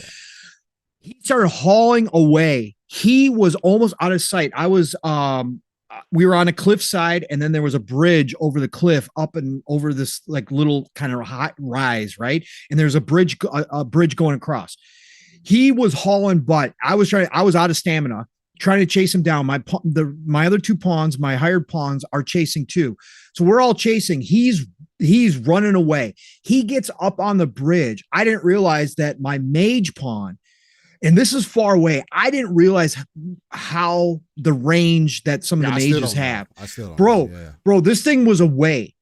I saw it up on the bridge. I was like, oh shit, we are never going to catch this goddamn thing. It started crossing the bridge. My mage pawn, she started casting a lightning spell, caught this thing halfway across the bridge with the lightning, called down a lightning strike. You see this thing get stunned. And like in a movie, it's holding my pawn. It drops my pawn onto the bridge as it's getting knocked off the bridge, falls over the fucking bridge, down into the ravine, which is a river, goes over the waterfall, and fucking dies. But my pawn was still alive, bro. I was like, this is the best game fucking ever. This is so damn cool. Because it was straight out of a movie. You just see this thing hauling ass across this bridge. It's got my pawn in one hand. You freaking out. Yeah, I'm freaking out. And next thing you know, this lightning strike comes down and you see it just get stunned and fall backwards, but it drops my pawn on the bridge as it's falling backwards off the bridge. Oh man, it's fucking great, bro. I love that shit. Sim says, do ogres still like women better? Yes. There is another version of them that likes men as well. So keep that in mind. Sim says you can play DD2 in co-op though, right? No. Dragon's Dogma is not co-op. No. It's not an online game. It is driven by your pawns. You can kind of play in co-op, like you and a buddy, if y'all are playing through the game, you can consistently, like you can favorite their pawn. And like I have this pawn that I ended up liking that's a warrior that I thought was pretty dope. She's taller. Or whatever the case. And I just like the overall the aesthetic and just like her personality or whatever the case. And so I ended up favoring her. And she actually, when I have like other pawns on my party, she'll randomly show up in towns or whatever that I'm at and be like, hey, Arisen, it's been a while. And she'll be at a different level now. Because again, she went back and they get leveled up based on whatever level that their player is at that next time. So it was like one time she came to me, she was like level 17. I was like, I'm like level 21 right now. I can't really use you or whatever. She was like, all right, well, next time Arisen, I'll see you. And then I was just in some beat up town. And she came through. She was like, Arisen, it's been a while. And she was like, now she's like level 24. And I'm like, well, I'm level 20, like 22 or 23 right now. I can use you. Why not? Come join through.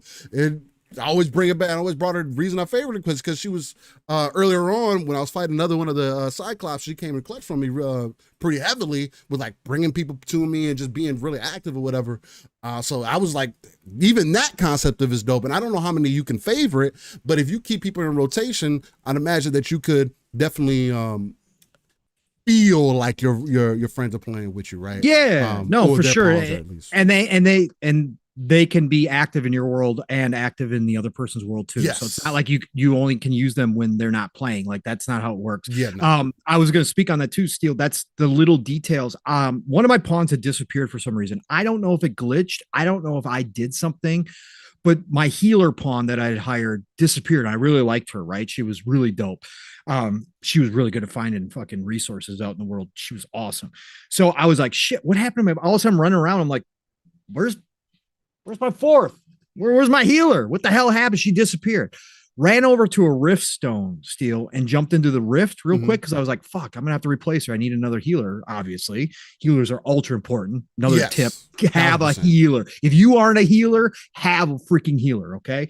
So I hopped in the rift, and all the pawns, for anybody who hasn't experienced, you hop in the rift, and like all these pawns come out. And you can still search and pull out specific pawns that you want. They got a whole search function in there. Everything. Well, they also said that the search function is a little broke right now. It's a little broke, but it's been working good. I mean, as far as what I've been using it for, like again, searching for the Capcom 3 pawns are really cool. I use it for a specific class. Look for specific classes. Like, I need that too. Yeah. That too. But you can do it that way, or all these pawns are just hanging out in the rift, right? Yes. And you can just go up to them and you can look at them and you can decide to hire one. So I walked in the rift to go find a replacement for her. Well, shit, out of the group that came out, and there's probably like 30 pawns or something that come out that you can kind of walk around and look at. She was one of them.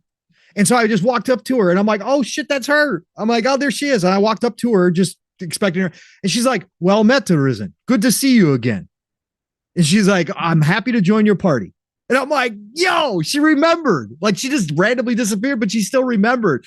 Fucking brought her on back again and everything was good to go. It's the little touches again in this game.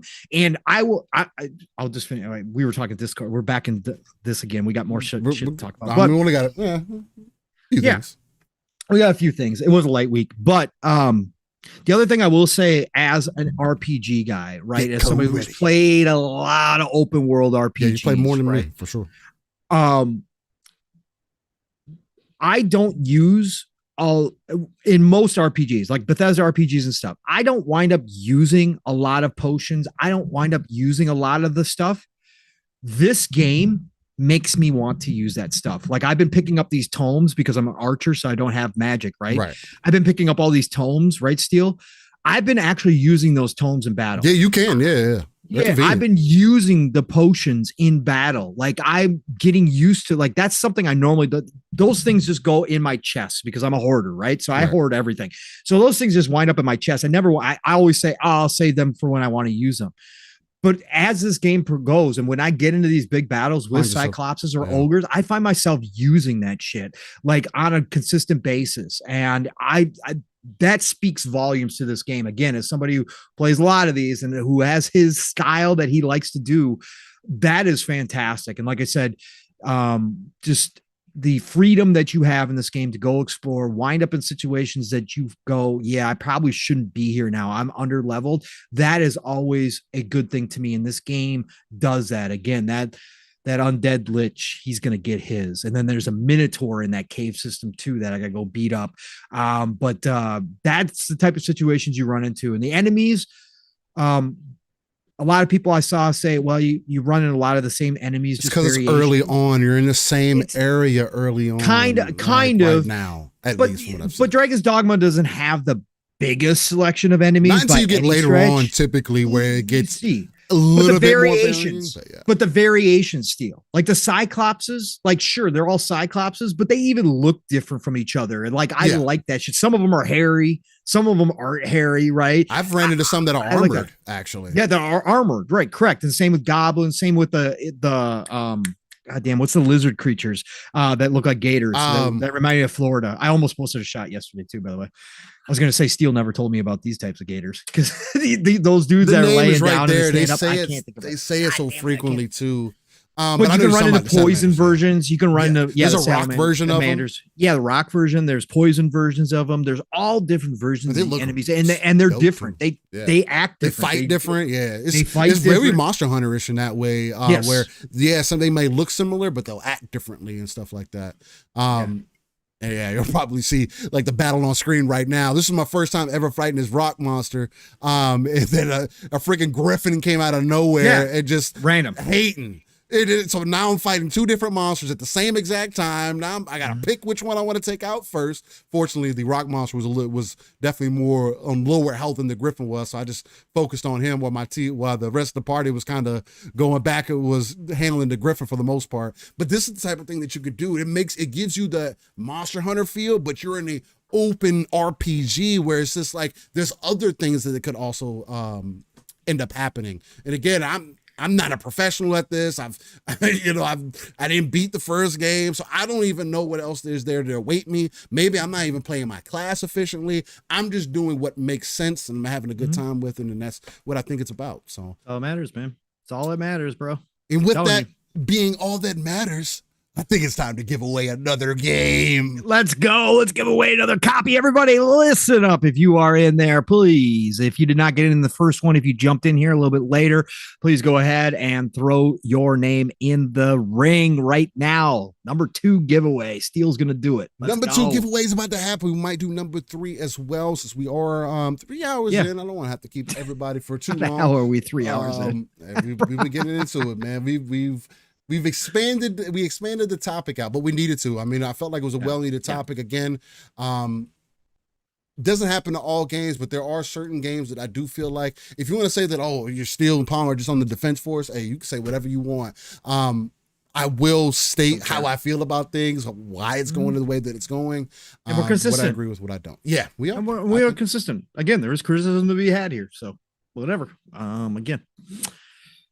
All right, I'm gonna go through this list, make sure I got everybody locked in. Please, again, make sure the only way that you can win is you have to be a participant in chat. It can't be, oh, I was here in the beginning and now I'm not here now. No, I take all the active participants right now. Oh, live in split screen. All you gotta do is you can hit a K, you get a W. A W is probably the easiest because you gotta get those dubs out there, and you get added to the list. So just keep that in mind. I greatly appreciate you all for being here. Make sure you continue hitting that like button if you haven't already. If you're newer to the channel, you're watching this afterwards, you can also Fire Kingster. You are entered just by putting that in the chat, sir. That's all we needed, Fire Kingster. That's all we need. Yep, nothing major here. Don't worry about it. We got you. You're locked. Joe Dunmore, what's going on, brother? Great to see you, brother. Appreciate you being here. And I'm probably going to end up doing 2 back-to-back. So if you want to be here, you want to be part, now's the time that you get locked in, ladies and gentlemen. All right, so I'm going to go and get these names up here, Pong. While I do this, what would you like to get into next before after we get this getaway?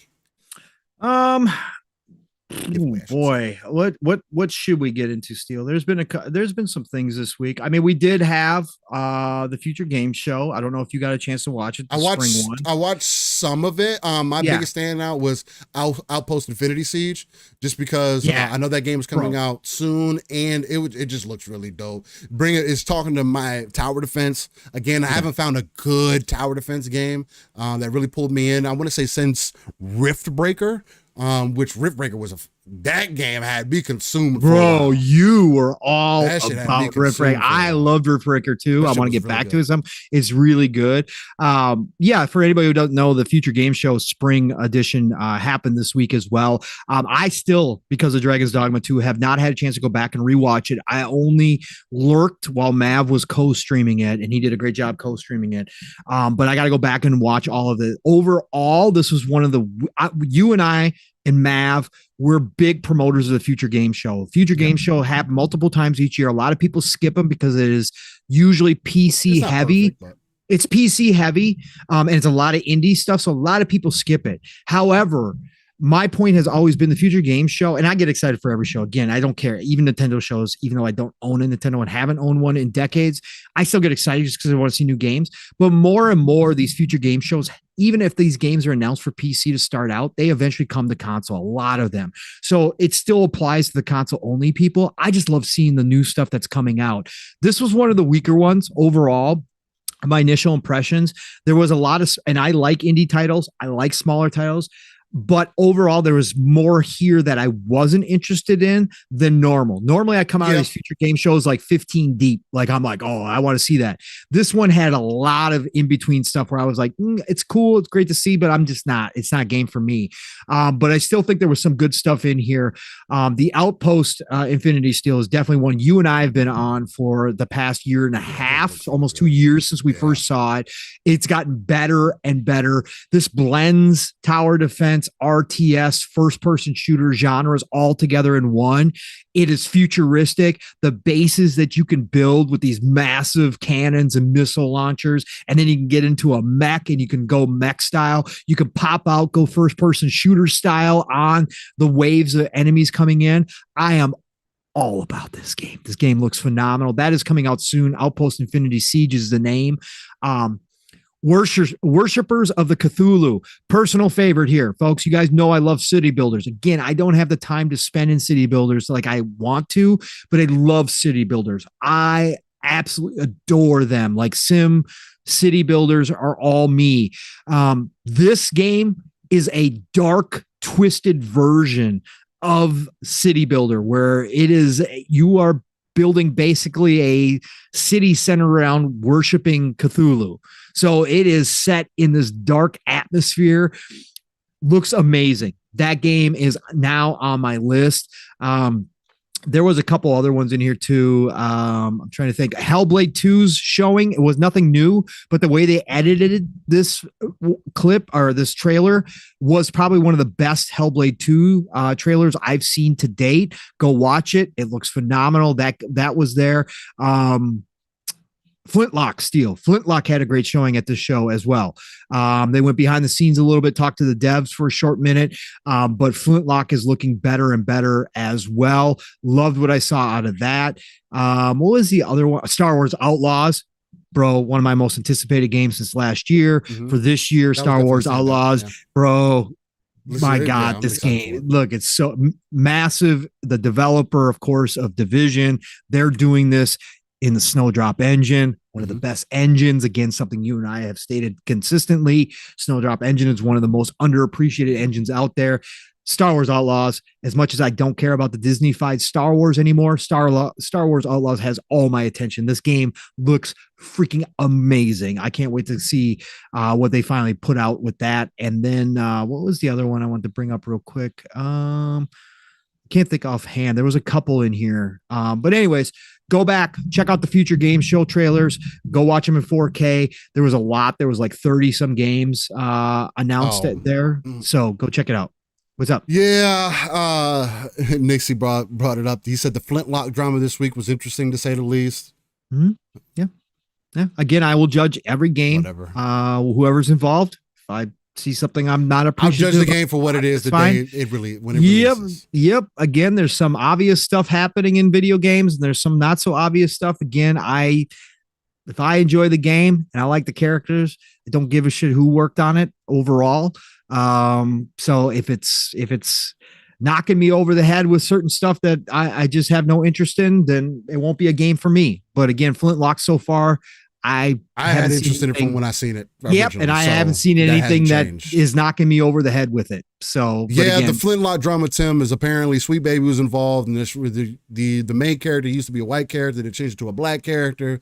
Apparently, for whichever reason, I don't necessarily think that that's a bad thing. I don't think it takes away from the game at all. Of course, I definitely want to see more representation in gaming because I grew up and I saw very minimal representation in gaming, especially whether it was news or was just people that look like myself or look like people that I look like black folks. Like I just didn't have a lot of that representation. And we are getting more of that now. The only thing that I'll see as a negative, that I will ever speak to as a negative is when it feels forced, like Spider-Man 2. There are things in Spider-Man 2 where it feels forced. Spider-Man 2, Mary Jane should not be of the same ilk or same level of Spider-Man. She has never been a main proponent of Spider-Man, but that could also been an Insomniac choice. And if that is the choice that they made, then the only thing that I will critique is they're not respecting the source material. And other than that, and she was also a supermodel in the source material, correct? That as well. And she doesn't look like that now. Vandal, yeah, we had Prince, we had people in other genres. Yeah. I mean, in gaming. Yeah. The main thing that I was consuming. I mean, the main games that I really loved. I mean, again, I love the Halo. I fucking had good examples. Johnson was my guy. I fucking loved that. Not to mention he was just a badass character as well. And his interaction with Chief and the relationship that they built up throughout the games. Like nobody has a problem as long as the game's good. It's when it becomes things that become extremely obvious, like you go out of your way and it doesn't feel natural to whatever you're creating. As long as it feels natural to what you're creating, I don't give a damn. Let's have diverse content. Nobody's like, that's the thing that I don't, that doesn't bother me. That some people are like, there's a difference between what Sweet Baby apparently is doing and you having, variety in your games, right? You having diversity in your games, you touching multiple religions, race, creed, all of that stuff. If that's what you, I'm sorry, I didn't mean to jump in. Sorry. No, go ahead. No, because I don't, I obviously don't have the same perspective real life wise as you growing up. Obviously, we are of different ethnicities, of course. So I don't have the same perspective when it comes to that. For me, it's never mattered as long as the game is damn good, right? That's all that I don't care what the characters look like if it's damn good. And my main point is, if it is what the developers want to make, that's all. At the end of the day, I don't understand why these companies have to exist. Okay. I do know, again, I'm not going to get into it. It gets very muddy and very political, and it gets very not so nice. Because if you're doing it for the right if you're doing it for the right reasons, because the companies are blatantly ignoring or blatantly acting like these certain things don't exist. But again, in a creative space, it is also there's just a lot of gray area there. And what ends up happening, it goes from the gray area, like we start in the gray, and then it automatically goes either light or dark. It can't, there's no, we can't stay here and say, okay, well, we see these things here. The only big thing that and I don't mean to interrupt you too, Paul, that's my fault. No, don't worry about it, man. You know this discussion. We've had this discussion. The only big thing that I would continuously speak to, it is a known fact that there are people, there have been races and creeds and religions of people who have been deliberately ignored or get removed out of the conversation and act like they do not exist or are not given equal opportunity. That has just been a thing. Now, could you say that there's people like that everywhere? Yes, but history has proven that things have been skewed a certain way towards certain recent history. So with that, and the way that the government portrays it, the way that society portrays it, it has not made it any better, right? The only thing that I want people to do is for them to have their onus and to be legitimate, or to be, what's the better word for it? To where it's a belief in you. It's a core. It's I want it to be genuine. I want it to be genuine. Excuse me. I want it to be genuine. Not manufactured, not because I'm just gonna do this to fulfill something. No. Correct. If for an example, if Final Fantasy 16, if the creator says that these type of people aren't supposed to be in here, or these people didn't exist, again, I can say that's bullshit. That makes no fucking sense. All I want to, but I'm going to critique your game for that, for the principle of that. If that is your vision, then cool. But there are things that go along with that, right? Sure. But absolutely. People got to speak up. Your vision is your vision. It doesn't prevent me from saying how I feel about it or whatever the case, especially when you come up with reasons that don't make sense. Right? Sure. And that's the only thing that I'll say. Again, art is art. Art is art, should be treated as such. Everything is subjective. I just want more people across the board. I don't want Latino folks to be represented as Latinx, whatever. I just want everybody to be represented properly, or as my mom used to say, I don't understand why you guys just don't call yourself Americans. Why does everything have to be so separated? You're American. Why does things have to be this way, right? And again, nothing is perfect. I'm not expecting things to be perfect. Again, it's something that we're going to continue to work on. It's just the forced shit is where it becomes, and I don't think Flintlock never gave me a force. It felt really, or it felt dope from the very first time I saw it. I was like, yo, that looks badass. Not just because of the character. I mean, the character is also badass. That's added on to it. You know what I'm saying? So it's just like, that's what I'm saying. At the end of the day, a good game is a good game. And again, I don't care. Some people do care, and that's their prerogative. I just don't care what any of the characters look like, as long as that's what they wanted to make and they made a good game. I could give two shits less. Like, again, to your point, Steele, the forced issue is the problem. And again, do people on all sides, no matter what positions you take in life, find boogeymen that don't exist? Absolutely. Of course. There's always boogeymen for everybody. Everybody's always scared and they see things that aren't actually there. That happens all the time. Right. But these companies existing for very specific reasons feel like it's forced. And again, people could speak up about that. And like you said, Steele, people can speak up about when there's situations that bullshit excuses are used, why certain people or races or creeds or colors aren't included in games. Come on. Hey, you can call that out and not spend your money on those games. And again, it goes both ways. It cuts both ways. I just think that, It is what it is. Make a good game. Don't care what the character looks like. I don't care what all the characters look like.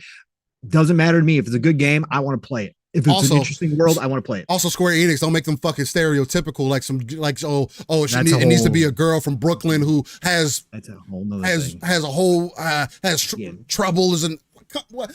Yo, it's almost borderline like it's easy though. It is easy still. It's an easy plot. It's an easy everything to fall into, right? It's easy to write that shit. It's very easy, right? It's dumb, but feels it's forced. It feels forced though.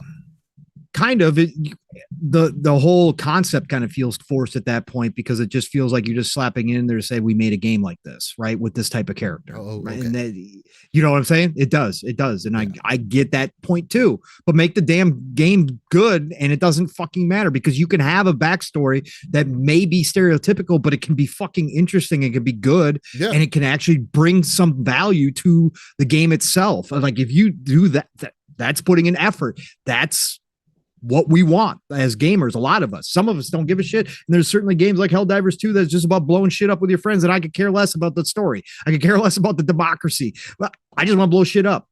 You can have it both ways. It's all up to the creators and the devs about their vision. And as long as their vision is what they wanted it to be, and they don't have companies stepping in and saying, oh no, you got to have this in here for these reasons. You got to have a checklist and you aren't checking off the checklist. That's where I go, no, I don't want that in my fucking games. I want the creators to create what they want. Let the consumers speak whether or not it's good by whether or not it's bought. The period, point blank, and the conversations around it, period. Absolutely. Let it be that way at the end of the day. Anyways, that's enough. Point blank period. That's all that matters. All right, ladies and gentlemen. So here we go. The second giveaway is underway, and we're probably going to do the third one right after. So hopefully you're locked in. Manuel Riso, we are getting to the giveaway, sir. Hopefully your battery doesn't die, but this is how the show rolls. That's why I gave you guys all the disclaimer. Steele and I this isn't planned. We just go whichever way the tides bring us. So we are getting to it though. Let's go. All right, here we go. The wheel of names is on the screen. Ladies and gentlemen, let me go through this list to make sure there's nobody else missing. All right, looks like we got everybody in here. And we're going to roll in 3, 2, 1. There we go. Appreciate you guys for coming through again.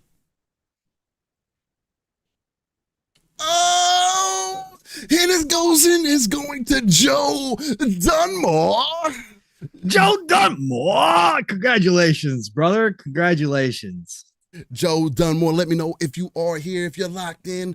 Let me know if you wanted to get that good old Dragon's Dogma. Maybe you have it already. Let me know, because we could definitely roll it again, Joe. But congratulations to you. You are a winner, Joe Dunmore. Yeah, Geronimo de Jesus. It doesn't like you. I don't know what's going on, man. It went slid past you again. That's unfortunate. Joe Dunmore says yes. Awesome. Joe, hit me up. Hey, not a problem, Joe. Hit me up on, I believe I have you on Twitter as well. Hit me up in the DMs so that I can get that code to you. Let me know what platform that you want to get it for, and we'll go from there. And Mishi Miyagi says, yo, Steele, you look like a Latino. You know that I've gotten that my entire life, and I want to let you know that I don't have a lick of Spanish in me. I am German, Black, and Filipino. There you go. That is what I am, good sir. I am a mixed breed to the fullest. Absolutely. All right, Joe. So we got you locked in there. Let me go ahead and write your name down so I can make sure that I get you listed as a winner. And to you guys, see, we were only going to do 2, but now we got the third one to get ready to give away. So with a third one on the list, and with Joe's name getting removed out of the list. Make sure. Okay, perfect. Joe is out of there. All right, ladies and gentlemen. So here we go. We're gonna roll it. We're gonna roll it one more time. Let's see if I can. We're gonna shuffle that up a little bit. We're gonna get a real random on this one. Real random. All right. So here we go. Hopefully you guys are ready for this one. And we're going to get it rolling. No need to spin, just give me the next one.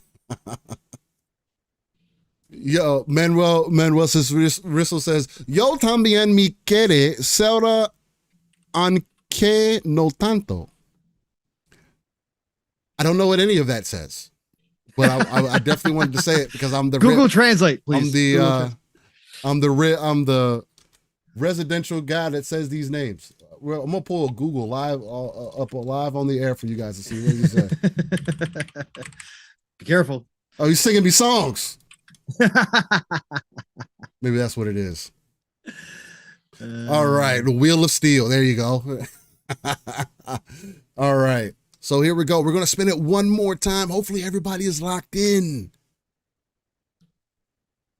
3, 2, 1.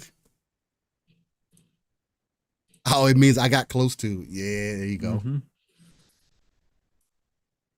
Oh, we got Ghost Wolf 3599. Ghost Wolf 3599. Let us know. Congratulations, Ghost Wolf. Let's go. Let us know how you're feeling about that one there. And that is the Dragon's Dogma giveaway, ladies and gentlemen. 3 games gave away almost $250 worth of pure gaming value. Maybe this was something that you were year quality. Maybe this was something that you were on the fence about and you didn't want to put up the ducats for. Well, right here on Live It Split Screen, hopefully we were able to provide you with a little some of that sauce that you would like to get for your gaming pleasure. So, Ghost Jesse Wolf, B, Joe Dunmore, and Ghost Wolf. Congrats to all yes, of you, man. Let's go. and now I will let you guys know this is going to be the deluxe edition, so keep that in mind as well. So you're not just getting the small version. You get some of the microtransactions included. Let's go. Yeah, I want to be part of the cause. But Joe Dunmore and Ghost Wolf, please let me know if you guys can hit me up on Twitter. Joe, I think I do have you on Twitter here. Let me see real quick. I might not. I thought I seen you on Twitter before. Maybe not. But Joe Dunmore, Ghost Wolf, do you have a Twitter or an X account, Wolf? And if you don't, then I will drop the Living Split Screen email in the chat, and you could just send me a direct email, and I'll send that back to you. I just need a way to have some form of history so that I can keep up with that. Please, sir. Yeah, the wheel got you, Geronimo. Pause, Geronimo. Pause. It edged you pretty hard. But yeah, Wolf, let me know what's the best way for you. Again, email is probably going to be the easiest for me. If you have a Twitter or an X account, just hit me up on Twitter or X. Hey, Perfect. He said for the Xbox. Perfect. Oh, Nixie brought up our next topic here. Okay. By the way, let's get into Go ahead this. and start it up. Nixie asked, and I was going to bring this up, obviously, because it's been a big thing. Do you guys think that the handheld rumors are true? The Xbox handheld rumors. So let me bring this up. Anybody who's not paying attention real quick, I'll bring this up from Insider Gaming. Shout out to Jez Gordon of Windows Central. And of course, our buddy, the man with $1,000,000, Al Thor. He sometimes lurks around in these parts too. Yes. Shout out to both of them in Xbox 2.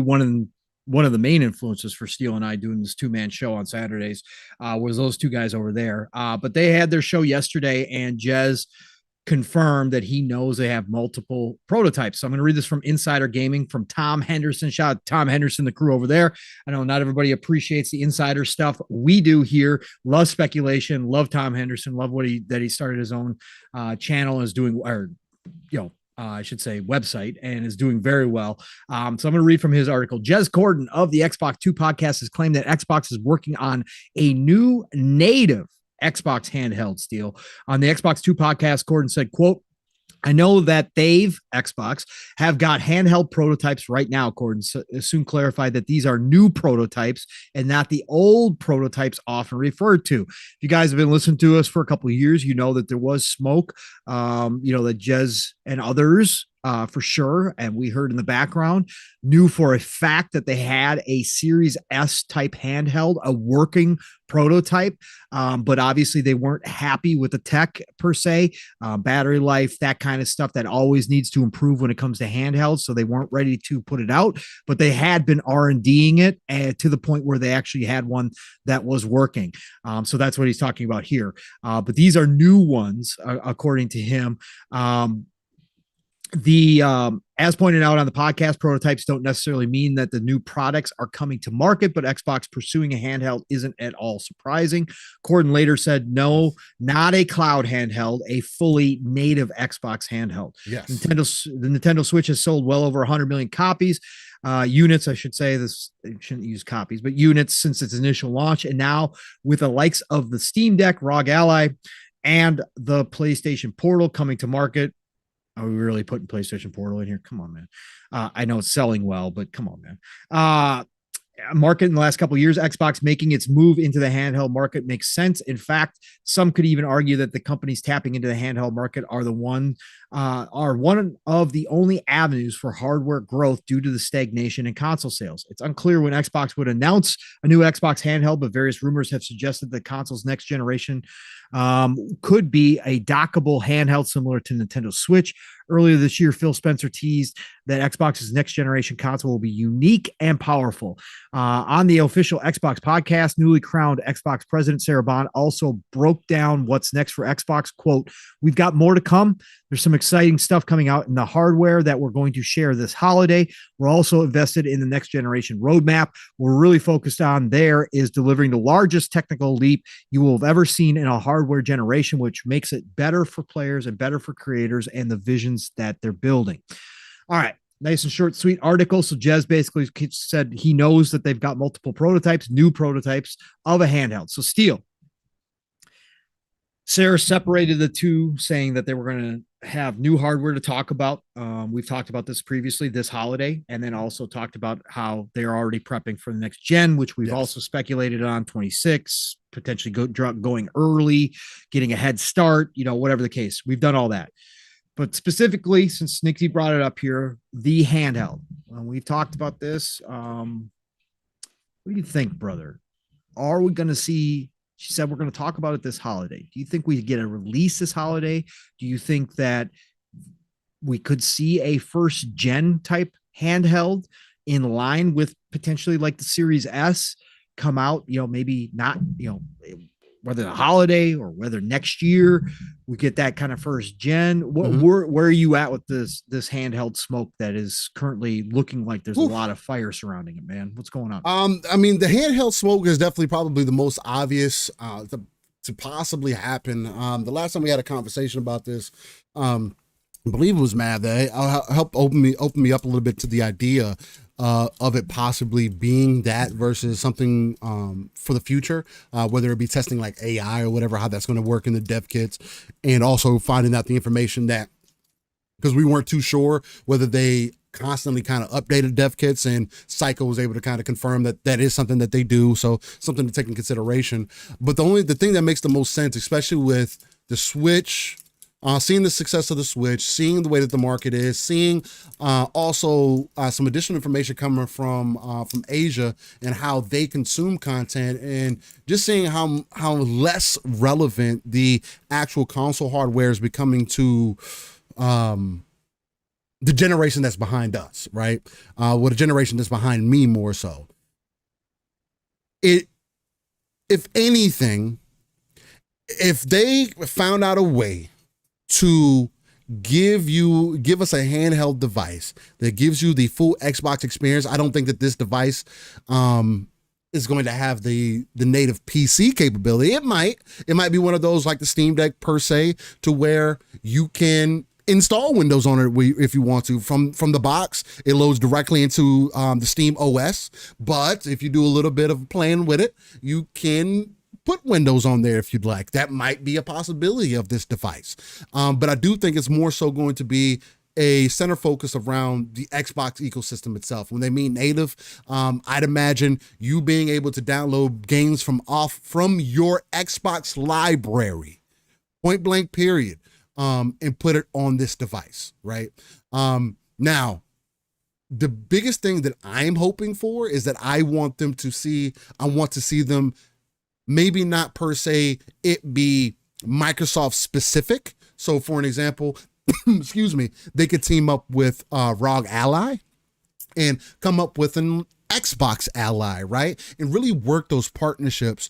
That way, although you may have the Windows OS on there, maybe you have some additional things on there that are more tailored to the Xbox experience. Maybe that is where you start getting that good copy of Windows Lite on there, because that's something else that they are working on in the background. That would be the perfect test bed for a lot of those things. You get the Windows Lite on there, you get the Xbox ecosystem working on there in tandem, and it still offers you those additional modes.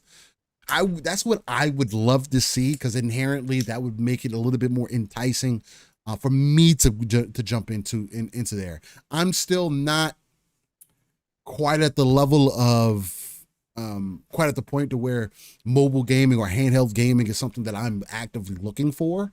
But I can foresee me for sure in the future, whether it be on business trips or work or whatever the case, where a device like that could become extremely useful, kind of like how the Switch is now, to where you can just plug it into a TV, have a dock, it's really easy to be portable.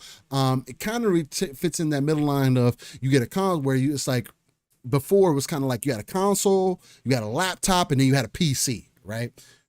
Now you have your console, you have your Switch-like devices, you have the laptops, you have the handheld PCs, and you got PCs. So boom, now you have an additional option. I want to see it fit somewhere in that middle ground.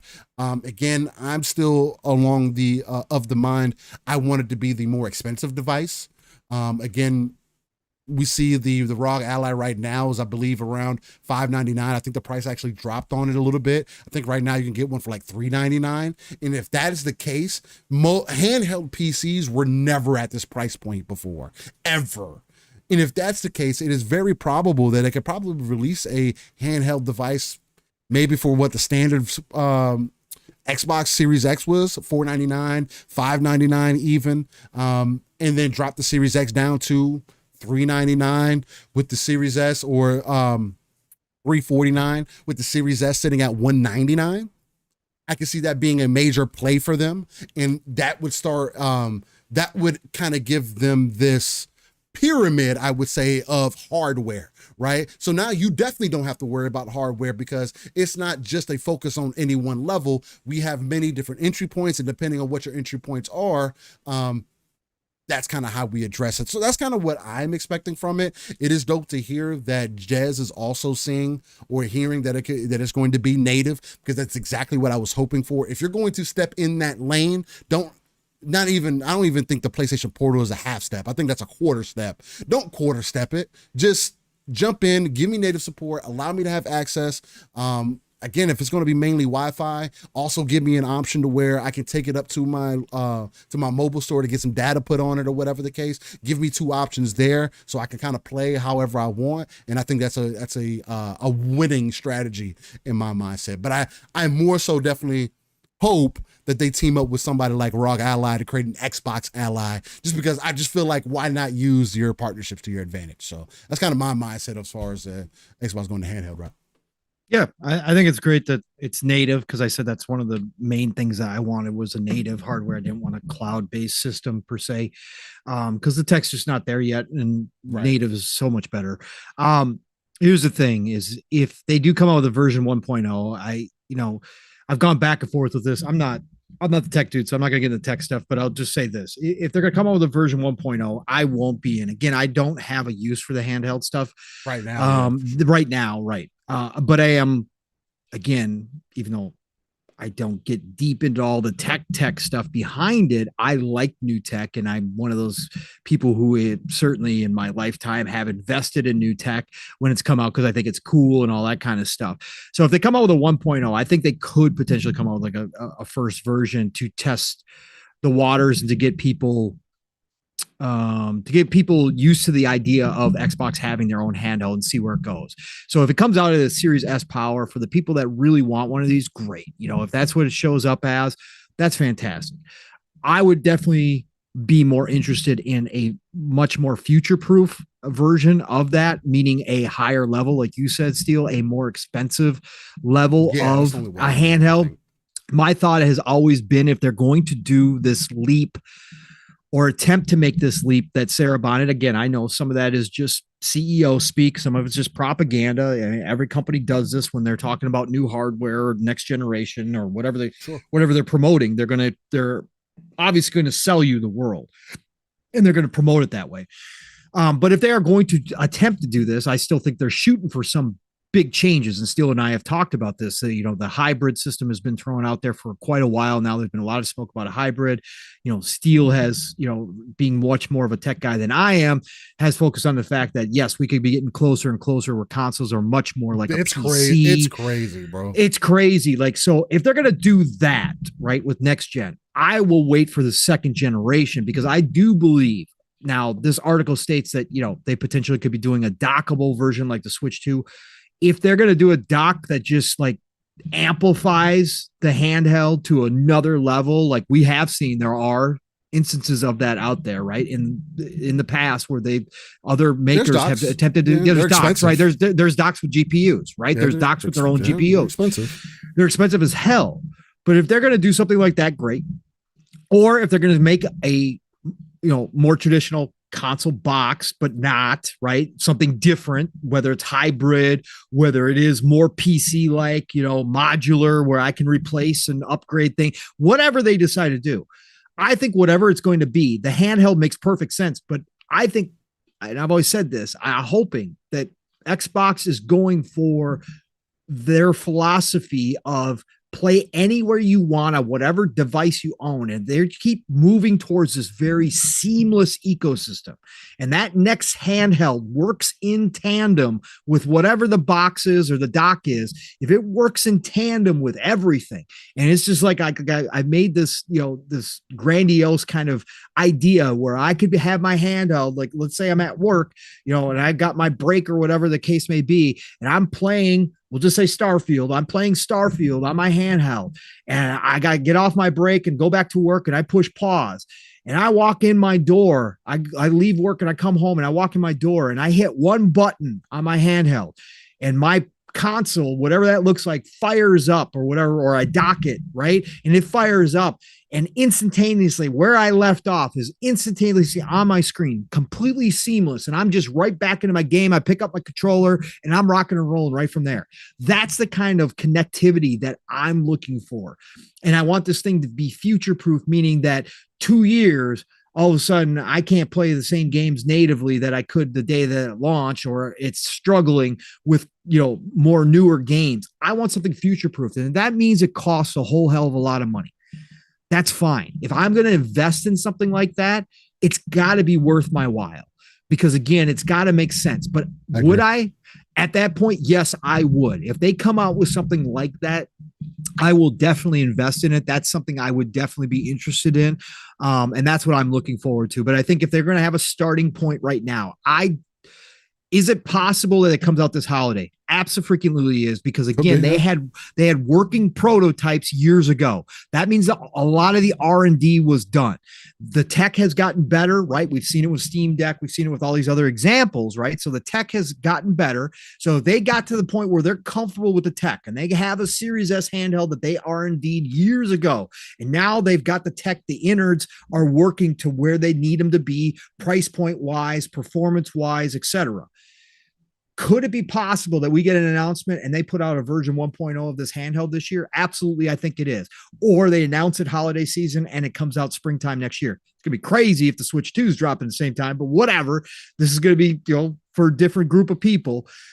I think it's possible they do that. I think there's way too much smoke here. This makes total sense. Remember, there's smoke too, that Sony's going to get back into handhelds as well, real handhelds, not the PlayStation Portal, but a native handheld type system. They did it already.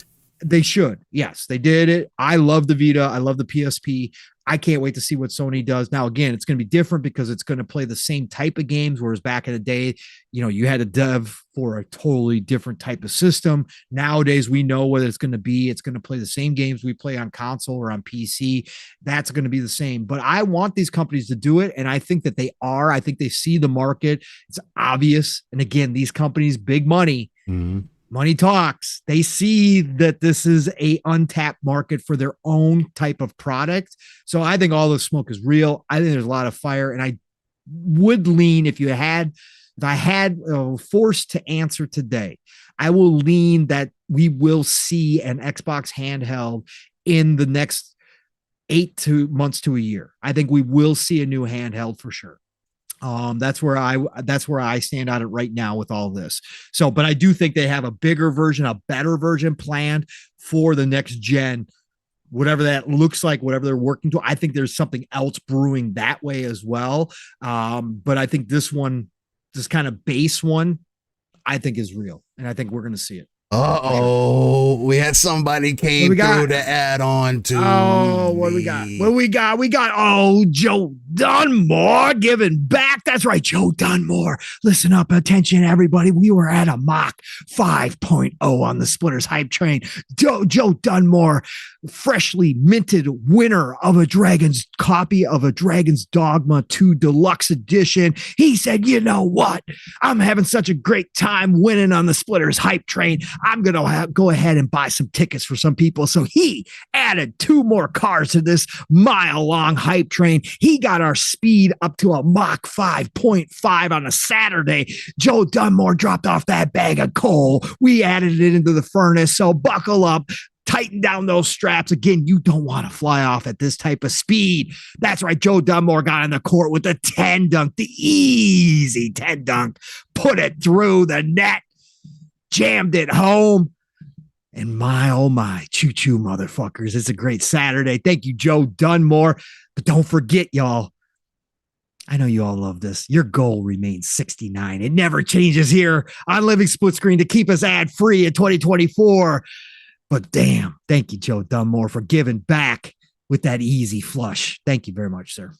And then to answer Ghost's question earlier, he asked, how would Game Pass work with you going offline on like a handheld? And I think Decado pretty much answered. He was like, essentially, it would go back to like how they mentioned before, where you would have probably like a 24-hour check-in period or a certain amount of time that you would have to check in before it would kick you off or no longer allow you access.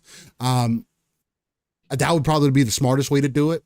As long as they allow you a license to play offline, that would be the only way that could work, because you can't do this. Oh, it needs to be online all the time. No, that's not going to be, at least to my belief.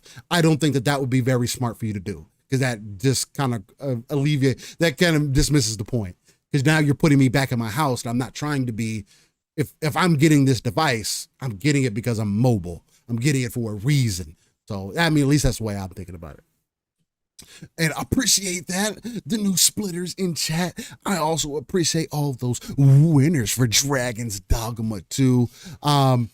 Why So Serious came in and he was like, Dragon's dog shit too. And Why So Serious? Hey, he said he's only been able to see the performance vids and stuff like that. And again, unfortunately, Why So Serious, a lot of those videos, performance wise, again, take them for what they are. I can't excuse none of that stuff. I don't think it's as bad, but it doesn't excuse it.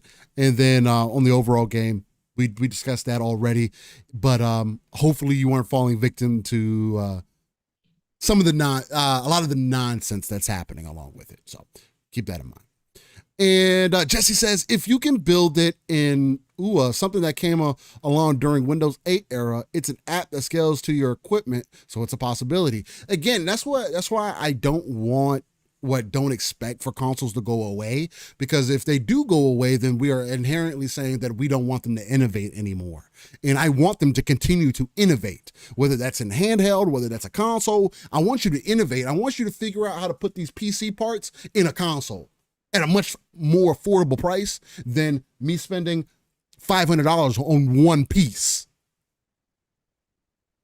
Because you can spend $500 on a graphics card. The graphics card doesn't power your PC. Right. You know, it doesn't give you a display. It doesn't do anything else. You still got to buy all the other pieces. And the console does all those things, and you just plug it in and goes, right? And I want to see them to continue to do that. Innovation is key in this industry for sure. So right. Agreed.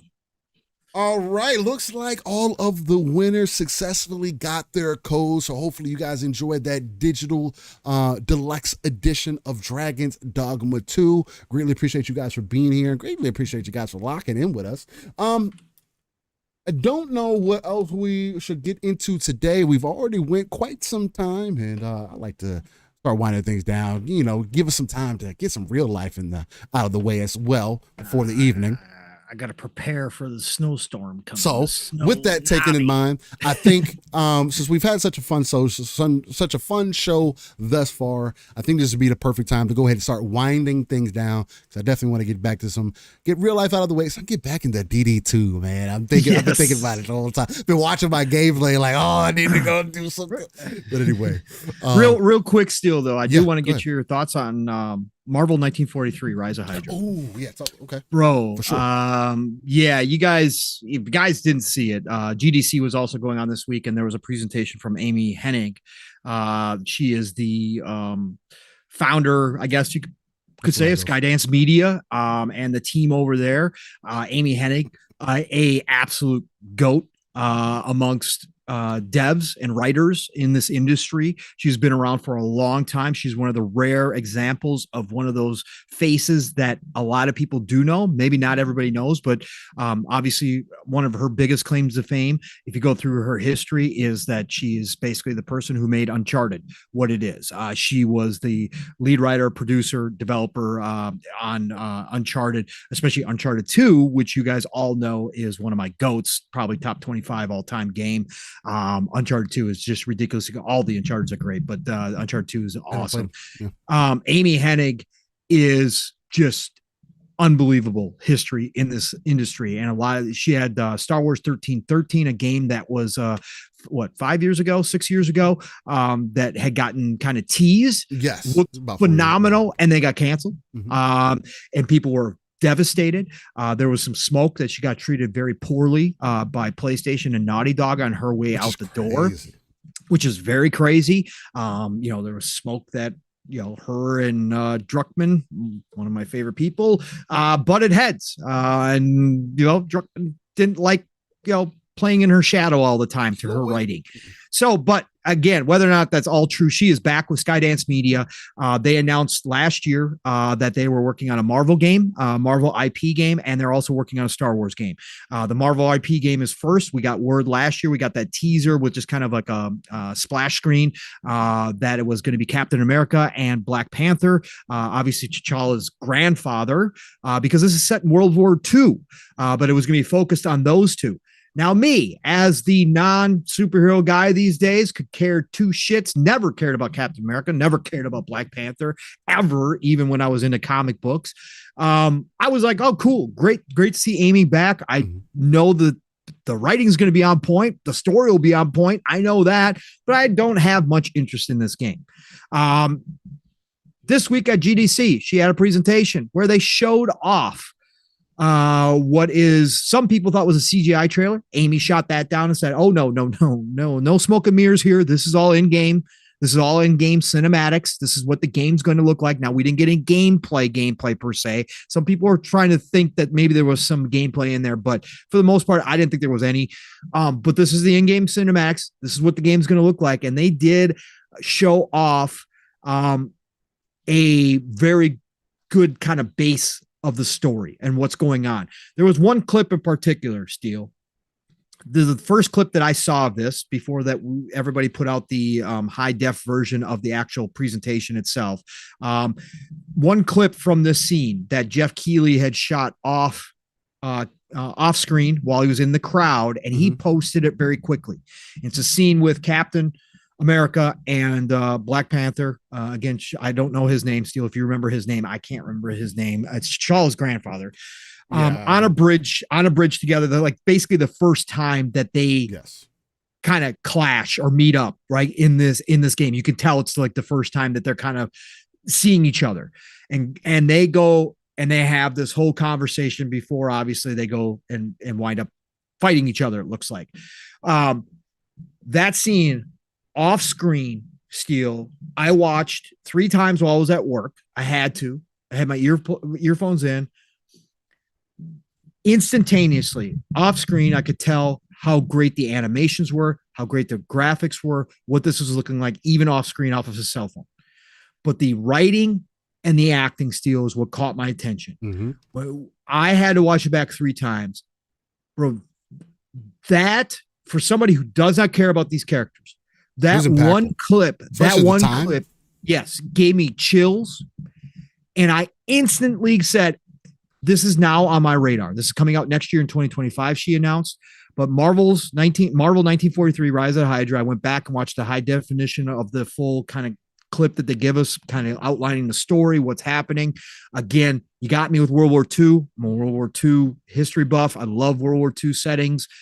But that scene with Captain and Black Panther specifically just freaking blew me away. And I'm like, Amy Hennig is a genius. I already knew this, but my God, seeing it in action and then the actors they got to do these characters, like that was like watching a movie. If that had been a new Marvel movie, I would have been like, all right, you got my attention for the first time in a long time. Like just that one scene, that one clip. But still, I want to get your impressions about what you saw from Marvel 1943, Rise of the Hydra, man. I was extremely impressed by it. If there was anything that stuck out to me, it was definitely that game because I wasn't expecting for it to look as impressive as it did. Right. The one, I won't get into that yet. I'll throw it in after. It's one of those things to where when you consider the time period, especially when Captain America was really prevalent, before he was frozen. And all the things that happened during that time. A lot of that has not been touched on like in live action, right? Or in game form or any of that, at least from that standpoint. So to see them go to that time period and to dig in that bag and to understand all of the underlying issues, like again, for Pong, I think there's a lot more underlying things that, although it's a fictional world or whatever the case, it was based in reality, right? So when you take all that into consideration, you think about just that interaction that he had, that Cap and Black Panther had on that bridge, and just the impactful moment. And he turned around and says, "I don't take orders from you." I was like, that and that shield you hide behind does not belong to you. That was such a powerful moment. But that's what makes Black Panther so special too. Yeah. Because understanding those roots and being from Africa, being from Wakanda, just in all the things that Black Panther had to go through as well. There's just so much anticipation, at least for me, going into this, because now I want to know, how does the game actually play? Is it going to play along the lines of like the God of War style, where you're behind the character, you're controlling them, they have these different animations, kind of like what we may have seen from those who are familiar with the Wolverine leaks? I could see it playing similar to that. I do hope that maybe it's a little bit more action oriented than that, maybe like a Gotham Knight kind of style, right? Because they can tread the dark waters. In that, this doesn't have to be some happy-go-lucky game. It can be a very dark game, and I think if they lean into that, that would do it really well as also, because we know that Black Panther does at some point die. Again, I'm not super versed with all the mythos and all the backstory and all that great stuff, but I do know at some point that he gets put out of the picture and then it moves on. So I don't know how any of that works as well.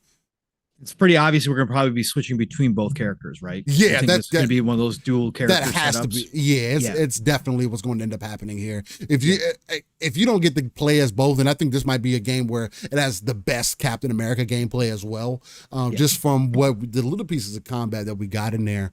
Yeah, I think there's definitely going to be you go back and forth, and there's probably going to be a middle ground. Maybe you get to choose a side, or maybe they end up fighting together, and you have these different moments where you kind of swap between the two, and there's so many different ways that they could take that. I just hope that it is more leaning towards that action oriented side, where kind of involve both. I think it is going to be a little bit more linear though. I don't think it's going to be an open game, right? Where you're going to be running around and fighting people in the city. Although when he was on those rooftops and stuff, that did get me kind of excited because I was like, yo, to be Black Panther in Assassin's Creed would be kind of fire. The way that he traverses and how fast he is and the way he can jump and all of that stuff, because it had a good blend and it made me really kind of fantasize about what that could be like. So I don't know how they're going to end up portraying this, man.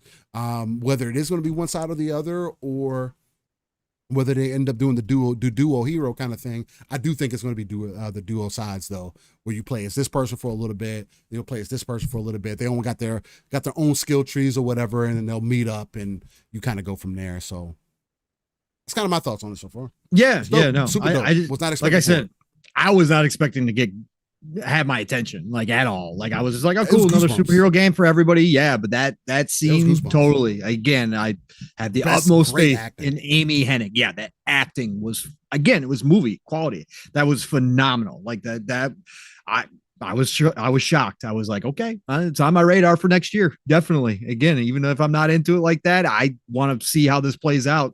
So, and again, going around and seeing World War II Nazi stuff and spy stuff and all that kind of stuff with two superheroes. Yeah, I'm in. I'm definitely in now. So I just thought that was interesting. I just wanted to get your thoughts on it, man. But that was a great showing. So no, it definitely was. The other interesting thing is is Captain America's more of that good boy role. He doesn't really break the rules and stuff like that. And then to see Black Panther, he's going to be more. You could definitely already tell he's going to be more. I do what I feel like is necessary to get the job done, to get shit done.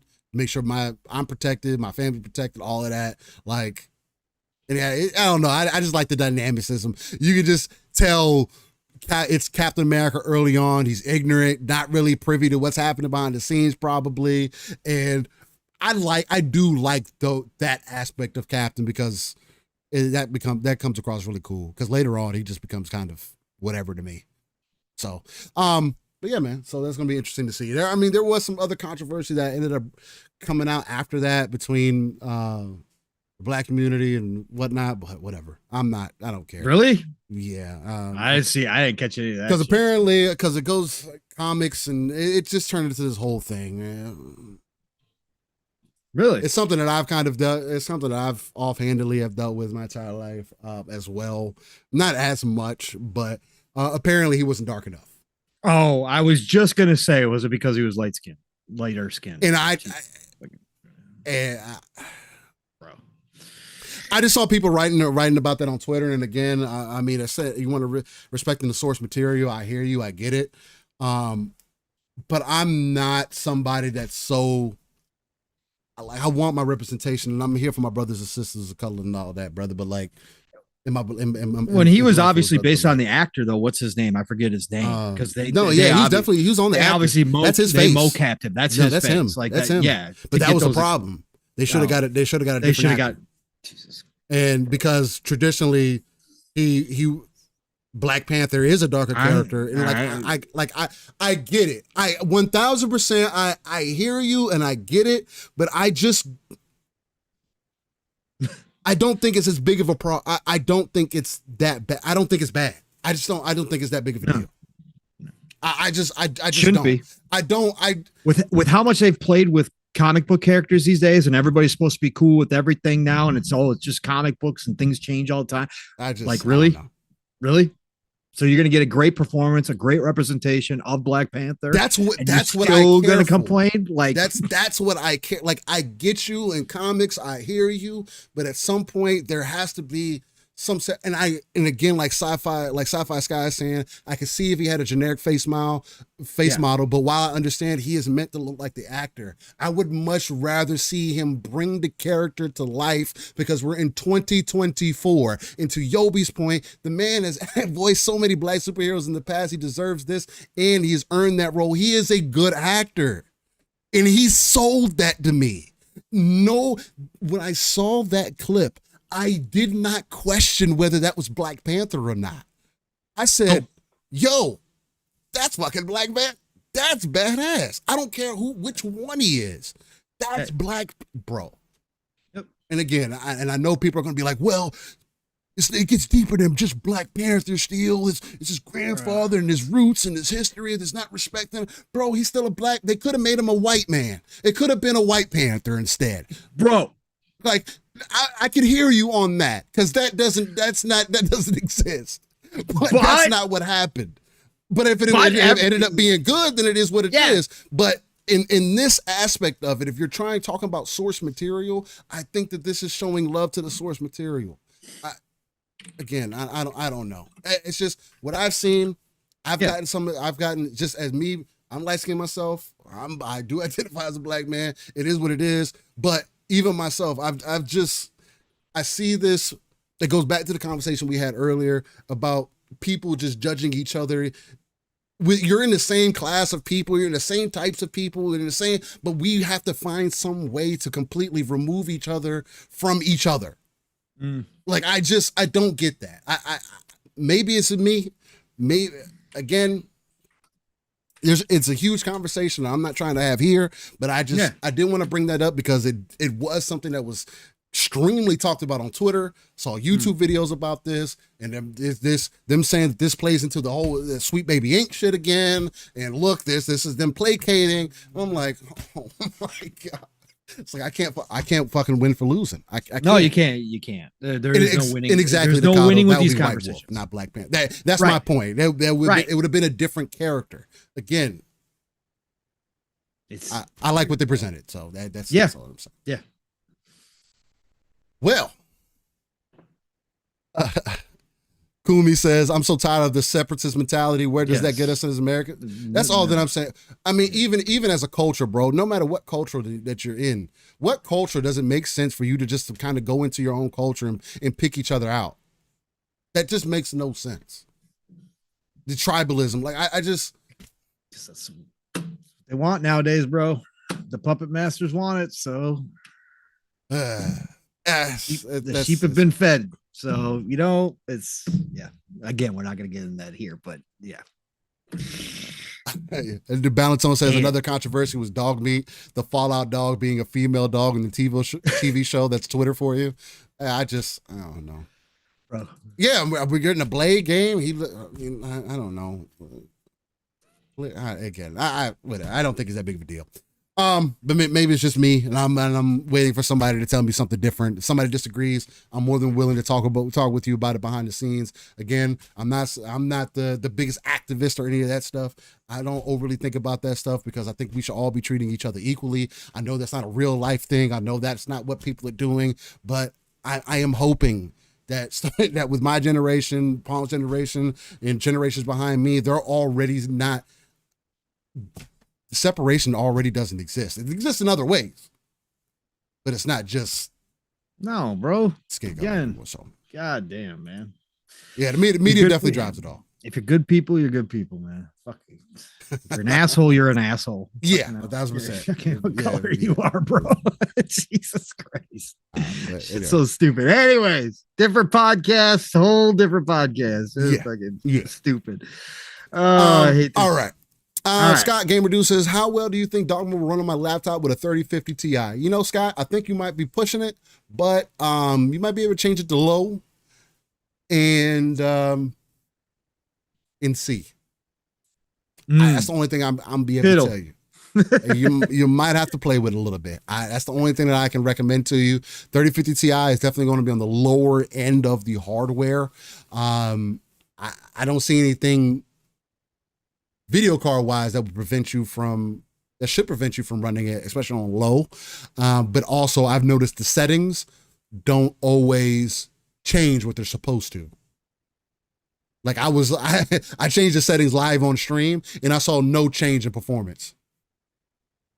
I was doing it for Sly Crow, I believe. And I was going through the different performance options and it was barely making any of a difference. So that's also something that needs to be addressed because there should be, if I go from 1080p max settings and I go from 1080p low settings at 30 frames, there should be a vast difference in performance and there wasn't. Same gig, same all of that stuff. So I turned off my global illumination as well. So Yeah, so I wouldn't be able to 100% tell you. I definitely recommend looking up some videos about the performance on PC. Just take that in consideration. Yobi says, live in split screen. The factory is Kerry Payton, dude, is fantastic. Is that his name, Kerry Payton? That sounds about right. Okay. Yep.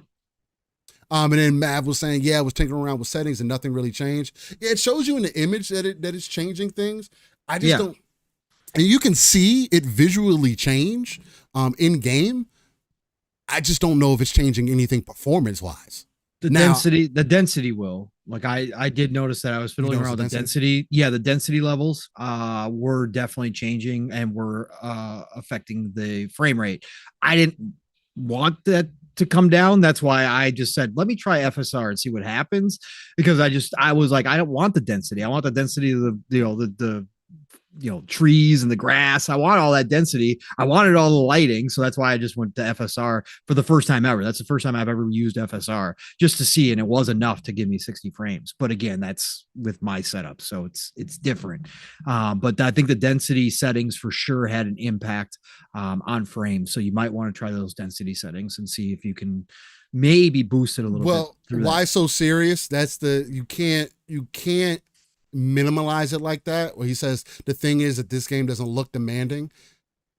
You can't just go off of looks on games, bro. Like there are so many, and I'll disagree with you and say there's a lot of times where I'm walking around and the game looks demanding. From everything that is rendering for it to be completely seamless. Again, the only black screen that I ever see is when I die or when I'm on the ox cart and I fast travel and I go and I take a nap. The only time. Other than that, it's literally seamless. Yeah. So in considering that, Sly Crow says, what do you think is the issue? Is the RE engine Red Dead 2 was demanding back then? The thing about Red Dead in GTA in general is that there's just different types of games. They've been working on that style of game for quite some time. So it only makes sense that and again, Rockstar also does that in their games, right? Where they go for the details, they go for the little minute things, right? It just depends on how the game is made. This, I do think that the way that the pawn system works, may have an effect on it, along with it being seamless, that have an effect on it. The pawns are actively know where everything is from somebody else's world to our world. So there's obviously some AI things going on with that, and that's very CPU intensive. A lot of what I've seen is not really GPU stuff, right? Which bodes well for the consoles, because if they're able to figure out more of the stuff on the CPU side of things, where the consoles are more weaker at least, we could end up seeing major gains on console, which could eventually get it up to 60 potentially. It just needs to be optimized more. Yeah, the optimization is that's the main thing. It's just not consistent enough. That's it. When you get into the open world, it's not nowhere. It's much better. But again, like I mentioned earlier, I've noticed when I go into caves and stuff, caves and towns are where my frames drop. But then when I'm out in the open world, my frames are fine. So I don't know. And there's also some shadow bugs as well. There's sometimes at certain angles where I had to play with the settings so it would go away. And I think it's on its max setting now. But some of the shadow, I think I turned the shadow to like medium. And at certain angles, the shadow would like flickering and stuff like that. And I'm like, how the fuck is it doing that? And it's noticeable. It's not like, oh, I can just avoid it. I mean, I guess I could choose to, but yeah, it's noticeable stuff. It just needs optimization. That's it. What is this dude doing? What? Why is this dude running around with one pawn? Who? Why? Some guy got reposted. Oh, is it but no, he said, make sure you give your pawns in Dragon's Dogma to at least one attack people. He's running around with one main pawn, and the wolves are doing exactly what I said they were going to do. He's only got a healer as a pawn, and so he's getting dragged by the wolves and getting fucking mauled because his healer can't do anything but heal him. Doesn't have any attacks.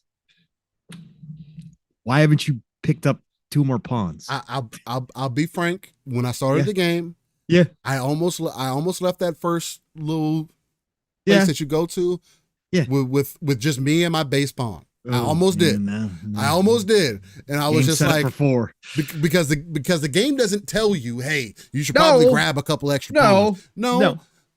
So I'll give you that. Wolves are just eating his ass. Bro, when I got grabbed by the fucking, I thought it was too big to be grabbed. When I got grabbed by the fucking wolf the first time, and he was running off with me, I was like, oh, and I couldn't get out of it. I was like, yo, what is happening to me right now? And he took me a good distance too. Put this.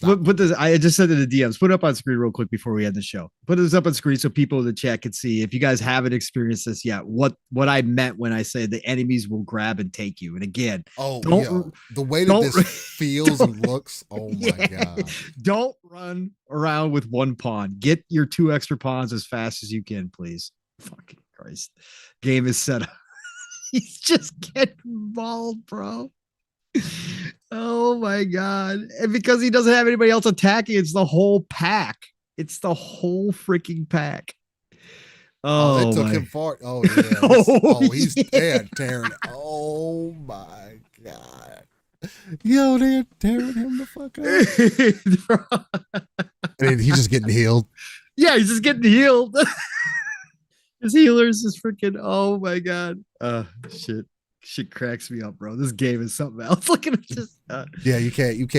You need somebody to be attacking, guys. Yeah, you definitely need that for sure. So I said, did any of you guys notice the first NPC you meet has bad lip sync? I did notice some of that. There is some of that in this game for sure. In the main cutscenes, they're definitely much better. That is something else that they definitely need to improve on. Is the lip movement with the voices. It's not always accurate. So just keep that in mind. Again, I'm not saying that the game is perfect, but it is a damn good game. Need a healer tank to DPS. Yep, there you go. Black John says I got yoked up by a harpy. I had a big experience because I got a pawn that was much shorter than everybody else on my team, and we ran into a group of harpies, and it was funny because I'm a thief, so I'm always in the midst of the combat. Like right in the middle of it. I'm going from enemy to enemy, whatever. So I'm in the enemy to enemy because I usually go to the farthest enemy because they like to throw shit at you and that shit hurts. So I go to the farthest enemy and I'm attacking them and I turn around and all I see is this harpy swing down, says, whoop, it starts fucking taking off with her. My pawns are none the wiser, not recognizing this. So I have to fucking teleport because I have this move. Well, it's not teleport. It really reminds me of BDO a lot. The way, the combat in this game, especially as a thief, reminds me a lot of Black Desert Online, a mix between the Berserker and the Ninja class. But anyway, so I use my ability and I'm running over there real quick and I get over there and I fucking do my uppercut shit to get her down. She was about to be a victim for sure. I didn't know what was going to happen, but she was about to be a victim. All right. Well, ladies and gentlemen, I think this is going to be the perfect time for us to start winding down, get into our This Day in Gaming segment. The segment where we go 30 plus years into gaming history, because gaming is art and should be treated as such. And maybe there's some things in here that you might have forgot about, that you could reminisce about a little bit. And that's what the point of this is for. So let's get into it. And on this day in gaming, again, that is March 23rd, we're starting in 1984 on the Atari 2600 with Hero Helicopter Emergency Rescue Operation. Okay, shout out to that. Shout out to Hero. Shout out to that. Then in 1990 on NEC PC 98, you had Romance of the Three Kingdoms 2. Hell yeah, let's go. Romance, extreme strategy. Ooh, boy, Sim. Ooh, yeah, tough. You gotta marry people and have kids. Oh man, yeah. They ain't no. It's not for the weak-hearted to jump into that type of sim. Okay, even on NES days, man, they were pushing boundaries right there. Great stuff. Then in 93, you had Kirby's Adventure on the NES. Got the Kirby. You little stupid pink fucker. Then in 94, the arcade released Super Street Fighter 2 Turbo. This was a killer in the arcades for sure. Oh yeah. A lot of time spent on that. Yeah. This one made me realize that I don't like Street Fighter. Then in 2000, arcade also released Metal Slug 3. Love Metal Slug, Metal bro. Slug. Going back to that's Neo my favorite Geo, slug, baby. That's my Oh. that's my like top tier. It's so fucking good. I love bro. Metal Slug. Oh, I love the animation style. I love Yes. everything about that. Oh, bro. it's So over good. the top. Yeah, I love everything about Metal Slug. Yep. You're welcome again, Jesse B. Enjoy, brother. Much love, Jesse. Yep. Then in 2000, PlayStation released Monster Rancher Battle Card Episode 2. Got the Monster Rancher. Yep. Great show. Then in 2003, PC released Delta Force Black Hawk Down. Shout out to the movie. We got Delta. Oh, Chuck Norris. Fuck you. Delta Force was fucking golden, brother. Fucking classic 80s. Bringing back the game, too. That new Delta Force is coming, too. Hopefully, that'll be really fucking dope. Mm-hmm. Then in 2004, PC released Far Cry. On PC, yeah. No, that was not the only place it was released. It was also on console. At the time, too. Somebody asked in the chat if it was only PC. This is just the PC release. Console came out before this. Gotcha. Okay. Came to PC later.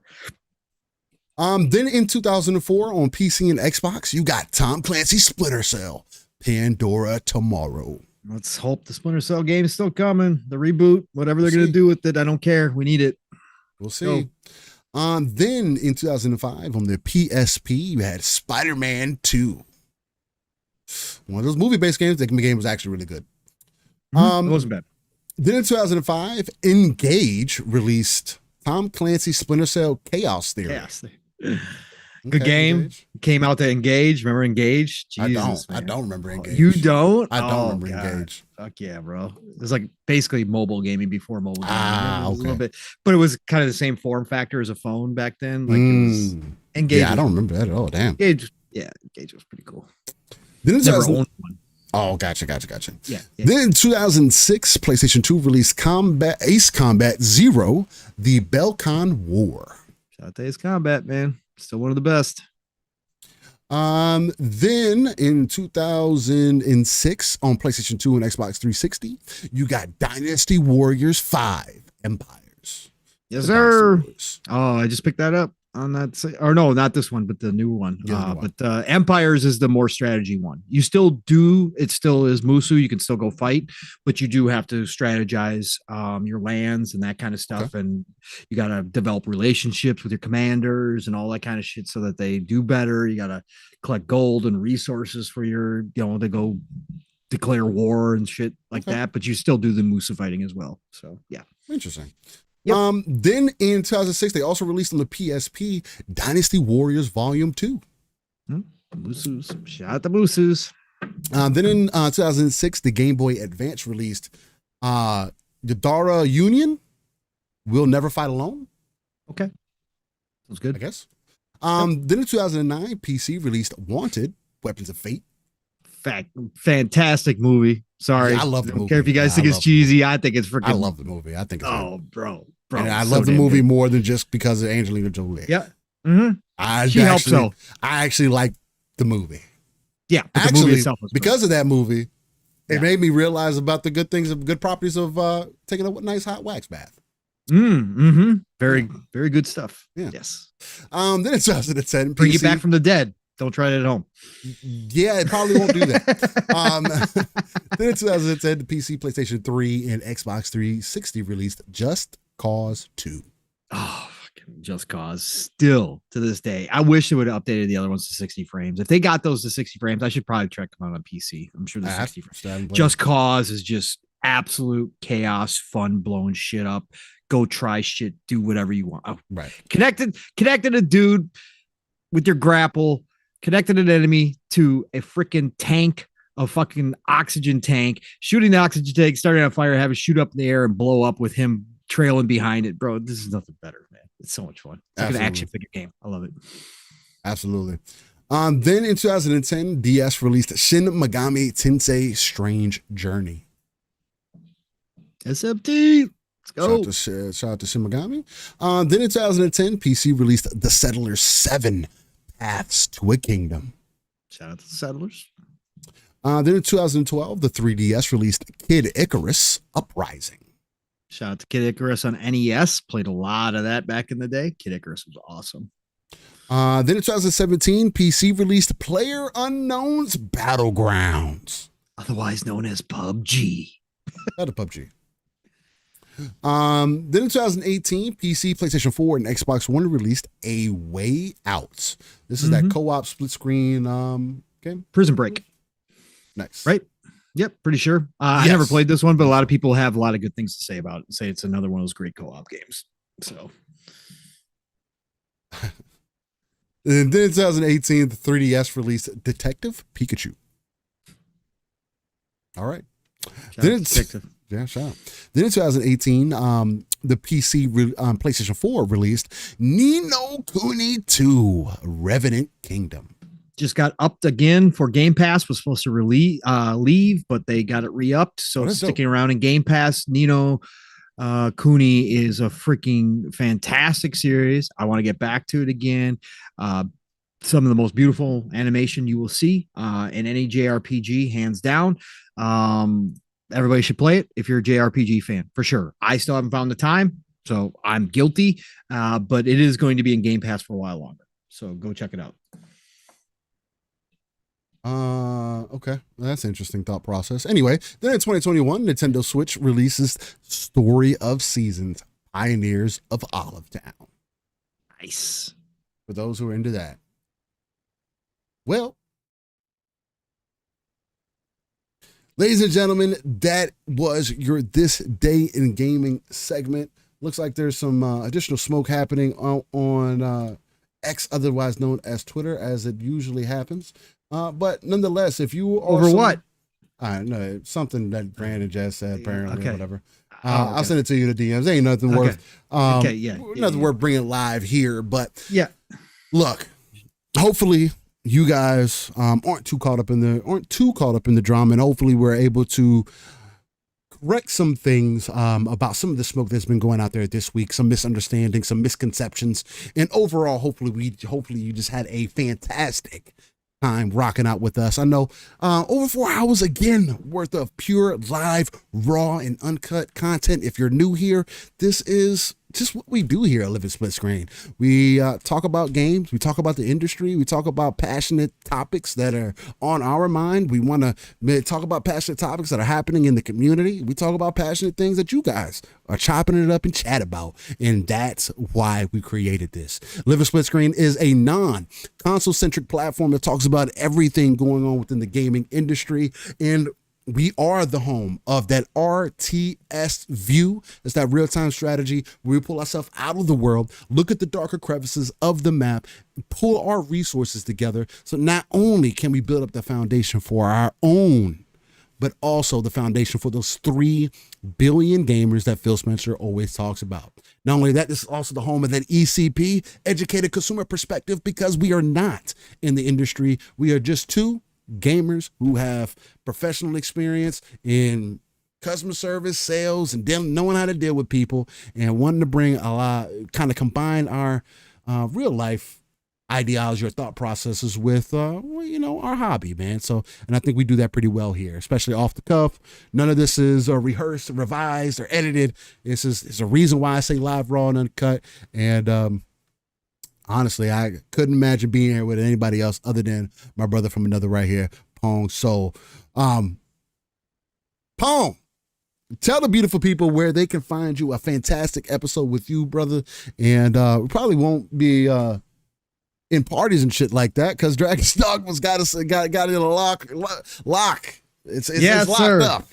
It's locked up in the single player mode right now. Let's go. And there's nothing wrong with that because we're both having fun. And we're always going to have plenty of stories to chop it up and get to each other about. But also, real life is always a real thing. So keep that in mind. But nonetheless, appreciate you doing the show with me, brother. And another great episode. Fantastic episode. I was just watching a video of Dragon's Dogma 2, and I got to find that thigh-high bikini combination that everybody's wearing. It's supposed to be really good armor. Have you seen that? The pants? Not at the Capcom. Yes. That aren't really pants? Yeah. Okay. I gotta find those. Oh, I don't know about those, but there are pants. They're like, they come up to about thigh high, right? And then The rest of it is just a panty. Yeah. I got to find those, whatever those are. Everybody's saying they got great stats. Okay. No, they have really good stats. Okay. So you can't buy them. I thought, no. Yeah. No, not as good. Okay. All right. Well, they're not, again, is they got the stats, they're practical. So that's fine. I need those though for my girls. All right. So anyways, everybody, thanks for joining us on Living Split Screen. This was a great episode again.